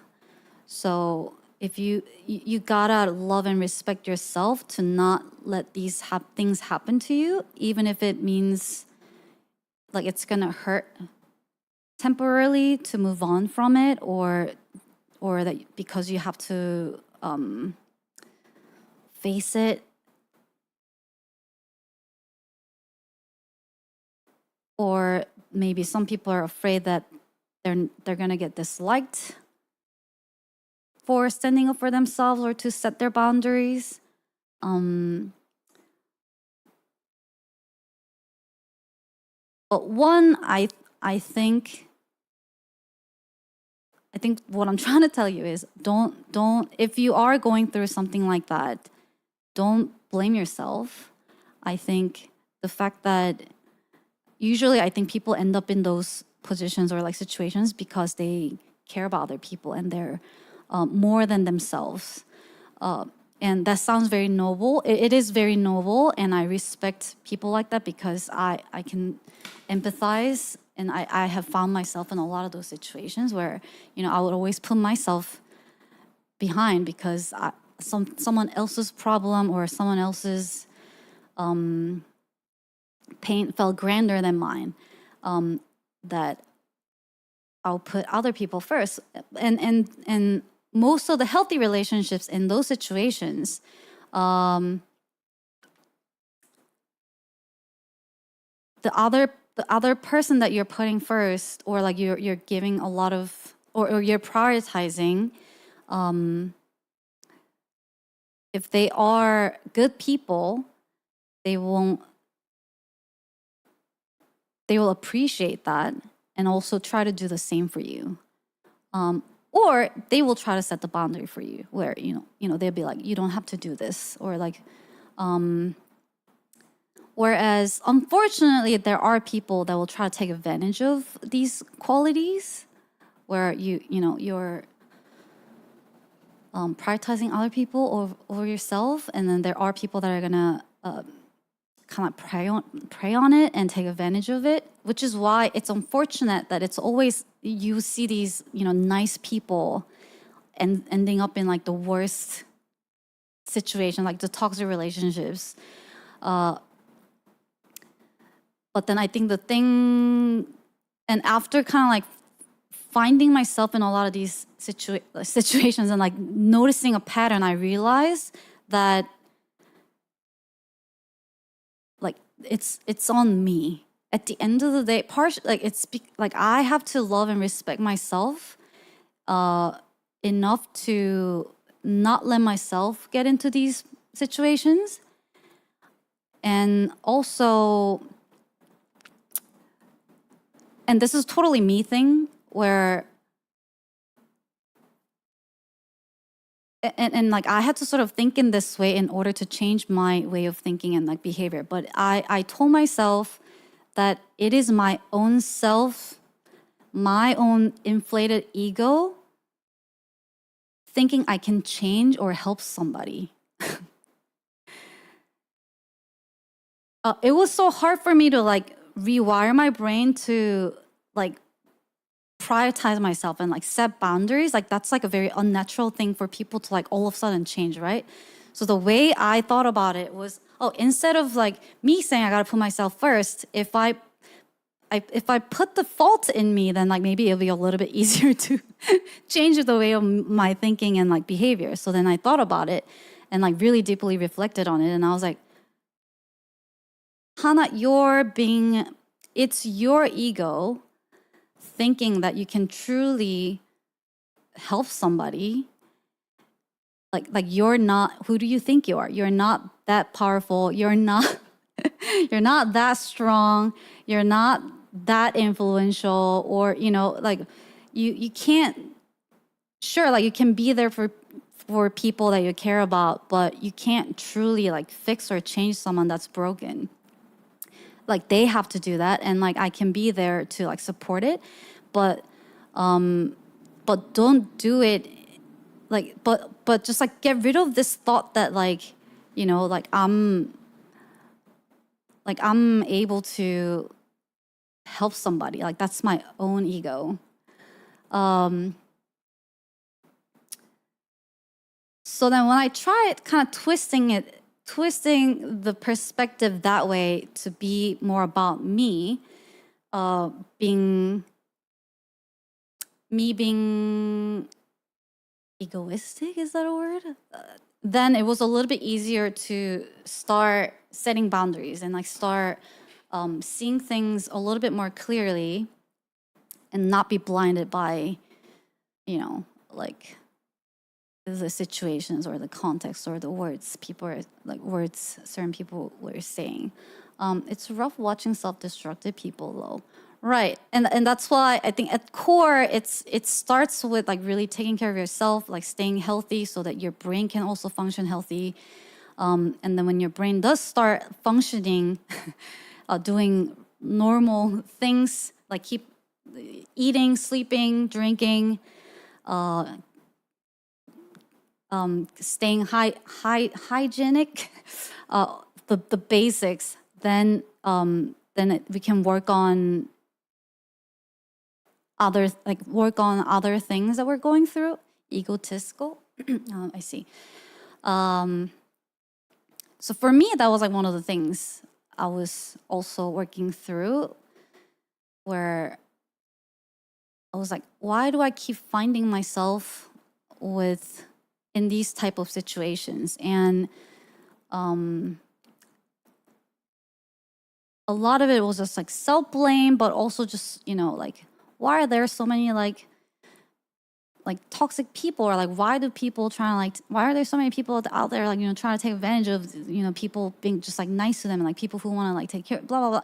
But then when I sort of like reflected it and pointed it at me, I was like, oh, well, it starts out by me one thinking that like I can help somebody, or that I want to help somebody when I can't even take care of myself, or when I'm not even taking care of myself. Obviously, like it's very, when you think about it, it's logically, it's very like obvious thing that's not going to lead to a good place, like you're not looking after yourself, but then you're bending over to like help somebody else when you're not in a healthy place. Like how can that end well? Never. So both for them and myself, like I should really set boundaries and start taking care of myself first, right? And then also like if there are people in your life or people that do not appreciate these qualities of you, maybe like really think about it. Like really think about what the relationship means to you, and like how if they are, whether it's intentional or not, if they are using you or like taking advantage of you. And luckily, I think for me, throughout my life, I've had so many great friends and teachers and like family in my life to set a really healthy bar that when someone crosses that line, I'm like, I would naturally realize this is not right, right? Like, because like none of my other friends or like my parents like never yelled at me. So if I see someone who yells at me, like I like naturally I can tell like this is not right. Like they're not being respectful. So luckily, like though I found myself in a lot of really bad situations where I felt like I was being taken advantage of, I was able to like find the red flags and get myself out of it, because I could tell these things were like certain things were crossing the line. Like it's not a normal interactions, but I also understand that not everyone has that luxury or like the experience. Because like if someone grew up in a very toxic environment and then someone and then you meet someone in a new environment and they treat you disrespectfully, like because you might be so used to that environment that you may not be able to like immediately tell and like, you know, be able to like filter people out in life. So it all goes back to really like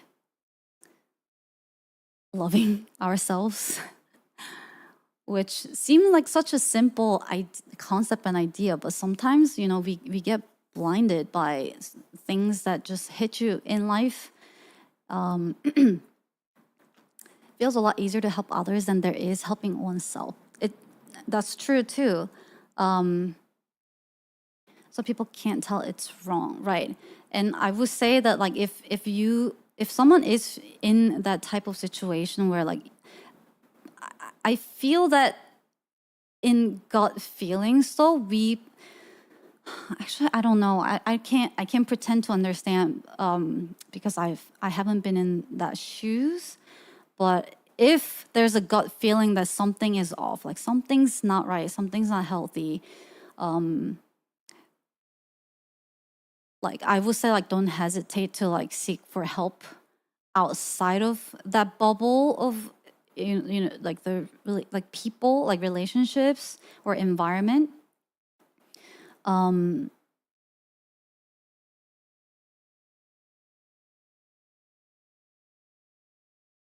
And it could be like even like asking like I don't know if it's the right thing, but like find a safe place where you can like we can talk about, and it doesn't have to be like your friend or like parents.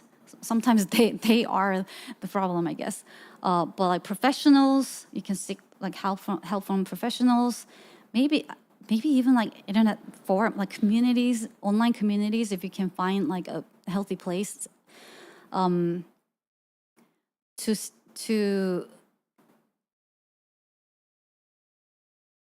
kind of understand that bar.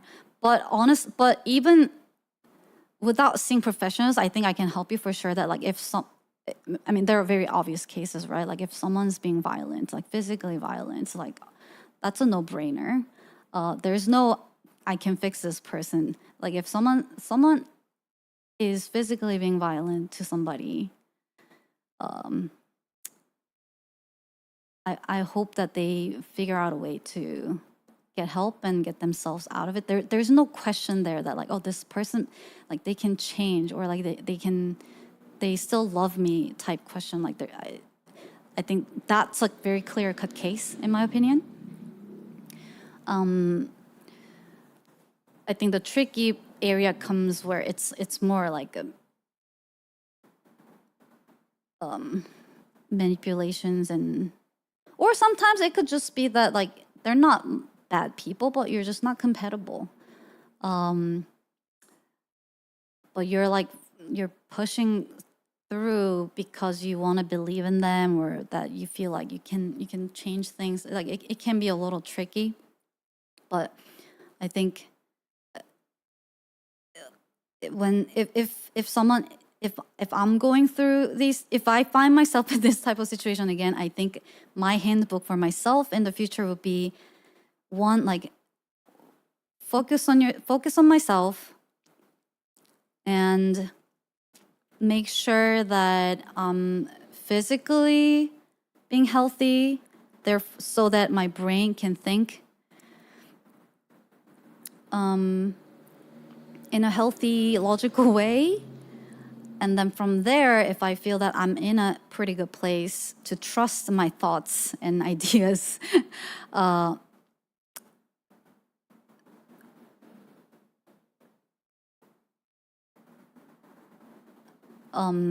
make sure to work on like focusing on myself, prioritizing myself, and then reassess the situation or the relationship that I'm in.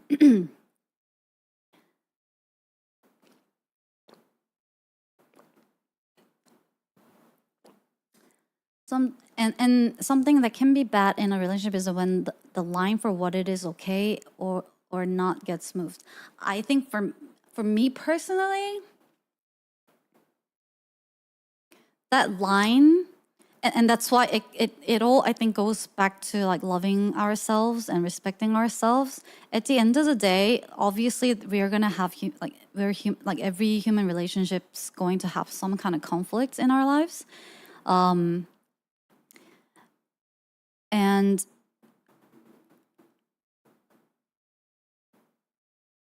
we're gonna have different opinions. Like people are gonna have different opinions. People are going to be different, and not everyone's going to be compatible.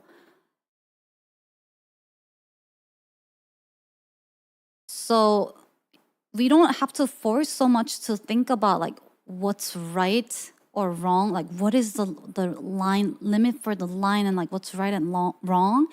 At the end of the day, it ends up being like what's okay for me, like what am I willing to accept, and what are some signs of the other person really trying and like trying to change, and communicating in a healthy way to solve the problem rather than just shifting blames or like communicating in a very unhealthy way where there's no progress being shown, but at the end of the day, like that bar or the line has to be drawn by on our own, like by ourselves. So I stopped obsessing so much about what's like moral ethically or morally right line to be like that is acceptable, okay, but rather focusing on myself, and then if I were like, and if it's so hard to like improve the concept of like the respecting and loving ourselves thing, like imagine like I'm my best friend, like just think of like someone you really care about, and like the things that you're questioning about certain relationship, like if it was my best friend going through this, what would I tell them? Like then suddenly it becomes a little bit more clear in your head when like you put yourself as like a third person. And get yourself your own self like out of it, and like look at it in a light of like this if this was like my mom going through and she was going through this problem, what would I tell her? Or like this is my best friend coming to me telling me about like this like person that she met, like what would I tell her? Guess I lost my belief in morals. No, that's totally opposite direction of what I'm trying to tell you. I'm not saying lose belief in morals. It's more about, I think the point I'm trying to make is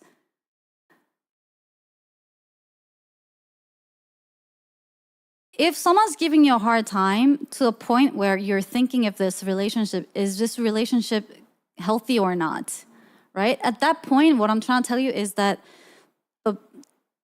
what the society or or what other people think about that situation doesn't really matter at that point. Like if it's not healthy for you and that relationship is making you be a worse person or like for whatever reasons, then I think it's fair to take some kind of action on it for both people in that relationship's sake.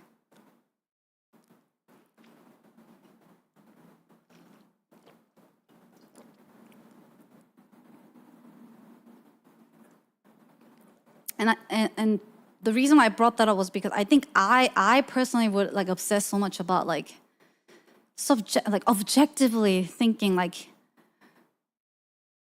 am I wrong for thinking this way, or like am I wrong for like feeling like angry about this, or like are they like, so like I was thinking a lot about like I was trying so hard to like assess the situation in an objective way possible. Where I was like, am I being a bad person, or like, are they being bad? Like, you know. But then I realized at the end of the day that none of that really matters, because then when my friend would come to me and tell me about these things, what I would usually tell them is, if that's what your gut feeling is telling you, does it really matter? Because I'll tell it doesn't matter. Like they're making you miserable. So like none of that stuff really matters, because clearly this person's not healthy for you. And sometimes it could be like they hadn't, like the other person hadn't done anything, but you're just not compatible, and like it's just making your life like worse for some reason. Like you just never know with human relationships. But we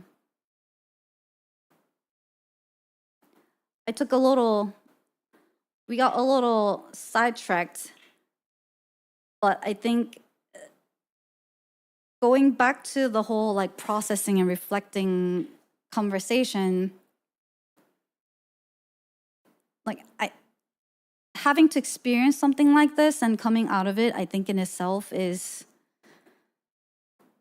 I believe that something we as life beings on Earth is like here to experience, and like or that it's not that we're here to experience it, but it's like it's natural for us to experience these things.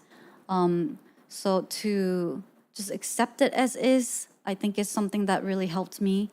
And then to also kind of like see both the positives and the negatives of the same experience being just the two sides of the same coin, where it's the full experience of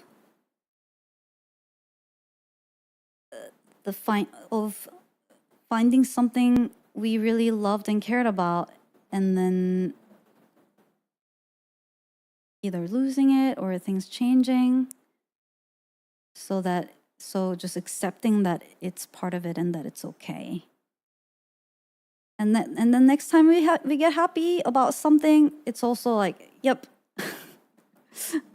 A little bit of sadness and disappointment will follow, but at the end of it, it will all be just a big puzzle we're completing of life.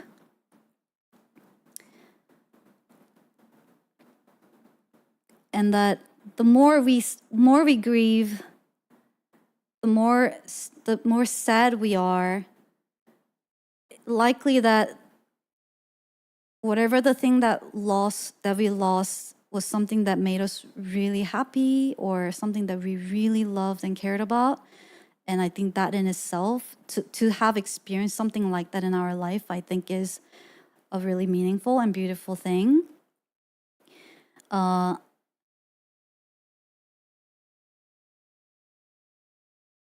you cannot be so sad about something you did not care about. It's just not possible. So the depth of sadness is literally the reflection of how much something meant to you.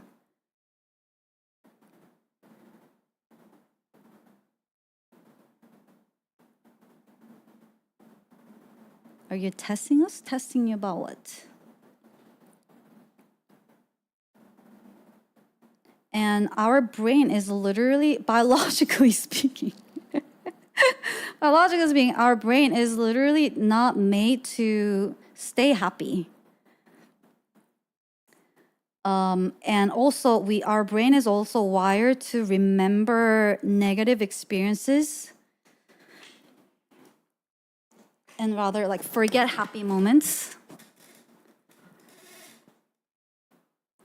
For reals, because like, I think going back to the whole evolution talk, like if the humans stayed content and complacent, like those people probably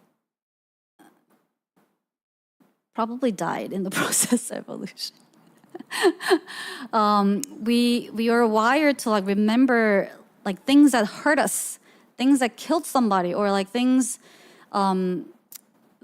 like the negative experiences that were like threatening to our existence in life. Like those get ingrained, like it's naturally those things get ingrained in our brain in a much bigger way than like the happy little moments.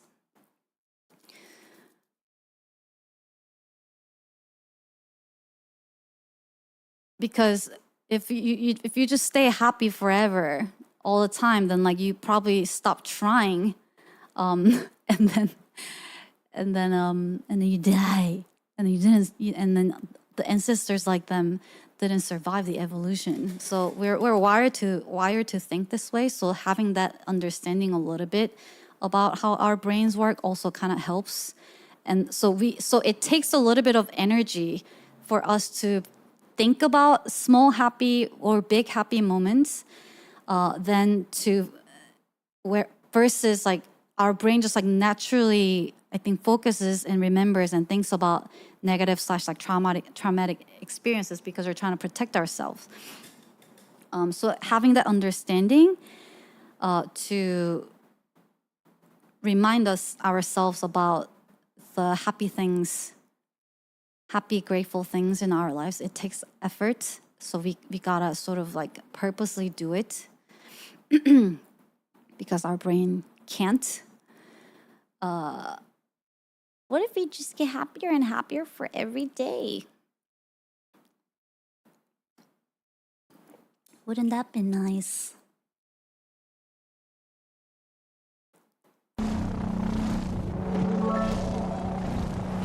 Cheer 201.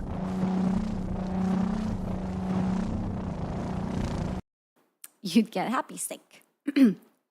And I think another thing I also wanted to mention was that, and this, because I hear from a lot of you guys, I know like you're partially joking, but also not at the same time, about like emotions and like feelings.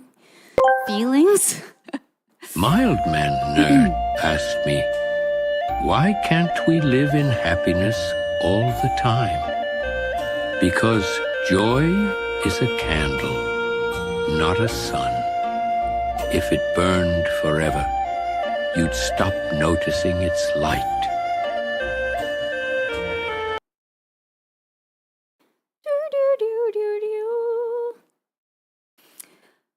Joy is a candle, not a sun. If it burned forever, you'd stop noticing its light. Ah!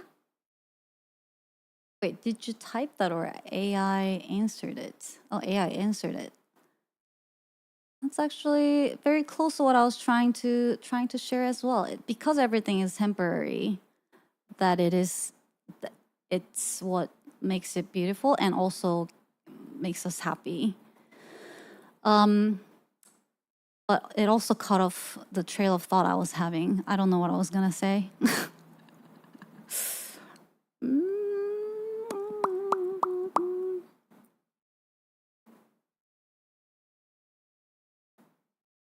Oh, feelings. Right. The feelings and the emotions. I sometimes hear you guys joke about how it's like often, I think, seen as more of a... You're breathtaking. You're all breathtaking. Negative thing. There's like a stigma towards like people being emotional.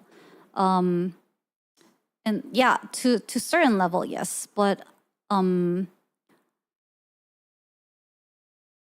I feel... And I think the toxic part of generally just like, trying to control your emotions and like feelings, like that's important, like that's all good. But I think the more dangerous, like unhealthy part of it, and also a bit of like toxic idea that I often see from certain people is that like being emotional or like feeling out emotion is like opposite of being logical. like I get a little bit frustrated when some people see these two things as like a two like separate things that cannot be together, and that like just by being emotionless they're being logical. That's not true. Or by being logical or by being emotional they're not being they're not. They both can exist, and emotions and feelings are also data that we humans can take in to process. And it's actually one of the most important data, in my opinion, to live as humans when we are trying to assess certain things or like to make decisions. Like in being able to feel and empathize other people's emotions, my own emotions, and having that maturity and it's like having emotional intelligence, basically, right? But I feel like people often just like see being emotion as like something that's like the opposite of being logical, and I think that's a very toxic idea to have, or the idea to have, because then you're not allowing yourself to be emotional, because you think that for some reason like not feeling emotion and like processing everything in a quote unquote logical way is like a superior way. Like I think that you're not allowing self to be emotionally healthy and intellectual. And then secondly, emotion is very important data. That's much harder for people to predict and understand, and which is why I think people who like emotional intelligence sometimes tend to try to stick to be quote unquote super logical and like fact-based and like science-based, or like, but it's actually in a bigger picture of things. When I look at it, you're actually disregarding very important part of like human life and relationships and incidents that you go through, which is the human emotions. If humans are involved in it, it's like one of the biggest part of the things that you would have to consider, and be able to process, and also be able to communicate and handle. So if you do, I think deep down have this like similar idea, I would encourage to like just like change your perspective a little bit, to see the human emotions and like feelings as, oh yeah, it is information, it is data. Then maybe it is a little bit easier to kind of like look at it in a different light. You're right, but this conflicts with the ideals a lot of guys are raised on, so it's hard to accept on a deep level, even if you agree. Which is why I'm trying to communicate it as information and data rather than just like accepting it as emotions and feelings, because then you're just like, oh, what does that mean? It's too confusing. But if you try to look at it more as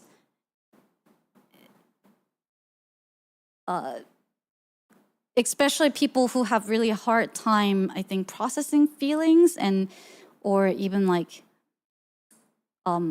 empathy, like empathizing other people or putting yourselves in other people's shoes type things. I think maybe it is partially because maybe someone was raised in an environment where, like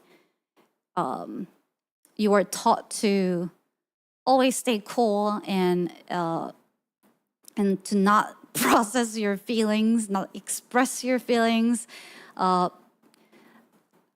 So if you're already having a difficult time kind of like processing it, maybe if you start with like seeing emotions and feelings as information and data rather than like whatever you were taught to, then maybe that could help with kind of like kickstarting to see people's feelings and emotions in a different way. Like if it's like naturally difficult to have empathy, you can learn it. Like you can still be studied and learned. Like literally, like even psychopaths, like when there are, if they catch it early enough. I remember seeing this interview of like this person. It's a little bit of a sidetrack, but this person was diagnosed with psychopathy. Like they were psychopath, but what were they called? It was like they were basically trained like to learn empathy.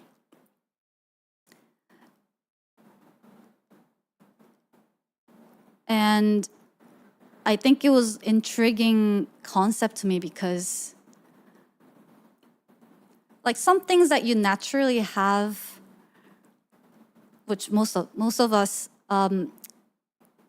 you don't think about. It's like when you learn your first language, like it just came to you so naturally that you don't.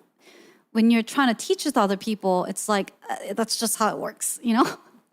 You know what I mean? So you don't really think about exactly how all these grammars work and like how it's formulated and how to learn it. But then when someone else is trying to learn it, like you can kind of like structure things in a way that they can understand so that they can also learn the language, right?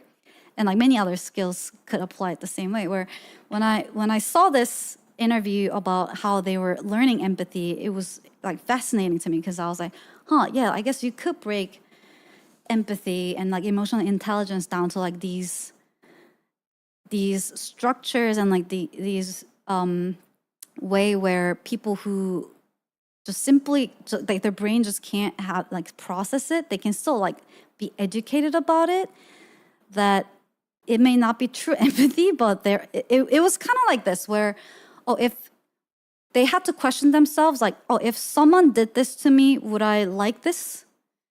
And they were like, oh yeah, like if someone chopped my arm off, I would not like that, which means they probably don't want that that's how they were like trained to think about everything, which was kind of interesting. So it was like they were trained to constantly put themselves in like other people's shoes. But then while also being taught with like moral standards and the laws and the basic rules of human societies, all those things. So it was like very interesting, but it also showed me that like it can be something for people who may have a harder time processing feelings or feelings of other people. I was like, it could be learned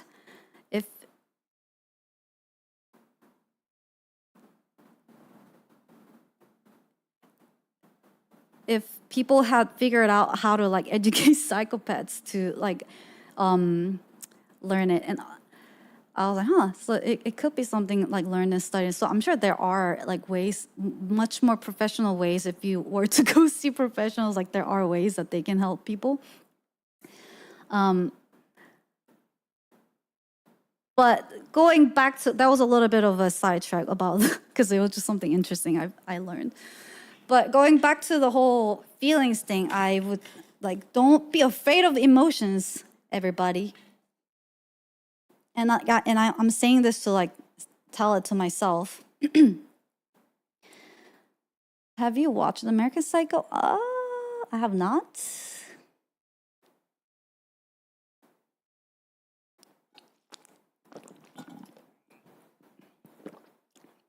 Come at me, emotions.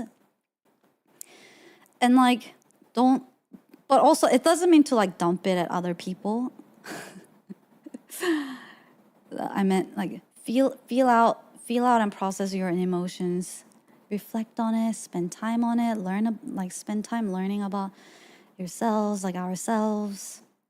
So that's what I've been doing. And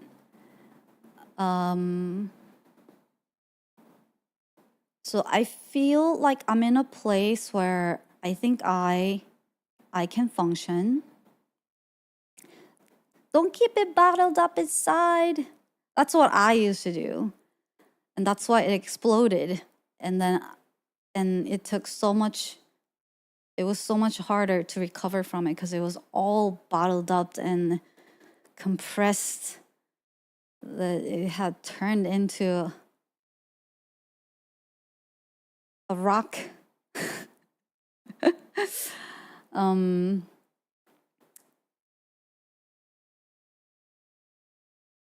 Which is not healthy. You don't want rocks building up in your mind. Right, understanding that everything is under your control, under my control, and that that's okay, right? And it's understanding that, and also accepting the emotions that follows with it, like accepting it and processing it. Like if it's making you sad, it likely means that you had either some expectation or you had some feelings attached to it, and now because something happened that was out of your control, you're sad or you're upset.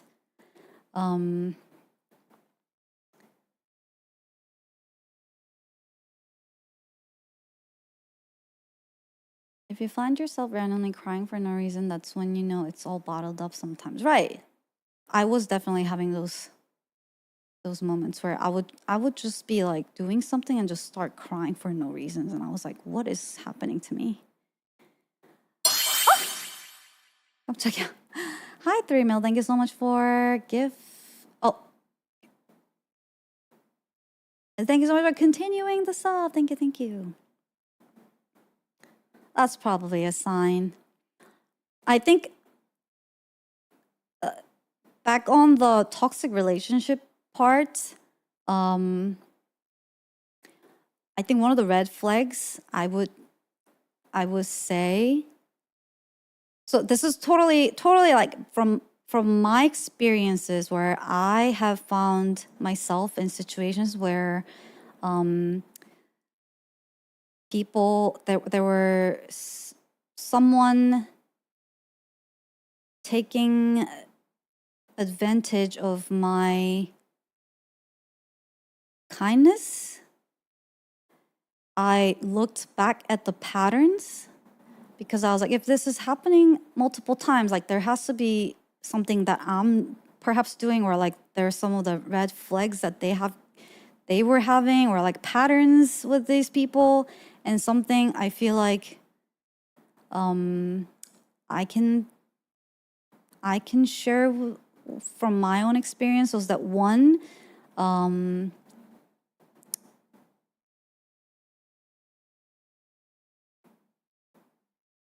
see if like if someone approaches you and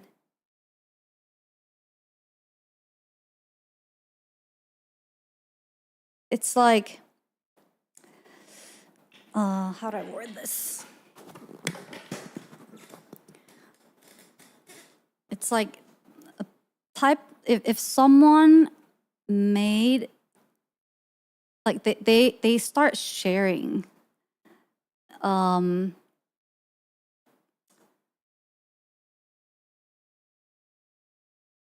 about their stories, and they're always the victim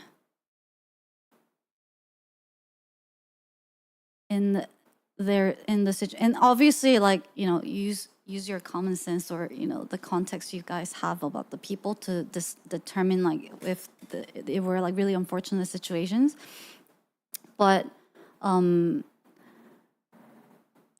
they're just like, but I think the red flag for me that I guess I've sort of identified from the patterns is that they're going through something, and obviously people, they can be victim, but it's being shared in a way where you, like, I feel like I have to be, or like it almost makes you feel like you're obligated to do things for them. You know what I'm? Yeah, like farming sympathy. Maybe like that's kind of the like word for it. But it's like weirdly making you like, but like a lot of it is in the details of like how people like talk, and there are times where like really like someone close to you like opened up to be vulnerable with you, right, and they're sharing their experience, and like and you're hearing them, like that's totally like a great bonding moment.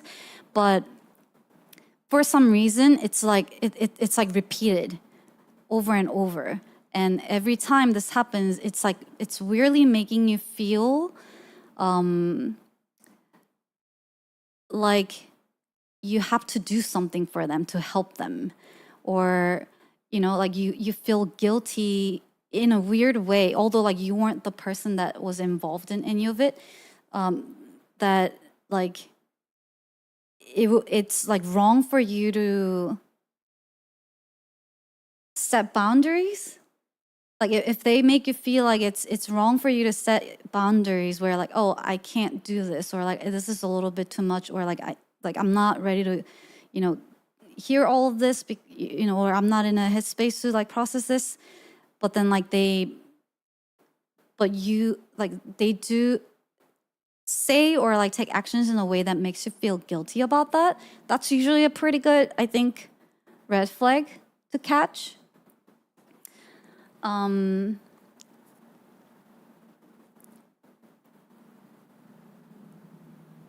Right, like they make you feel like you can't say no without hurting them, and it also isolates both you from the other. Exactly. So whether they're doing it intentionally or not, if the fact that you're feeling this way about somebody is not, it's already a sign that it's not a healthy dynamics between the two.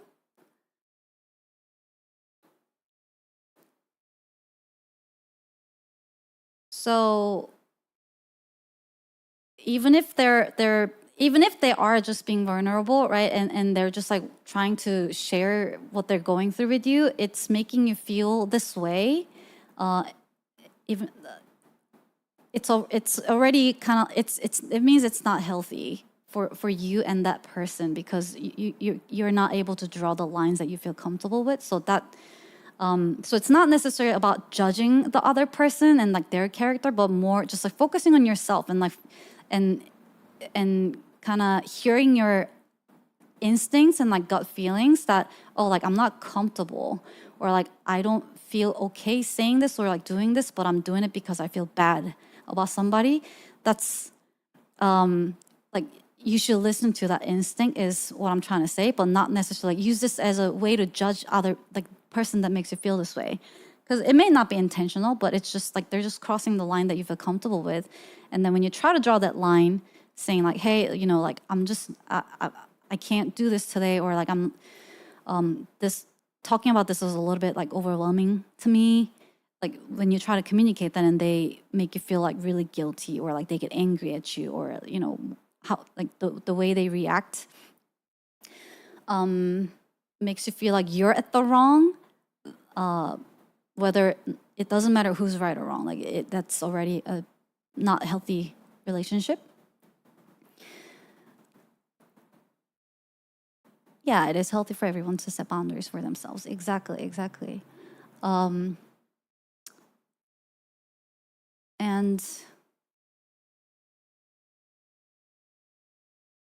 it's also like pay for, and some really dangerous people, like I would say, like do pay attention to like all these situations that they share where they're always the victims, and like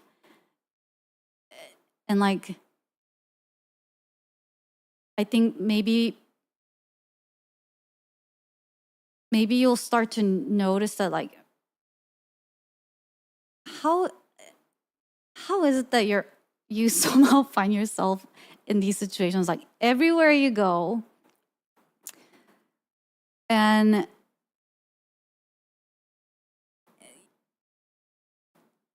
was it really the bad luck, or was it something else?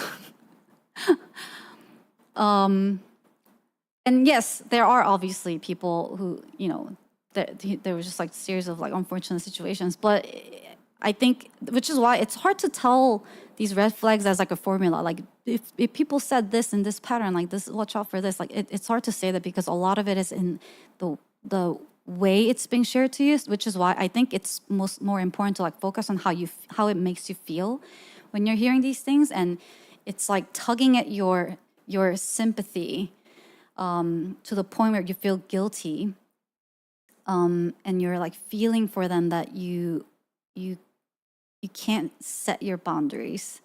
A little bit of red flag. And then your grandmother told you something years ago. I still think about nobody owes you anything in life, and stand on your own 2 feet and make a life for yourself on your own. Yes, yes.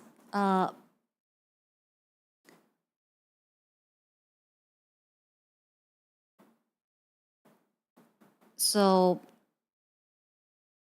that's one.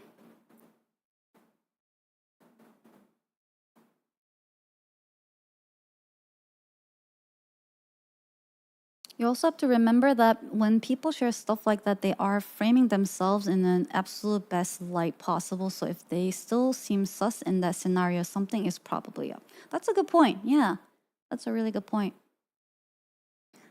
And like, I think my red flag for people, number 2 is they talk a lot about other people. If someone talks a lot about other people,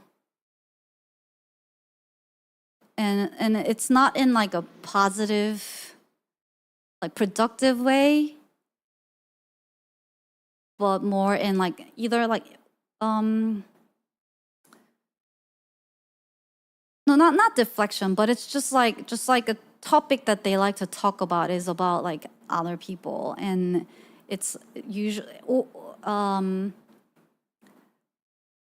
and I mean, even gossiping might be okay. Like a little bit of gossiping. Like, I mean, we're humans, so people are like that. But they're like, they're doing it in a way where it's like it's almost like isolating you from other people. Like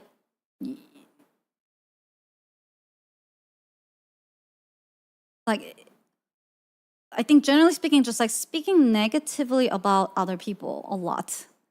I personally am not like, I personally don't really like gossiping, but I don't think gossiping itself is a bad thing. Like it's okay. Like people can do that, but I think you're not like you're not super close. Not even when you're close, but like you're not super close to some. You're like getting to know somebody, and they're always like they tend to bring up things about other people that you weren't even like curious about, like you didn't ask about, but then it's like they're talking some like negative things about other people. Red flag number 2. That doesn't sound like a guy thing. And it doesn't have to be like storytelling. It's just like, you could be like, it could be like your best friend and they're like, oh, like,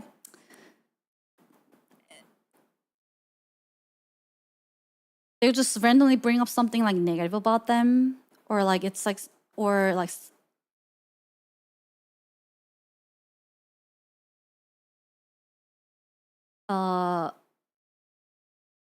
constant shit talking about others to make yourself be better, just to be tough. That's part like there's that, but there's also like, it's part of like what that kind of behavior ends up doing to you subconsciously, again whether it's intentional or not, is that it might be because now you have this like negative ideas about these people, that it unintentionally makes you not interact with those people, and then ends up like you end up isolating yourself from people that you don't even really like know that well about, because of these information that was given by this other person when you didn't even have time to judge it for yourself.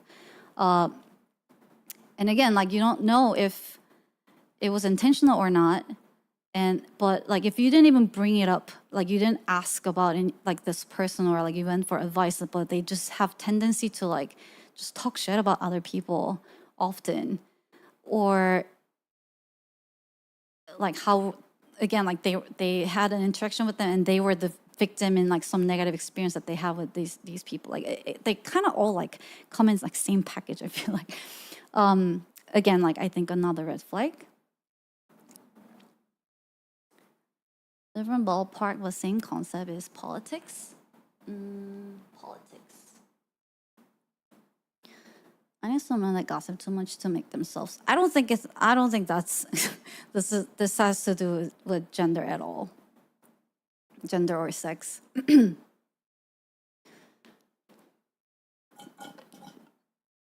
It's just everyone. It's just everyone applies to everybody. When someone ends up victim in every scenario, you have to start thinking about the one thing all these scenarios have in common. Yep.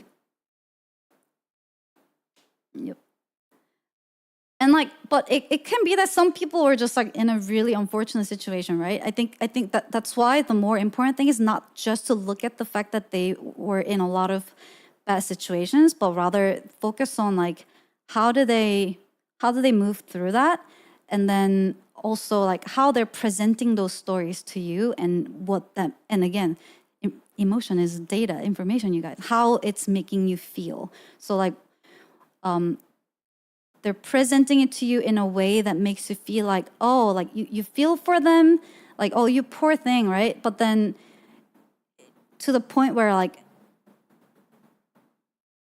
you have to, like, where you can't set healthy boundaries because they're presenting themselves to you as like someone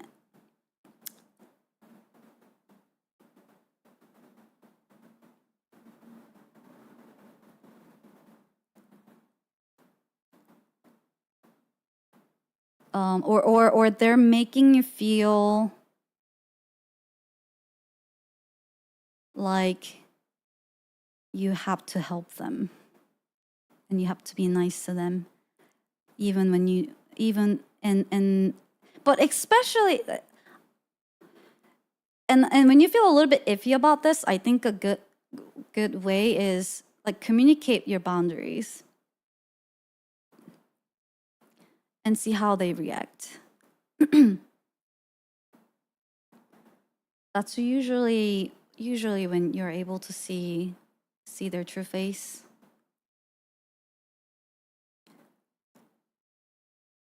It's maybe the red flag 3 there, and 3 there could be that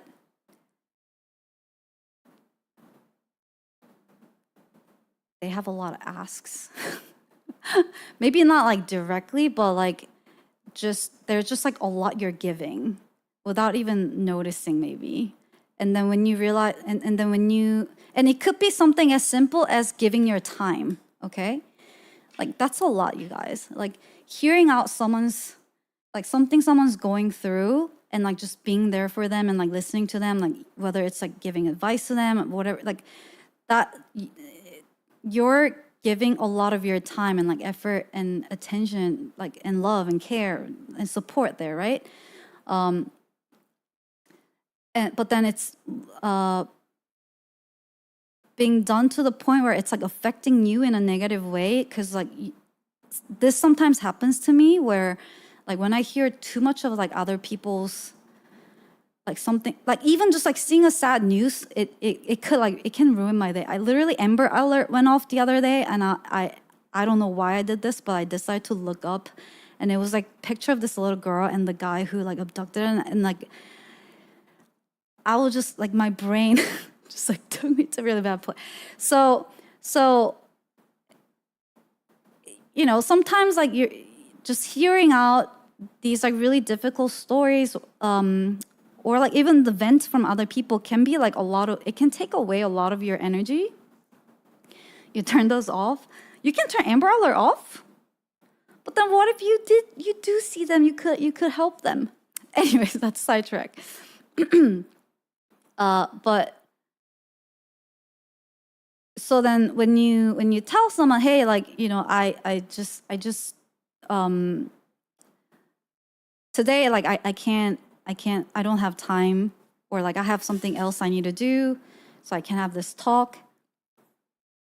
Or, you know, it could be something as simple as that. And then if they react in a way that makes you feel like really guilty, instead of like, you know, thanking you for being honest, and like just, well, like they don't have to thank you, but it's just like, okay, you know, like they're okay with it, versus them like tugging your heart at like, how could you do this to me type attitude. I think that's probably something to watch out for, because that means they're not taking your time and feelings and care. It means they're taking that for granted, and that there's already this imbalance of dynamic where you've been giving this to them, and then when you said, hey, like I can't do this today, they are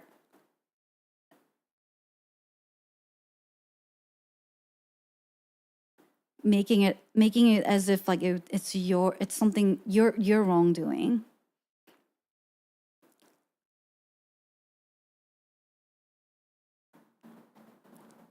And they're always like dumping their negative emotions and like feelings like at you.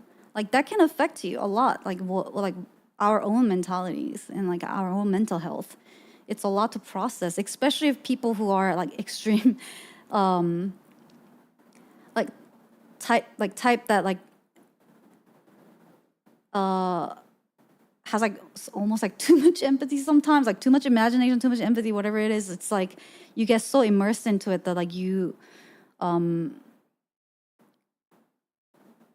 like those feelings like spreads to you, and that's probably what makes people like that a really great listener, because you know, like people who are sharing feel like they're deeply understood, and like, you know,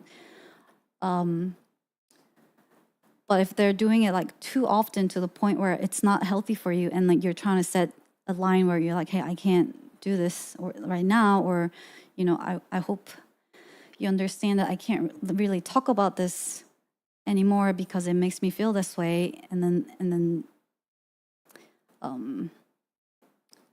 they react in a way that makes you feel bad. That's that's pretty selfish, and that a sign that they don't really appreciate your time and energy.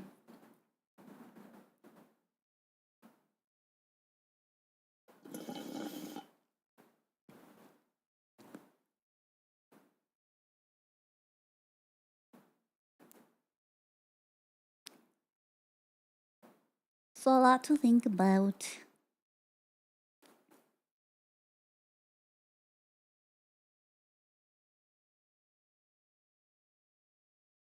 Put you in a position where you don't know how to help.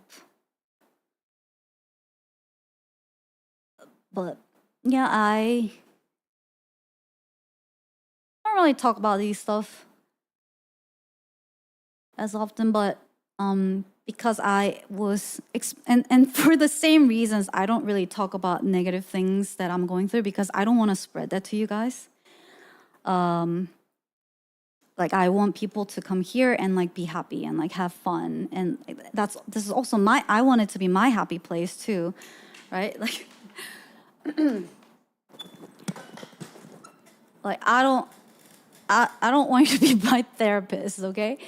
I love these real moments. So it's more of like sharing my I don't mind sharing like my experiences and like learnings, but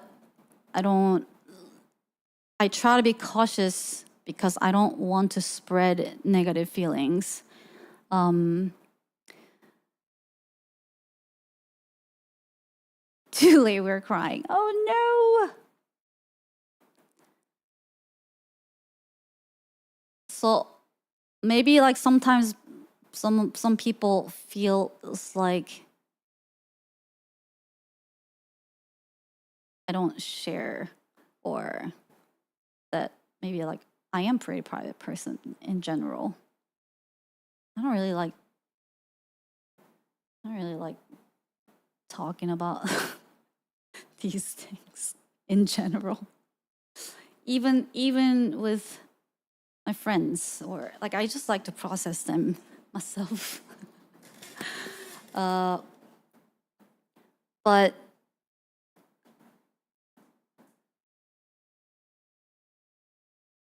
I think I started talking about it because I've been feeling better and I've been reflecting a lot, and there were things that I felt like I learned that could be somewhat helpful, worth sharing. For people who may be going through something similar. So if any of what I talked about made sense, if none of that made sense to you, at least look at it as a sign that, oh, like she is better, so maybe I'll be better as the time went on. Just, if you need one takeaway from this yapping, I think that could be it. And to listen to your instincts and listen to your heart, and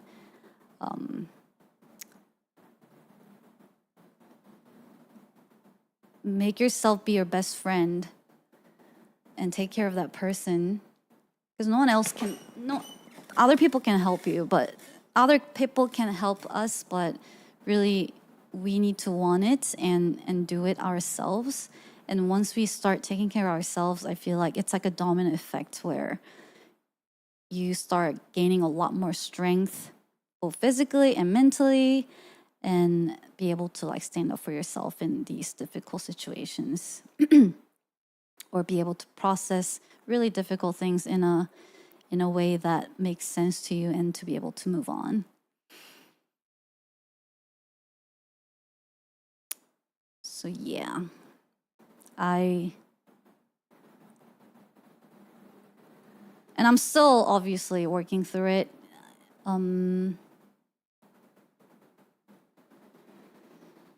Still learning, still processing.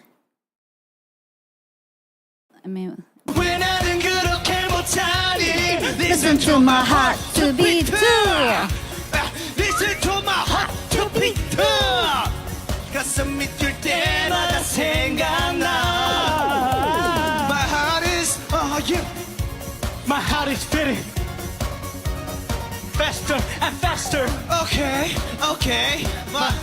My heart is beating. Yo, this is so long. It's like a full chorus.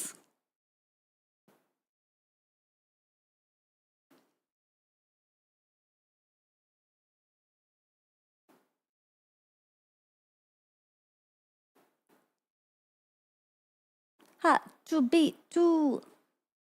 It's like I get hyped up and then like I vibe with it, but then it's like 3 seconds too long where I'm like, okay, I'm over it. Stop. We need a 10-hour version.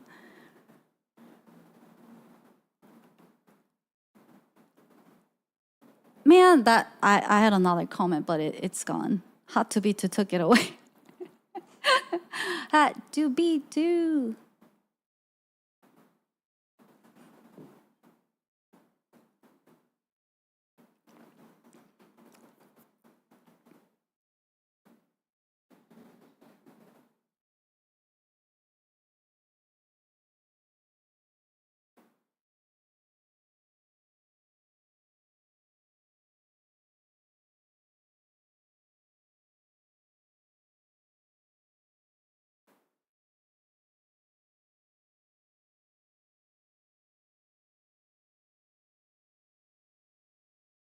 Oh, this is something else, but I think that thought is gone. But something else. There's like really famous. Oh my god! I'm gonna go deeper. Listen to my heart to beat. 가슴 밑일 때마다 생각나. My heart is, my heart is beating faster and faster. Okay. My heart is beating faster and faster. Wow.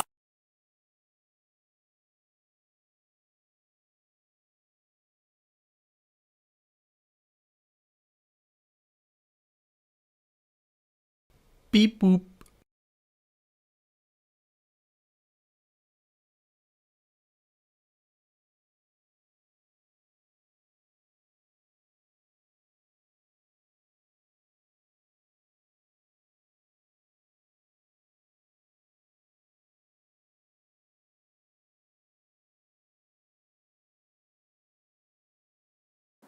Did you enjoy the song? Oh, I'm gonna grab water too.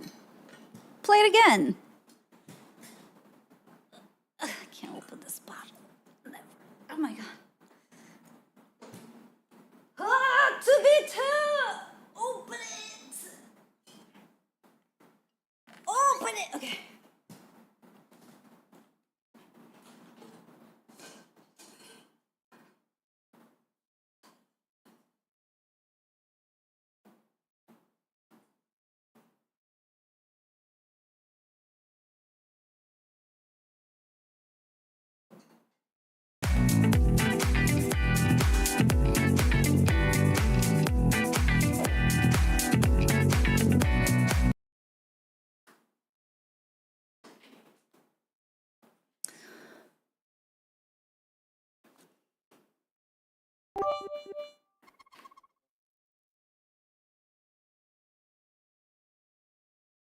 Hot to be two.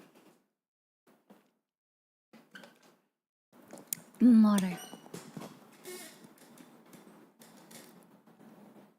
When 나는 그렇게 못하니 Listen to my heart to beat. Listen to my heart to beat. 가슴이 뛸 때마다 생각나. My heart is, oh yeah. My heart is beating faster and faster.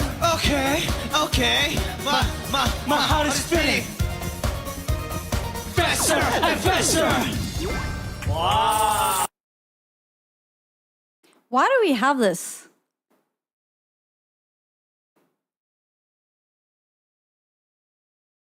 Wait, how are you guys doing this in the first place?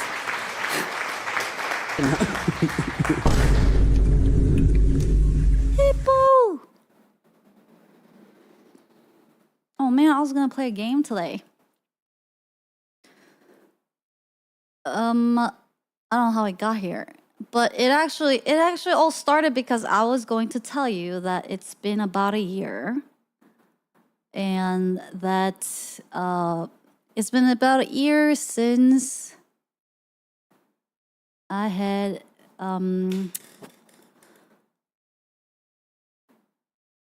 my family member and a friend pass. And I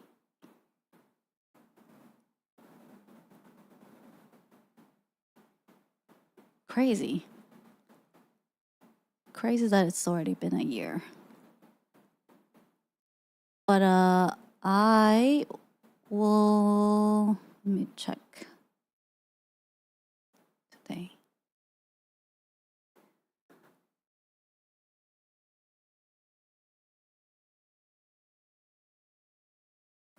And I won't be, there'll be no stream this week. The Friday, Saturday, and Monday, because I'll be gone.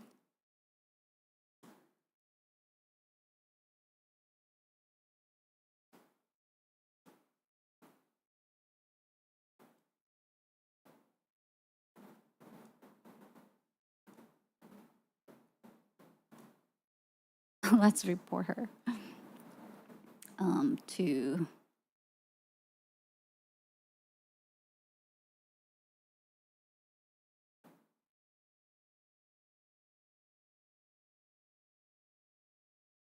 well, she's just softening up stuff so we can accept her vacation. I don't know if it's a vacation. Do what you need to do. Thanks. I will. I think you're muted for the past 3 minutes. No, it was more just me trying to think. Or yeah, I was muted.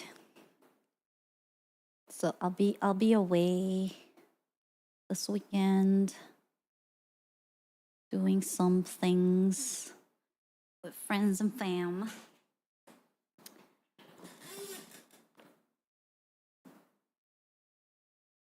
But then it made me realize, oh wow, it's been a year and a lot happened also, like nothing happened at the same time. But it was like I was processing it and I was grateful about how much better I was feeling. So then I think that just one thing led to another. One thing led to another.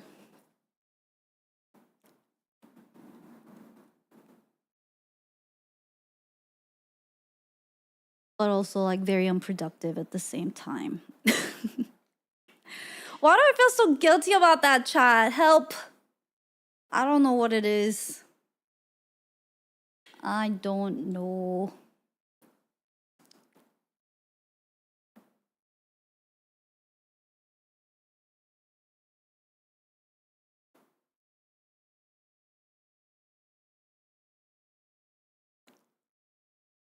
I was a member of that friends community.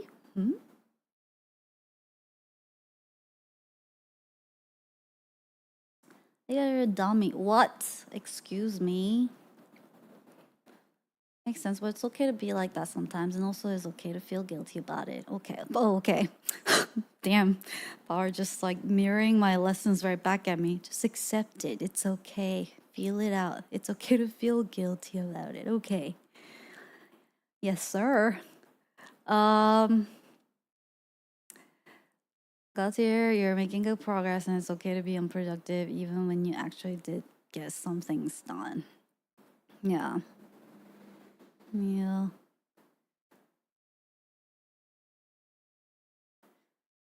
You sounds like a you problem. You did a lot in the last year. If you think about that, it might help. I did.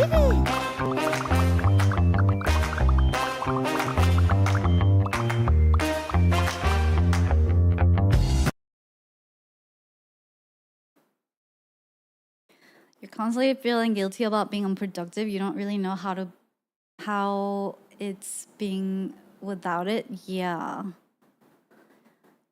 That's something else to work through. Something else to work through. You feel like I did a lot too? Really? Like what? ...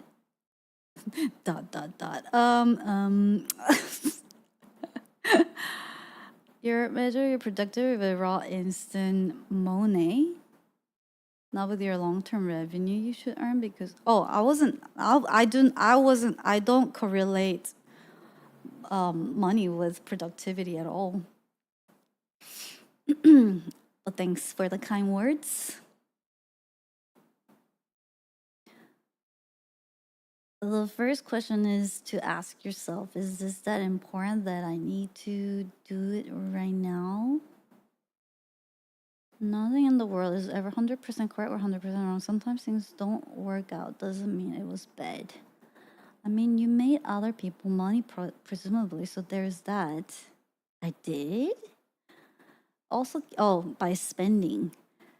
Also, keep this forgiveness about unproductivity in mind because I haven't done shit last week. Oh, yeah! That's right! Where's your homework?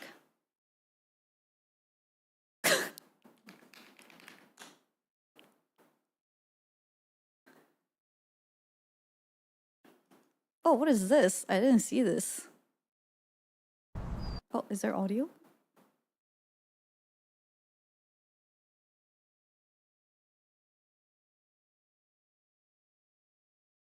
Oh, I missed this. It did send me homework. Oops, sorry about that, Helen. I don't know how I missed it. 8:30 a.m., that's probably why. Oh, this was like, oh. Why haven't you just pinged me again? It's been a week?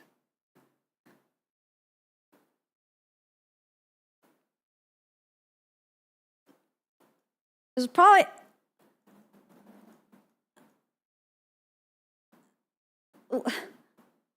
Sometimes you need to watch what you have done from a distance to appreciate it.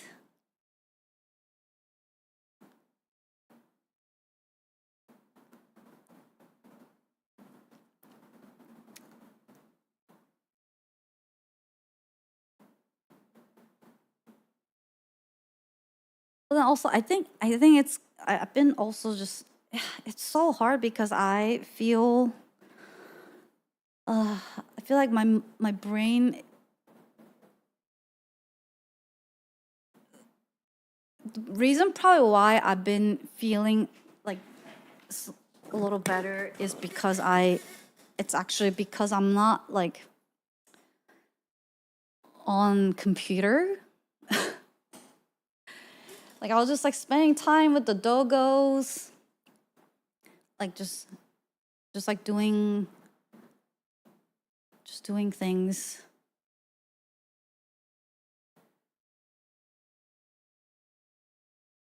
He never finishes it. No, he does. Remember the latest YouTube like little skit video I shared. It was made by Halen. And I did not give him those homeworks. He just made that homework for himself, and then he sent me another homework that he made for himself. But it's really good, so go watch it if you haven't. Don't tell me that the PC is, and so does Jorm. Like I'm not. They just keep making these like crazy homeworks for themselves when I'm just like, can you help me with this like simple thing? And then like they come back with something that I didn't ask them for, but it's like much bigger and harder to do. And I'm like, that okay, that looks cool. Do it. Go do that. If we are productive, we should pizzas. That's not true. That is not true. Anna never asks for things. I can't tell if you're being sarcastic or not.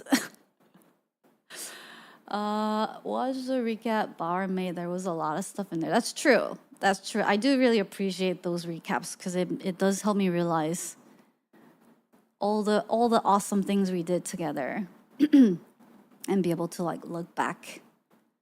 So thanks, Bauer. But you weren't being sarcastic? Oh, I feel weird about asking things. She sends me pictures of dog cages to threaten me. None of these things are true. None of these are true.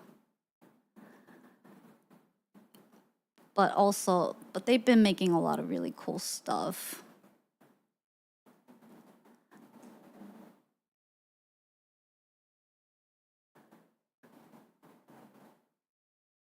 And like getting really good at what they're doing. So it's pretty cool to say. And if they were only doing things I was asking them to do, they wouldn't be learning all these cool things and skills. So, so I don't complain. Blink if she beats you. And same thing with the mods. I feel like the more I don't ask them, the more they try to look for little things. And then they just come up with stuff that they like to do with the things that the tiny little power I give them with, and then voila, they make a lot of cool things. You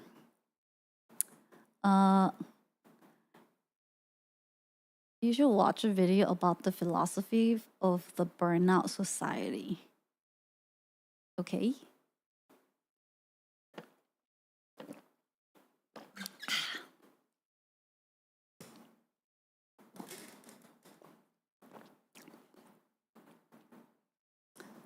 But yeah, like when we watched the recap video, I was like, oh damn, all of those things happened last year. Crazy.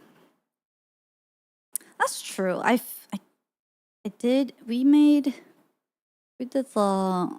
I went to the HanaX thing, and then we made the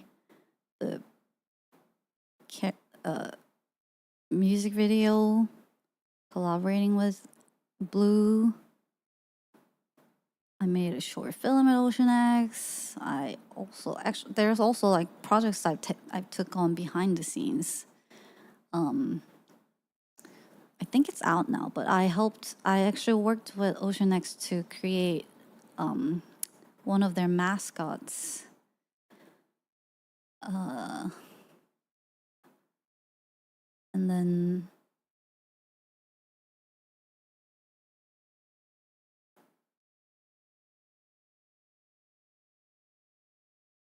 I'm sure you have had some cancer projects too. True, right. There are also a lot of projects I've started. It's so weird. Like I just have to do like I just have to do like 2% more in order to finish it. But then I just like let them. Like, why do I do that? I don't know. I don't know, chat. Like Heaven and River are probably like all these like WIP projects I've shown them, but then like they never get to see on stream. What happened to that?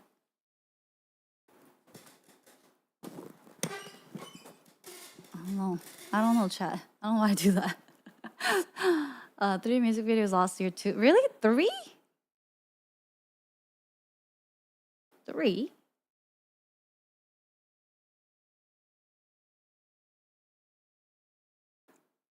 I did make a new song. Oh, the challenge.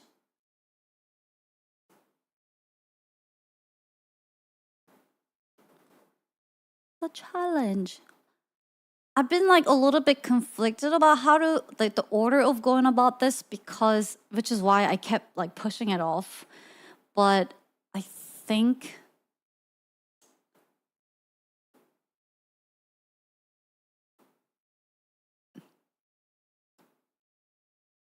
I should just do it.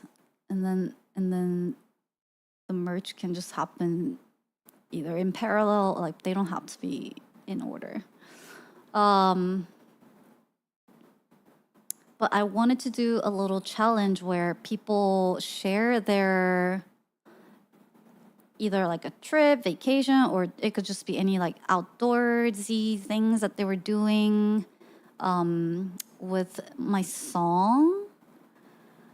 And then to have a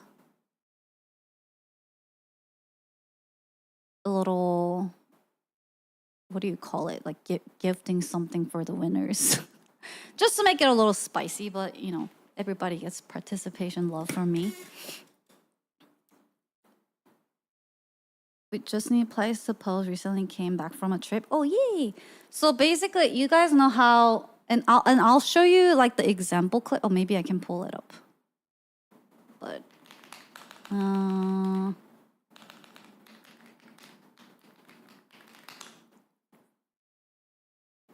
pictures of us or the pictures of the environment? Environment.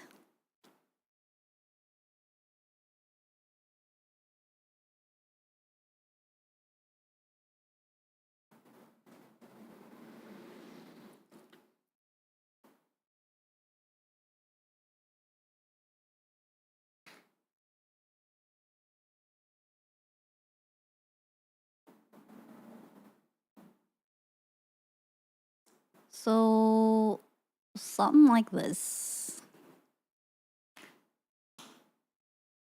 It doesn't have to follow this exact template. Oh wait. Oh, that was a.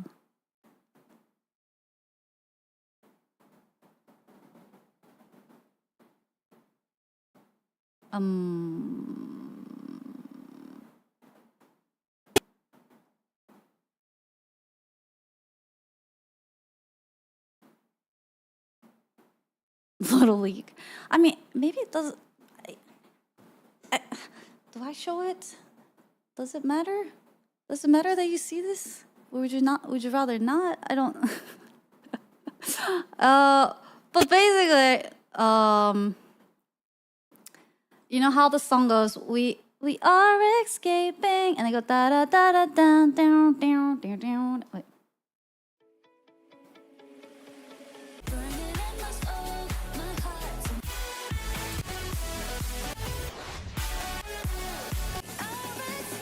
Right here.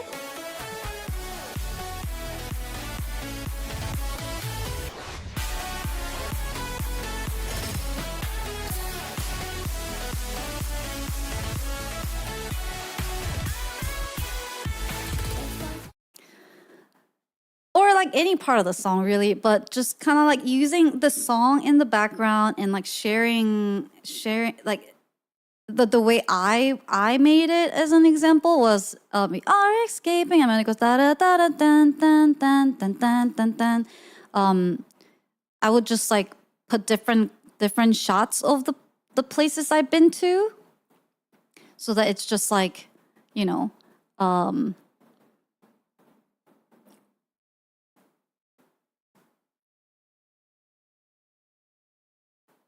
just gonna show it to you because it's hard to explain.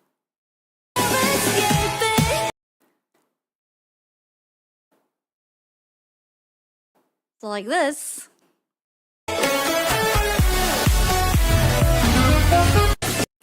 Something like that. Where different I know that was loud, sorry. I imagine you don't want us in the shot. I mean, if you want to, it's okay. Like, it's not like... It's fine. But that's like the basic idea of it. Can we use PowerPoint? Maybe. We need a paper cut out of Hana. No. So that part, the paper cut part, will be part, like it's your merch. Sneak peek. So, which is why I was like, oh my god, like I gotta do the merch first, so that if people want to do that, they can do it as well. But then because I really wanted to make a keyring, but there's like a minimum order amount to do it that I don't think I can really meet. So I'm doing it a little bit differently than usual, to have somewhere else like ship it, like different like keyring manufacturer place to like ship it to you guys. Which is why it's taking a little bit longer to set it up. So the ideal order would have been that like I'm done with the merch thing, and then like you guys, some people get it if they want to use it for the clip, and then like they do it. But you can do both. You can do it without, and then if you want to do it with the key ring, you can do it too, or stickers, whatever it is. You just need to wear a green suit so you can Photoshop in the merch after. Yeah, and then so that's like the basic template, but you know, people can get creative with it. And then we can all look at what people have submitted and just look at it together, and I think it will be fun. It'll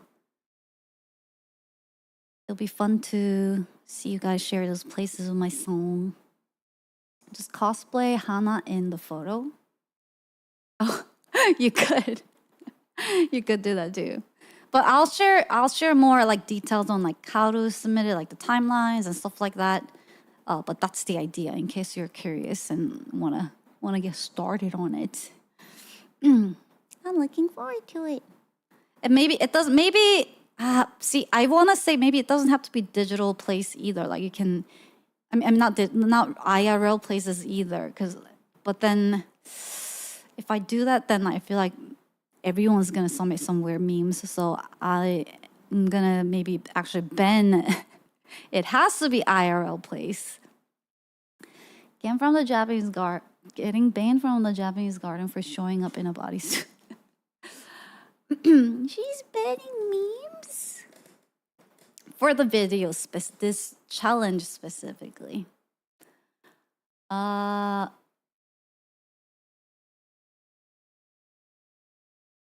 much of an escape if it's digital? Exactly. I feel like I would get weird looks dressed as a Reaper. I didn't tell you to do that. So don't sue me when you get arrested for wearing a weird outfit to make this video in inappropriate places, you can also escape into the digital world. True, but was not the point of the song. So Grim is going to a retirement. Stop! Get out of here! Oh my god. Sometimes I'm just like, your brains. It's just, your brains are crazy. Like I want to open it and like research, like look at it.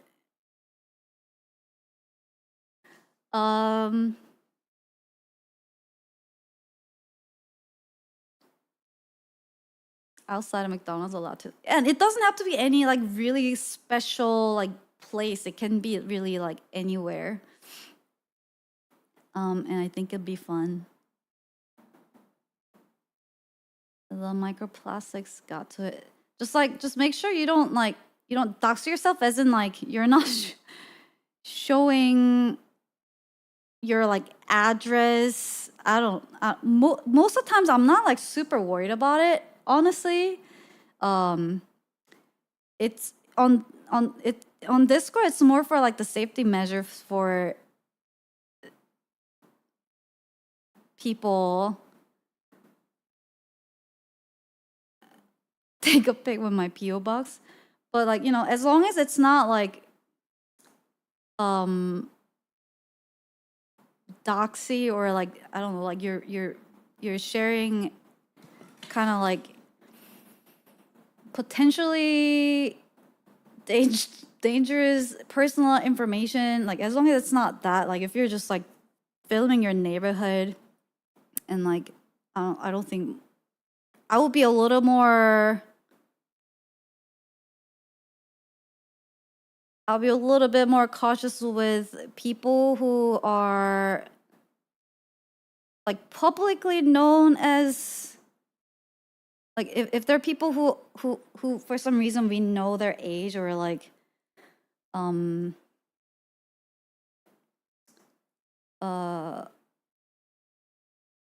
and for girls maybe, then I'll be a little bit more strict about like what they're showing. Like be careful, not dox yourself.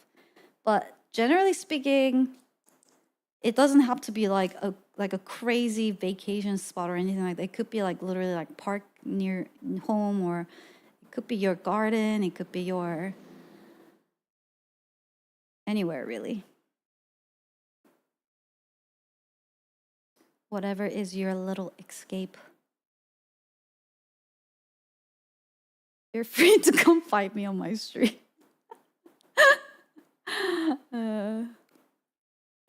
Just like use your common sense to not like put your, it's not so the whole all the like doxing stuff is not so much about like the rules exist to protect something, right? So at the end of the day, it's not so much about the rule itself that's like very important, but it's more about like what we're trying to protect and not exposing yourself to danger. So like use your own common sense and bar to be reasonable and to not put yourself in a dangerous situation. And what you share out online. But other than that, like I know sometimes people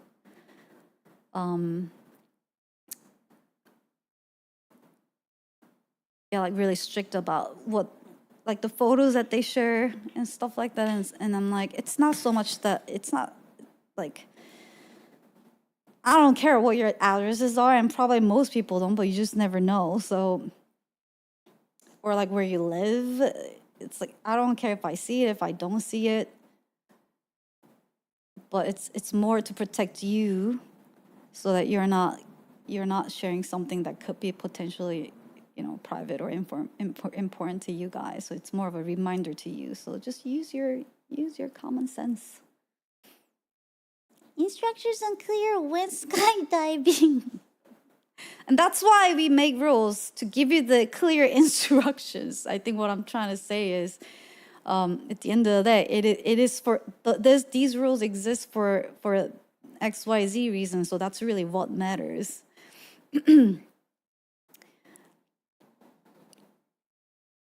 Be safe. But we do have to come up with some kind of rules and draw the line, because then people are like, what is unclear? The instruction unclear. I took a photo of my bill and posted it on Discord, which shows all my names. And is that against the rules? Because it's not a place. Or it doesn't have my face on it, and you only said no face. It's like, ugh. Chat. Echo meetup. That'll make an awesome shot. What shot? I guess we should be thankful she's not asking us to stand out in a thunderstorm until we get a shot of a lightning striking behind it. That would actually be pretty sick. What if I skydiving and dox the whole city? Like, I don't care. I'm setting these rules to protect you guys. I could care less about what city you live and you doxing it. Keep it up, you're doing good. Thank you, Riverbed Homestead. Same to you.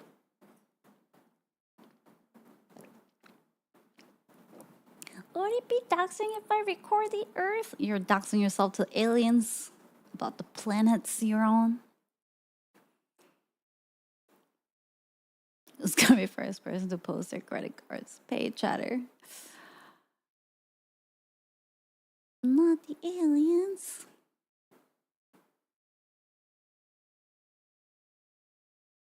You know, I live where the cows roam free.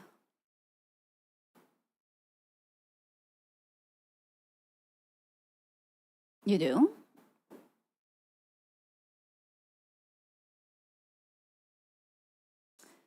Do you guys ever try to dox yourselves to see what you can find by doing searches? Oh, like Googling yourself? No. Home of the range, Burger King. But anyways, that's the challenge. I want to say any questions, but I'm not going to, because I feel like you're just gonna ask me silly questions to be funny, but not like actual questions.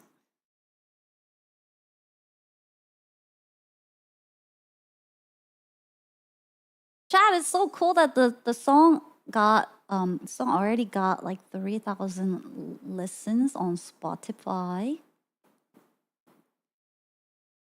If anyone's been listening, thank you.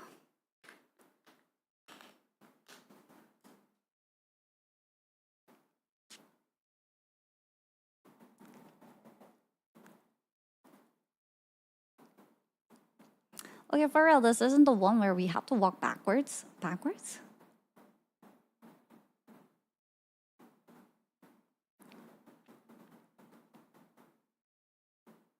Your Spotify was doing pretty well overall.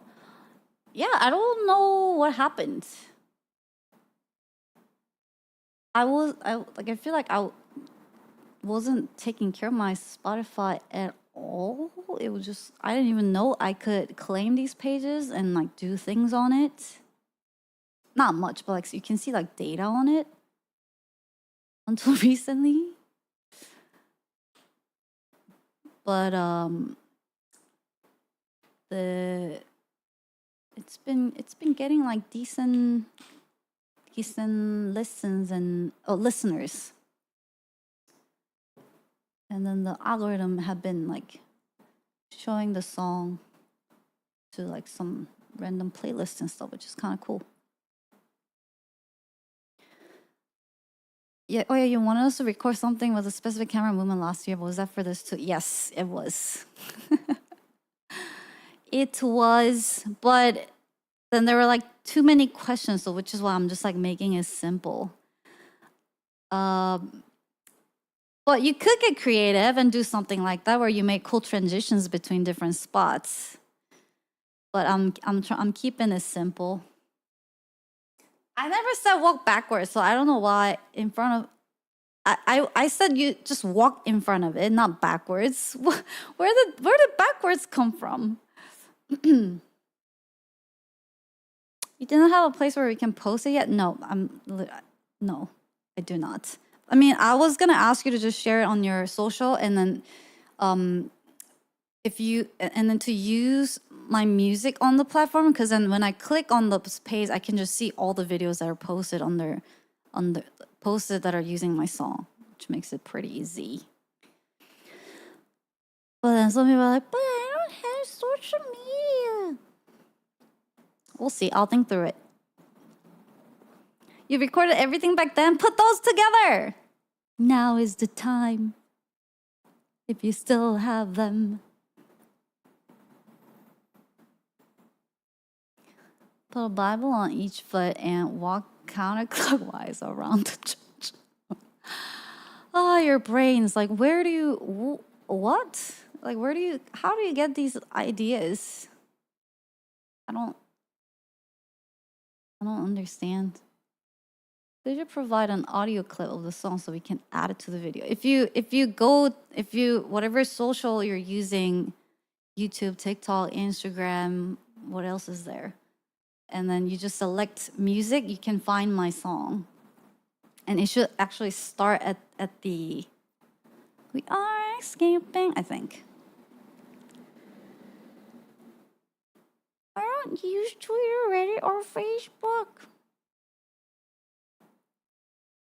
Actual witch ritual from Renaissance Europe. Oh, really? People are weird.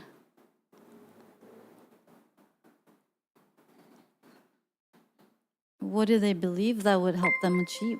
Hi, Kamarai. Thanks for the follow.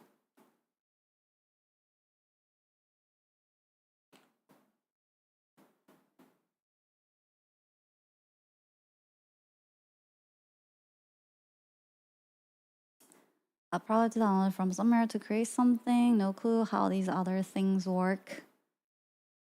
I'm sure you can figure it out.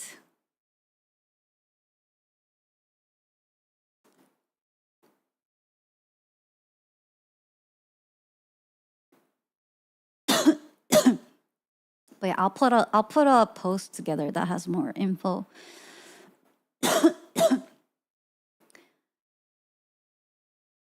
And I guess I'll attach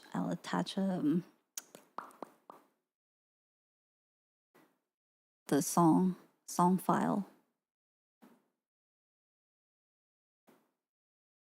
I guess I already made a video with it. You did.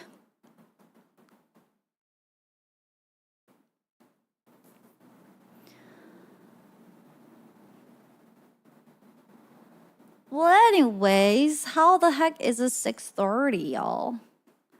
We yapped all day. I've been trying to play this game every stream, and did we just yap on? Oh, we sang on Saturday. Man, it was a good singing session. It was a good yapping session. So, what game? The game.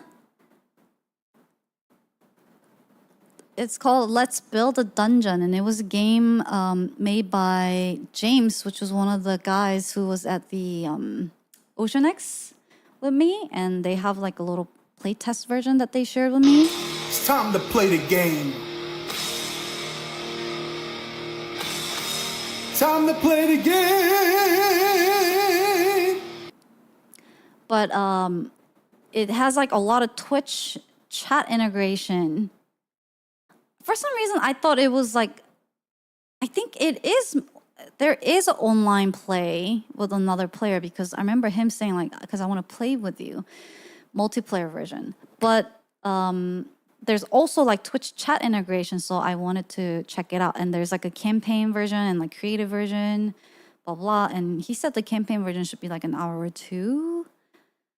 So... you can play it when you're back.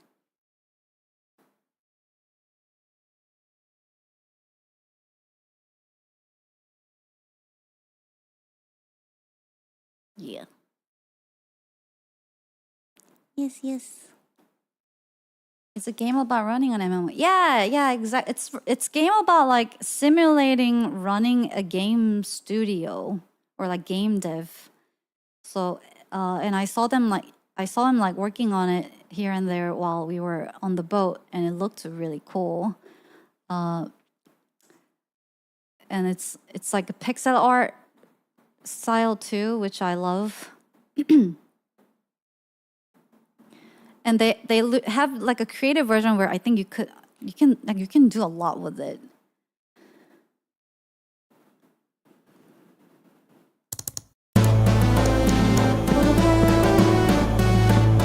So I felt like you guys will really like it.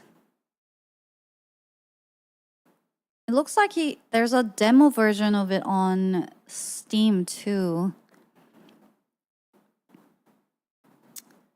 And then I also wanted to try playing Andy's game, which was a tree match game. Is there a dedicated layoff button? Maybe? There might be. I know it has like a whole like employee profile and stuff and like resumes.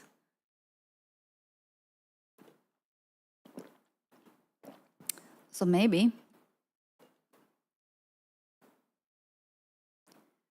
My bae.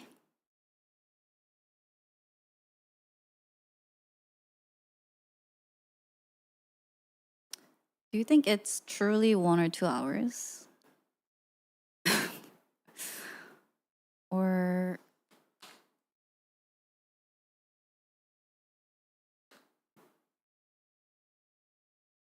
probably it's more for me.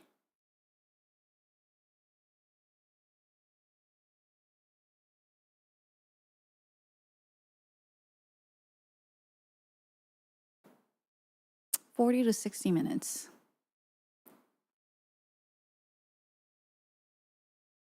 Should we just do it?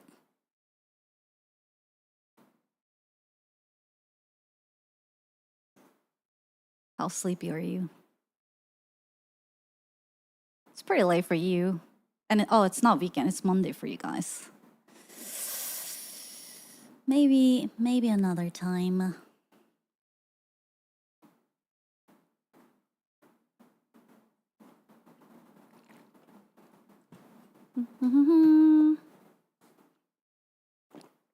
I would want more people to see and experience it.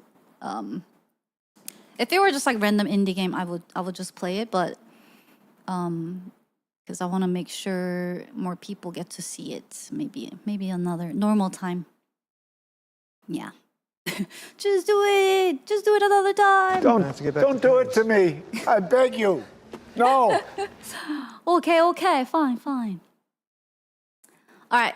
Well, I am going to then head out.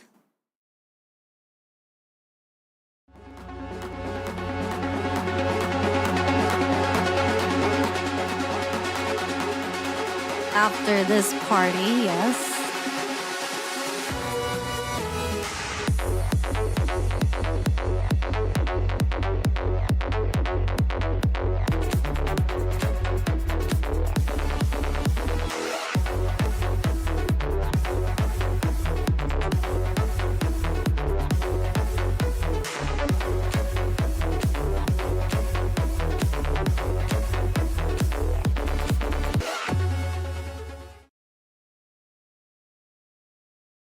Yeah, that's when the graphics weren't new, but the song maybe. I don't know. But thanks y'all for coming to my stream today. It was fun yapping with you about a lot of random stuff. I hope Great. you had I think I got it. Fun. But just in case, being here. tell me the whole thing again. I wasn't listening.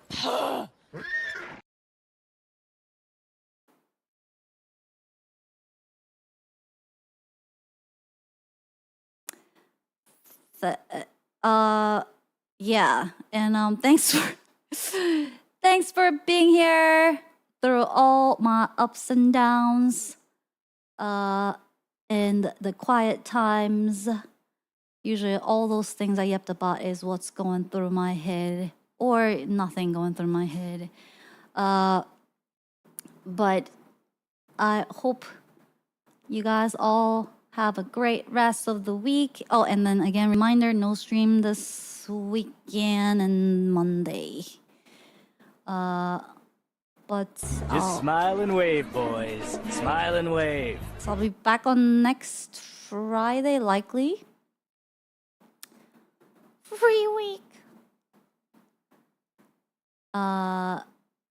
Ooh. Oh, right, that was my thought. The trail of thought I lost earlier, which was I was gonna say we should make a Minecraft server. So you guys can do something during the week. It's a little too late now to talk about that and set that up, though. Awkward. I mean, you guys could still like set up a server and hang out if you want.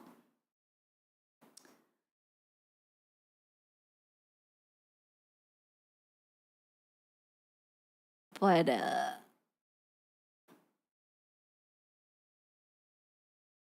and hunt each other for sport, Pog.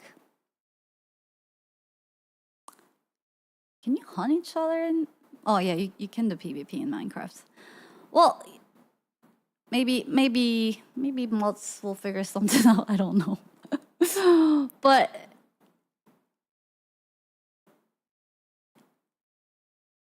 have a great rest of the week. Teacher forgot to assign homework. Sorry. Or maybe like... You just saved me. I'm free. Or it could just be like, or could it be... Did we ever have just like random, just like play server for people to hang out in? Or did we always have some project associated with it? I mean, that was the goal last time I was gone, but then you guys did something way more. See, this is what I mean. Like, you guys always do the things that I didn't ask you for, but create more work for yourselves and then make something incredible. So I can't really complain about it, but I'm pretty sure even when I went to HanaX, I was like, yeah, make some Minecraft server and like have fun, like make some stuff. And then I came back and it was like a whole amusement park. The servers running while you were gone were mostly without rules. Exactly. Yeah. I mean, I think you can have something like that because I do want to do like a Minecraft thing sometime soon after I come back. So maybe it would be good for people to like play, to kind of like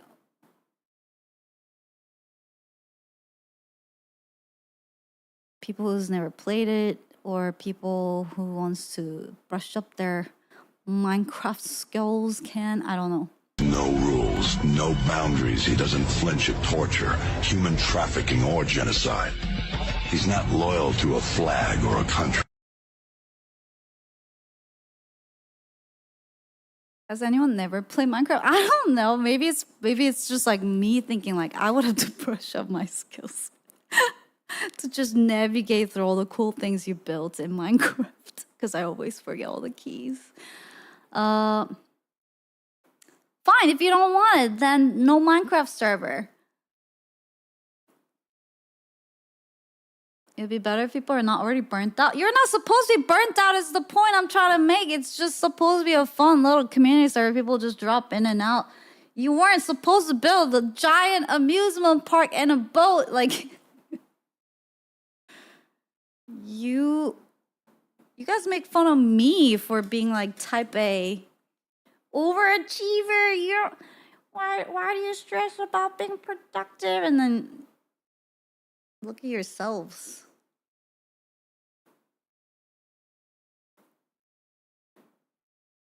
Apex, Tora, you are doing a cyberpunk collab. Oh yeah?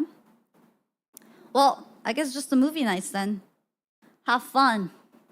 Don't tell us what to do this time. We're gonna build a functioning government. Okay. Good luck with that. Have a good week. I'll see you all next week. And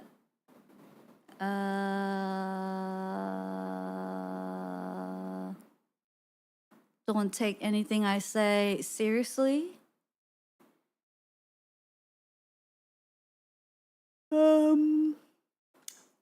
That's it. Hana out. Bye, y'all. Good night. Good day. Good morning.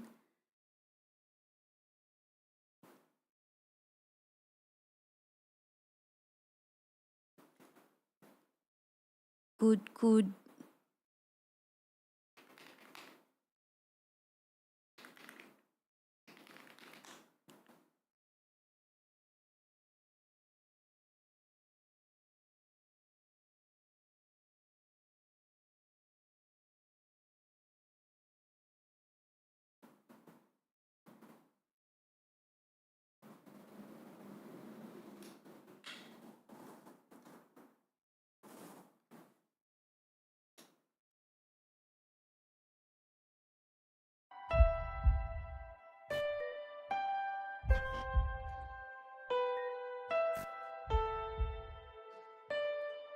When I was a young girl, my father took me into the city to see a marching band. He said, girl, when you grow up, would you